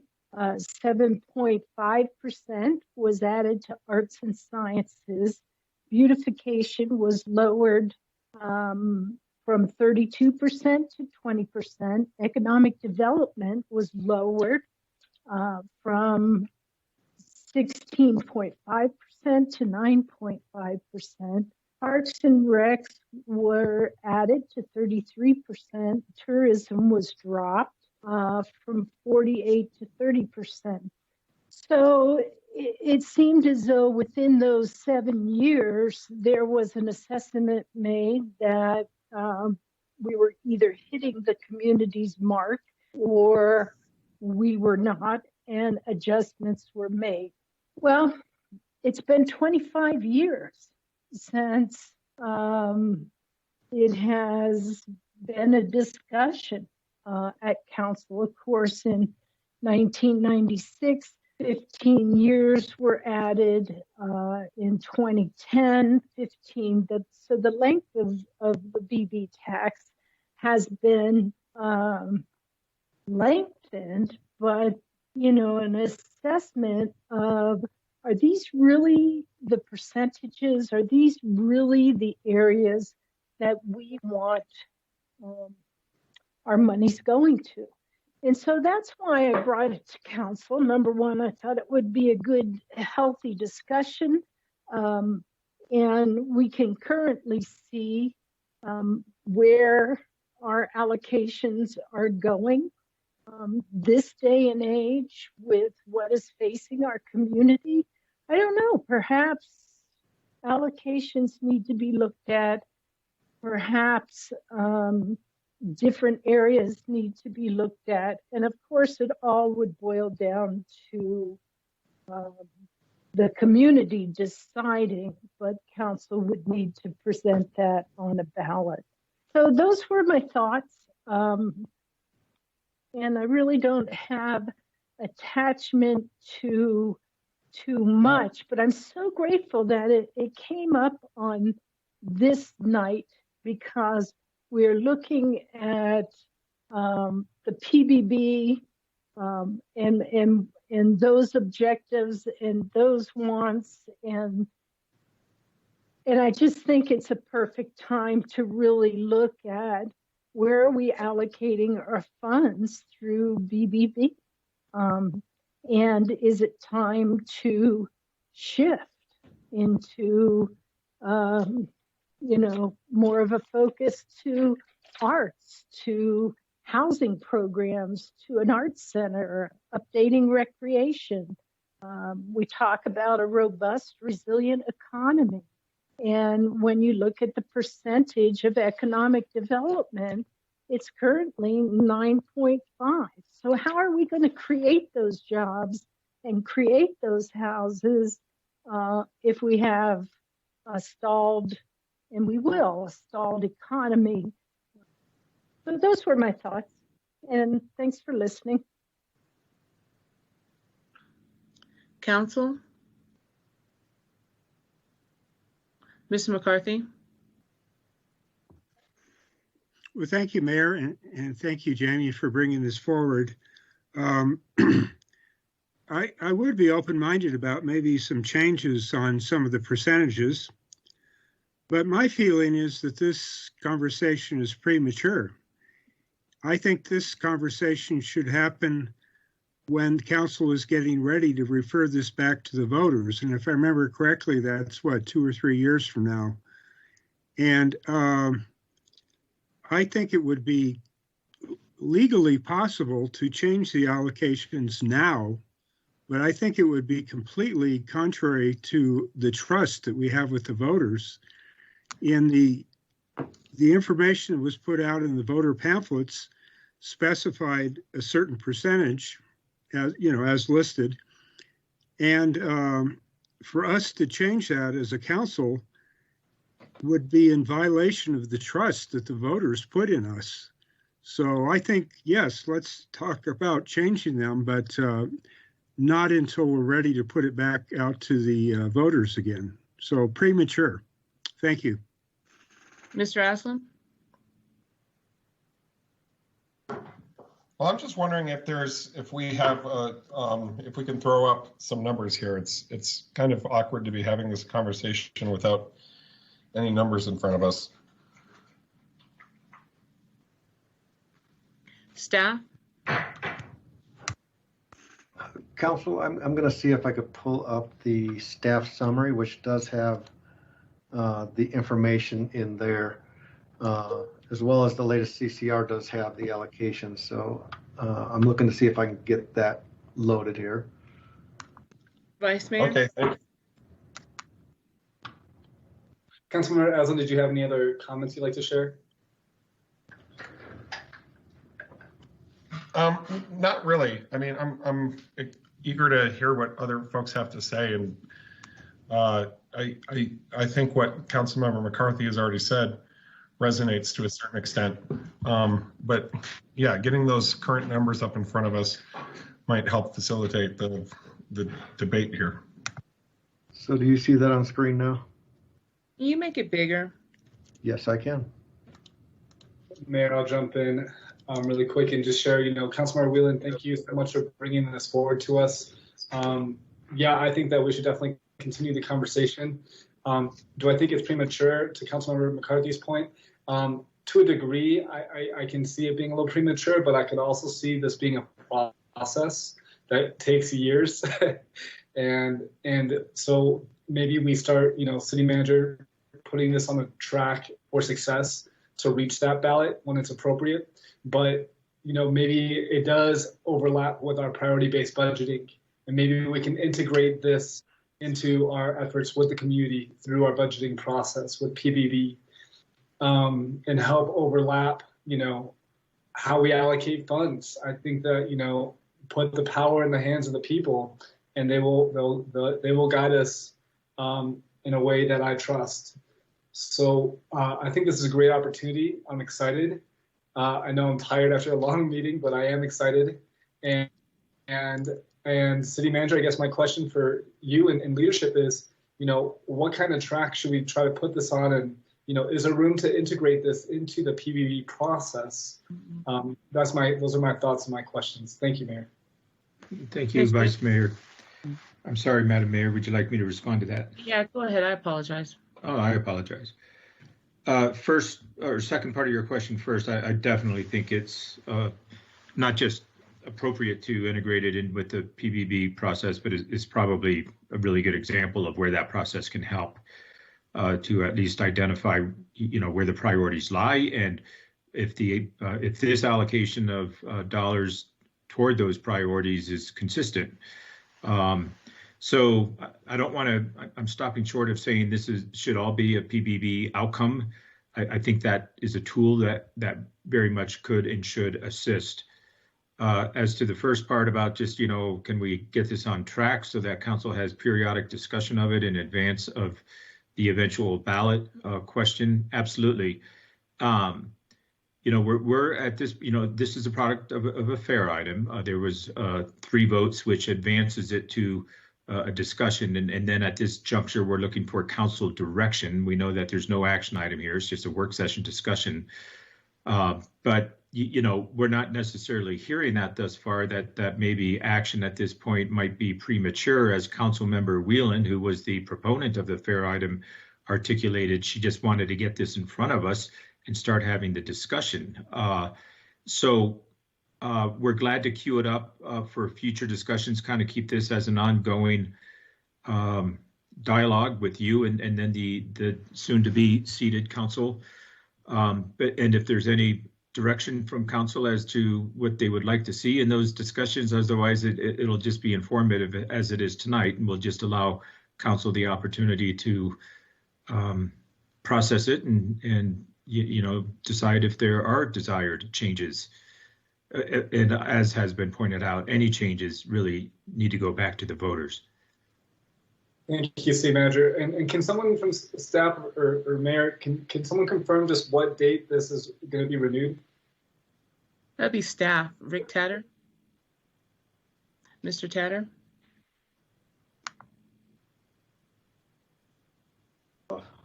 There we go. I could not get my mute off. Sorry about that.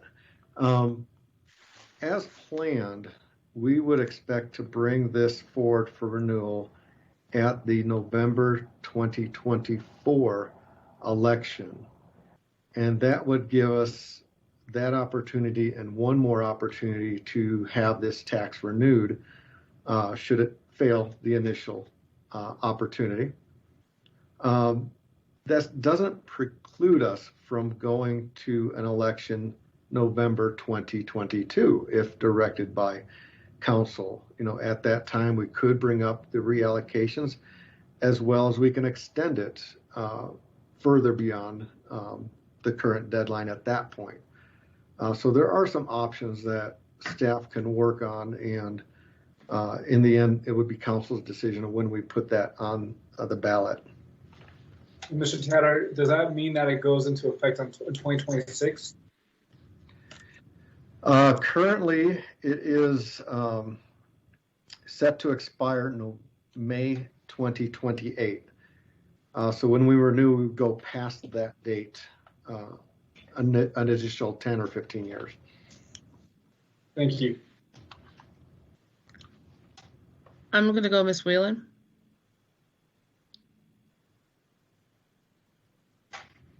Thank you, Mayor. I was just going to come up with those dates for Councilmember McCarthy. if you're going to exercise community thought and input, then we're talking that it would become a ballot member measure in 2024, which would be about 3 years away. And there's some work around that.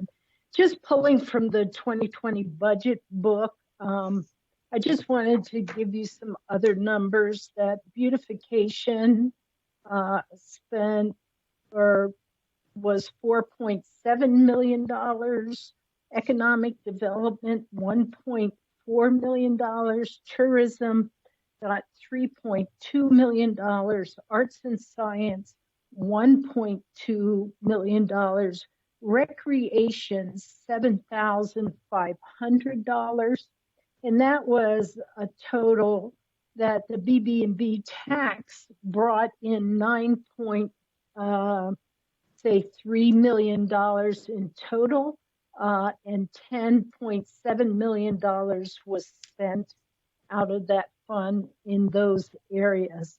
So you can see where the bulks of the money are going, and I'm just not so sure with where we're headed economically, with many changes in front of us, that's going to be appropriate. I mean, even the number for recreation, $7,500.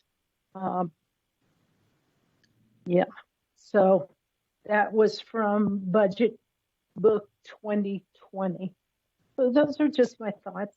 Thank you. So I wanted to just weigh in on this conversation, fully understanding that I'm not going to be here when this comes back to the council. But the BBB tax is something that I have been tracking since I got on council, and I was on council when we renewed this tax. What is missing from, I think, this conversation, and I would really encourage the next council as they move forward with this conversation, is to sit down and have an actual dialogue as to how we have the BBB tax. Because I want to point out, again, some of the things that we want to do with the BBB tax, or we'd rather have done with the BBB tax, especially when you look at our priority-based budgeting sheet, is very interesting to me.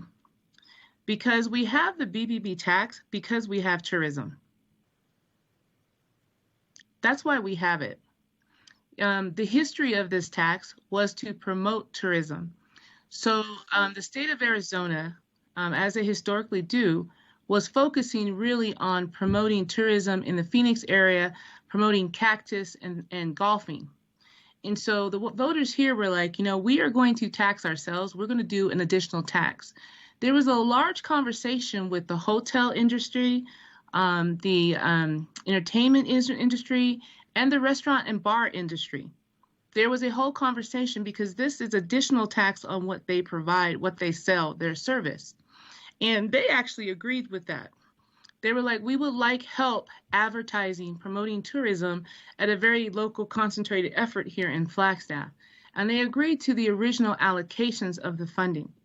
If you go and you talk to those industries, they have been disgruntled for a while now regarding the allocation and the fact that they truly feel that this tax is something that they agreed to, but they are not getting recognized, they are not getting honored, they are not being appreciated because of the money that it has brought in that has allowed for the parks that we love, the arts that we love, the foot trails and the bike paths that we love. And so I think any conversation really should start with those groups and find out what they think, what we could be doing better, how is it working for them, especially in the world of COVID right now. I know the last time we had a recession when I came in 2008, we actually more heavily invested. We took additional dollars and we're like, we need to make sure that we promote our community to bring in those dollars. And that is really what stabilized our community during that time. We're not able to do that right now during COVID. And there is also a rub, right? Before COVID, when we had people that were coming up to do the sledding, they were like, leaving broken sleds all over the place. And so, sat down with our staff, and then there was a campaign. We need to collect sleds and things like that. And there were people who were like, well, we don't want those people here.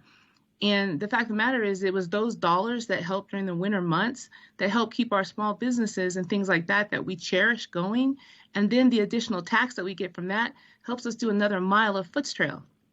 So I think we need to have a conversation about this tax, the history of it, why we have it, and the benefit that these industries bring our city, especially when they're paying it as low-paying jobs, low-wage jobs, and all the rest of that. I think we need to stop for a minute and have a conversation. Then I think we could have a broader conversation as a community as to, are the allocations appropriate? You know, should we have more in this sector, more in that sector? And what does that mean with regards to the allocations? You know, I first got very interested in BBB when we were talking about closing parks and recreation centers. And it seemed like we were putting the bulk of the money into park maintenance and not any money into recreation, right? And I was like, hey, wait a minute, what are BBB recreation programs? And how come we're not doing more of that? So that's really my suggestion when it comes to this. You know, I think that we need to go talk to the industry that's actually creating this before we talk about how we want to spend it and what we're going to allocate it on. We should talk to the people that right now are suffering because of COVID, are making less money because of COVID, and most likely their BBB taxes that we get from that industry are going to be a lot less. You know, we get it from the bars. Bars have been closed for most of the year, right? And so our entertainment venues have been closed. You know, we got a comment last week about, you know, the festivals and all the rest of that kind of stuff. I think we need to go talk to the industry first, and then I think we should have the continuation of this conversation.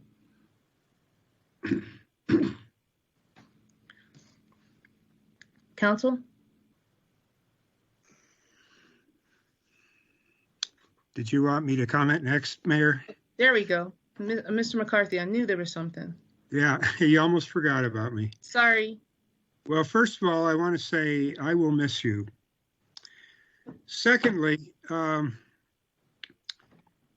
Rick kind of gave me an idea.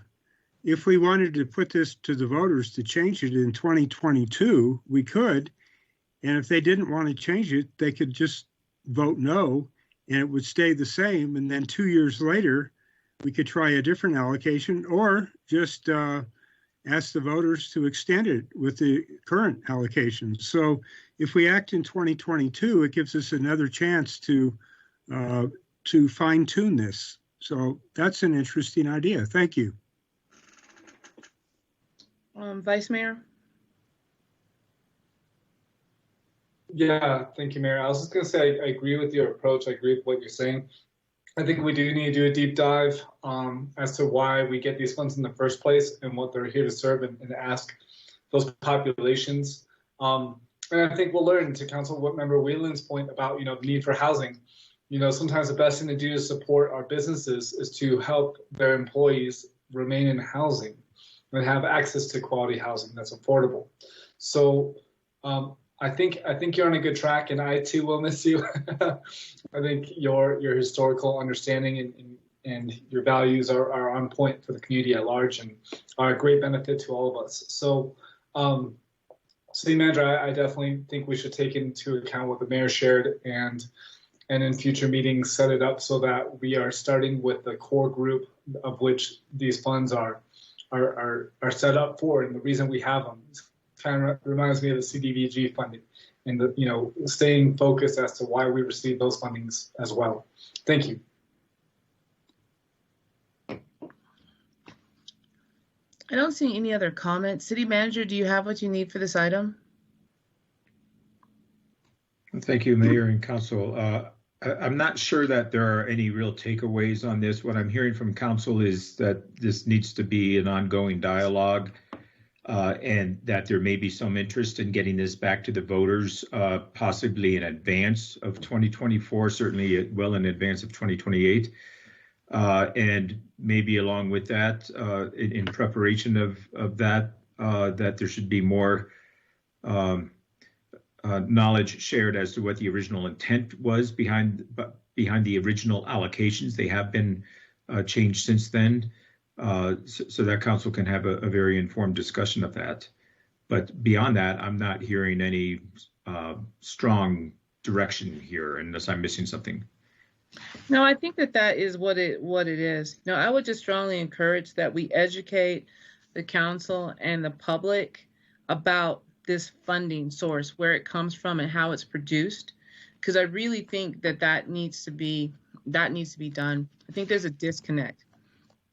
Mr. Odegaard? Yeah, and I agree with that 100%. And thank you, City Manager, for recognizing concerning the history of this funding mechanism that the city has, especially on the side of tourism, as the mayor had pointed out earlier, that I think there is still some a little hard feelings about how dollars have been allocated in a different way away from tourism on this. And I know when I first got elected on the city council back in 2016, that first winter, the mayor mentioned concerning sledding, I had talked about, pulling some dollars, for cleanup and things like that. And well, I got a little earful from the tourism side of the community about that. But, it all worked out in the end. We all realized there's some responsibility when we do have tourism here in our community. So I really want to place that emphasis what the mayor said concerning the tourism and the history. And there's still probably some angst in the community on that one particular issue. So thank you, Greg. So I'm going to go to Ms. Hanson, followed by Ms. Salas.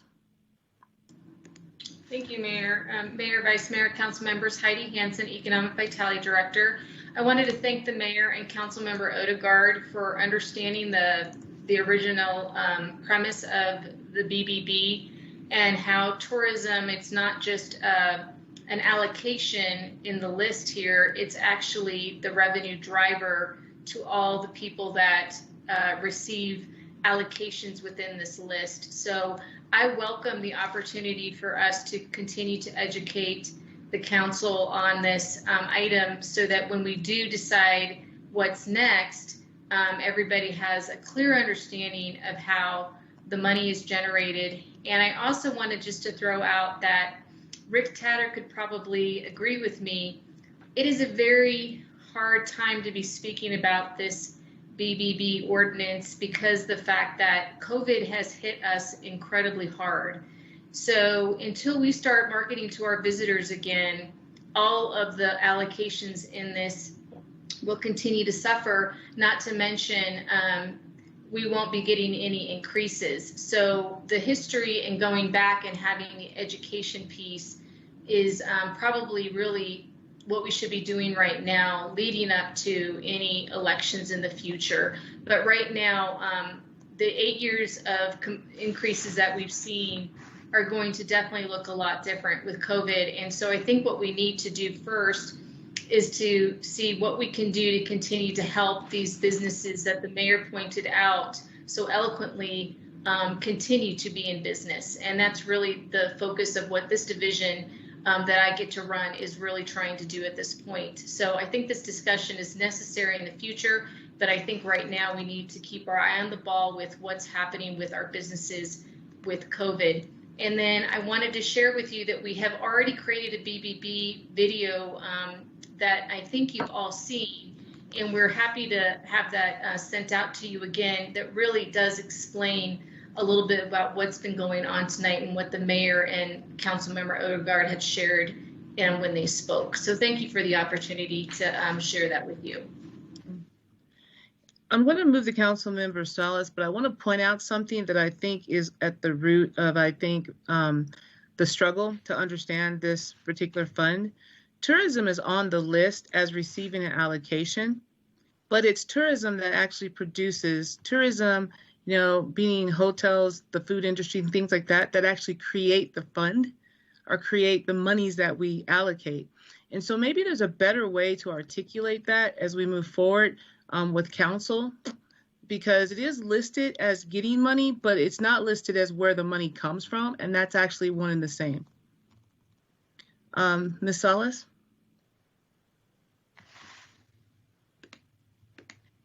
Thank you, Madam Mayor. I mean, I greatly appreciate the discussion and the staff report and the documentations, you know, the history of BBB.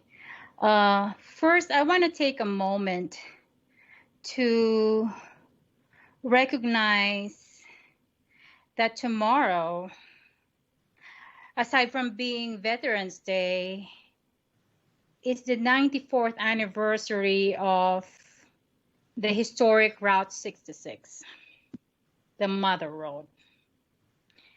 And as most of us are aware that, you know, there's a huge global fan base of historic Route 66. A lot of people travel to Flagstaff and drive, you know, ride a motorcycle and drive through the Mother Road just to experience the historic Route 66 drive. And thank you for our Discover Flagstaff and our tourism sector for championing historic Route 66. I do believe there's a gap in terms of our community's understanding and appreciation of what the tourism sector brings to our economy. In addition to funding all of the beautiful stuff, you know, public arts, all the parks and recreation facilities, the food trail, it also saves every household about $2,000 a year to have all of these services available to us within walking, biking, and running distance. So I do want to believe in I would support, you know, telling the story on how resilient our hospitality, tourism, lodging, and restaurant sectors are. A lot of them are struggling right now. A lot of them are on survival mode. A lot of them are doing voluntary closures temporarily to address and prevent community spread of COVID. So I think that should be the focus of the next meeting about tourism and how BBB dollars allocated in the future should be a conversation with the entire community and especially have all the stakeholders and partners involved on the table. Thank you. Mr. McCarthy? Well, I'm hearing comments that the tourism is what generates the BBB tax. Well, that is true to an extent. But when I take my wife down and we have dinner at a restaurant, I'm paying that tax too. So, and I think there were some numbers in the staff report, if I remember correctly, but I don't remember the details. But the locals are definitely paying this too. So it isn't just the tourists that pay it. Thank you. And I would just follow up with that and say that is exactly a true statement, Mr. McCarthy. However, when you talk to businesses, about 75% of our small businesses, I'm speaking specifically for the downtown area, rely on the tourists, right? So if it was just us here in the city of Flagstaff, the majority of those businesses would not be here. And so I do think that we pay this BBB, but like Ms. Salas mentioned, the bulk of the things that we see paid for with BBB is not paid for by local dollars. It's paid for by tourism dollars. Well, So, I don't have any disagreement with that, but my point is it's not all or nothing, that it's shared between the tourists and the locals. We both pay, which is appropriate. And I don't have any resentment about that. I just wanted to kind of set the record straight. So I don't see more comments. City Manager, do you feel like you have what you need so we can move on? Yes, I believe we do, Mayor, and thank you for the discussion. Well, we are now down to public participation. This is item number 12. And there is no public participation at all. We're going to go down to item number 13. This is informational items 2, and for Mayor, Council, and City Manager, and future agenda item requests. Let's start with Mr. McCarthy tonight. Well, thank you, Mayor. Good meeting. Over the last 7 days, I've been reflecting on the outcome of the election.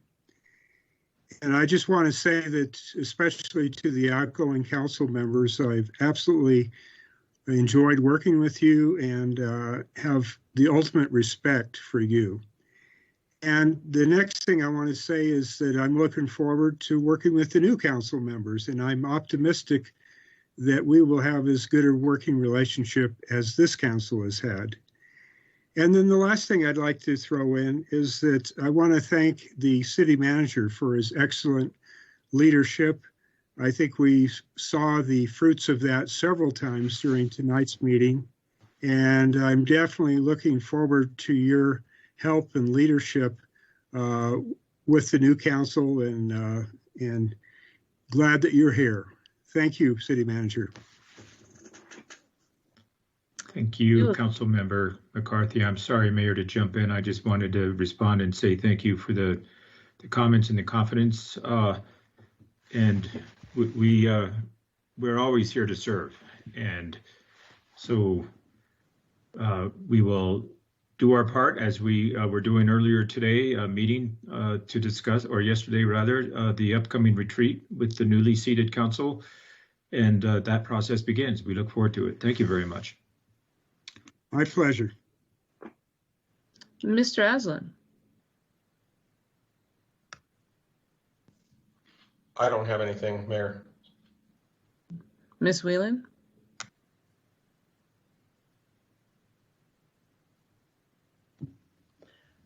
Mayor, I just want to report out that I attended the community census team follow-up 2020.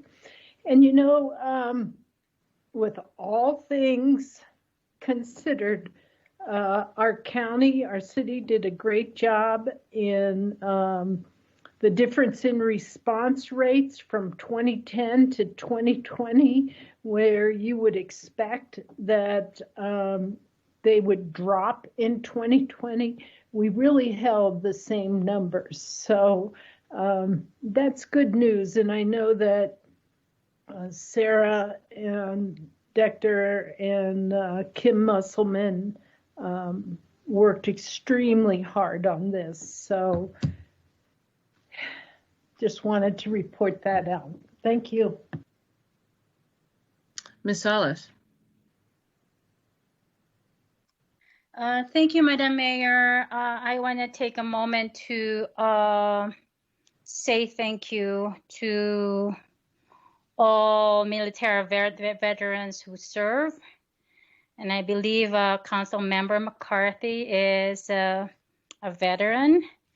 And I just want to share that a few weeks ago, I had the opportunity to present in an inaugural Toastmasters International meeting.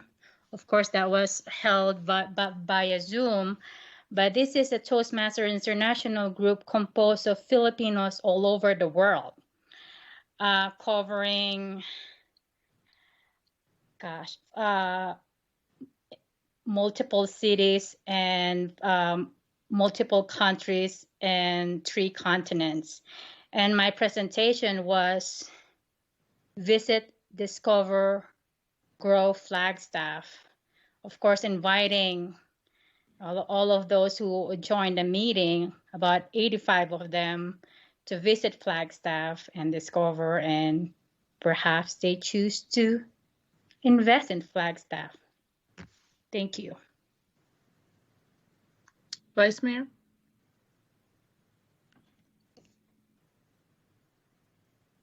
Thank you, Mayor.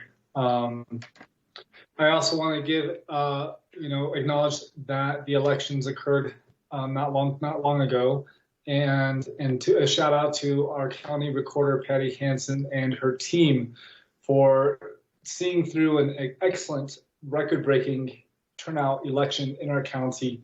I just felt like it was run so smoothly and accommodated everyone's needs, giving folks options and keeping everybody safe. So shout out to our county team who did that, and to Patty Hansen, and to everyone that helped break records.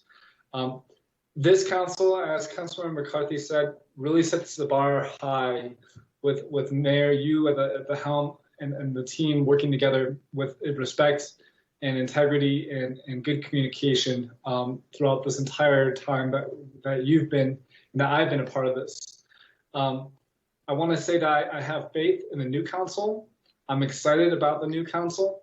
And although there might have been, some bumps in the road through the campaign cycle, I will, do my part to rise above my ego and work with the team to move the city forward and work to do what is best for the city residents of Flagstaff.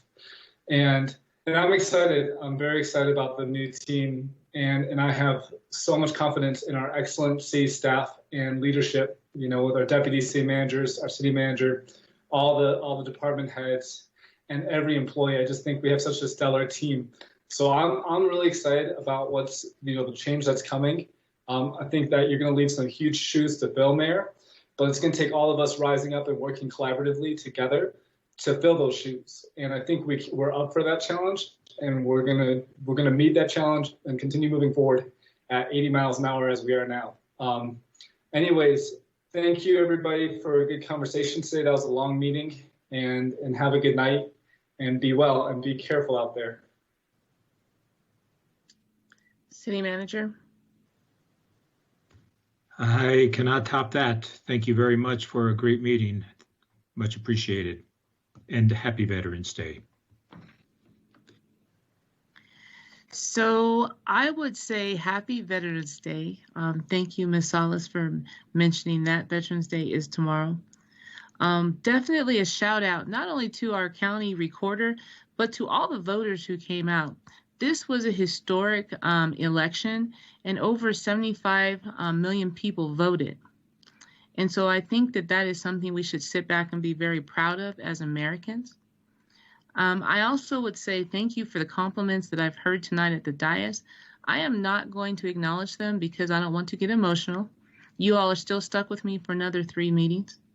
And so I will respond back to what I heard at a later time. I skipped right over Mr. Odegaard. Mr. Odegaard, do you have anything for tonight? Yes, thank you, Mayor. I wanted to say, yes, Councilmember Salas, yes, our colleague, Councilmember McCarthy is a veteran, and I want to thank Mr. McCarthy for his service to our country. I did participate yesterday in the RTAC meeting, which is the Rural Transportation and Advocacy Council.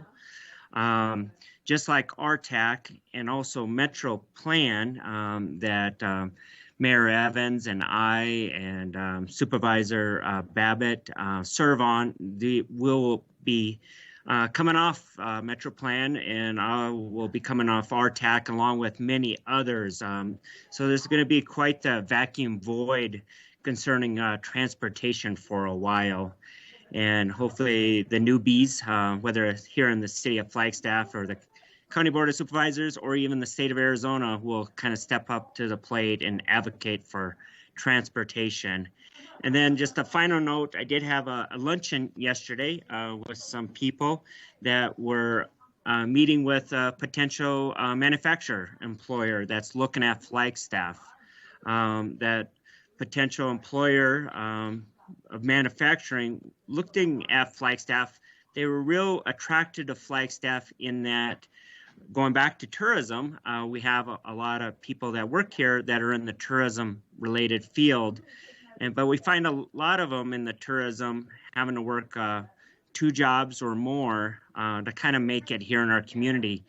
Well, that manufacturer is really attracted to the idea that there are workers here that are maybe looking for full-time employment that will provide benefits. And it seems real positive. I don't want to give my hopes up because that potential manufacturer will be looking at 200 to 300 jobs here in Flagstaff. So we'll keep my pulse on that and being hopeful that will pay dividends in the end. And that's it. And we'll see everybody next week. So thank you. So with that, if there's nothing farther, this meeting is adjourned. Thank you.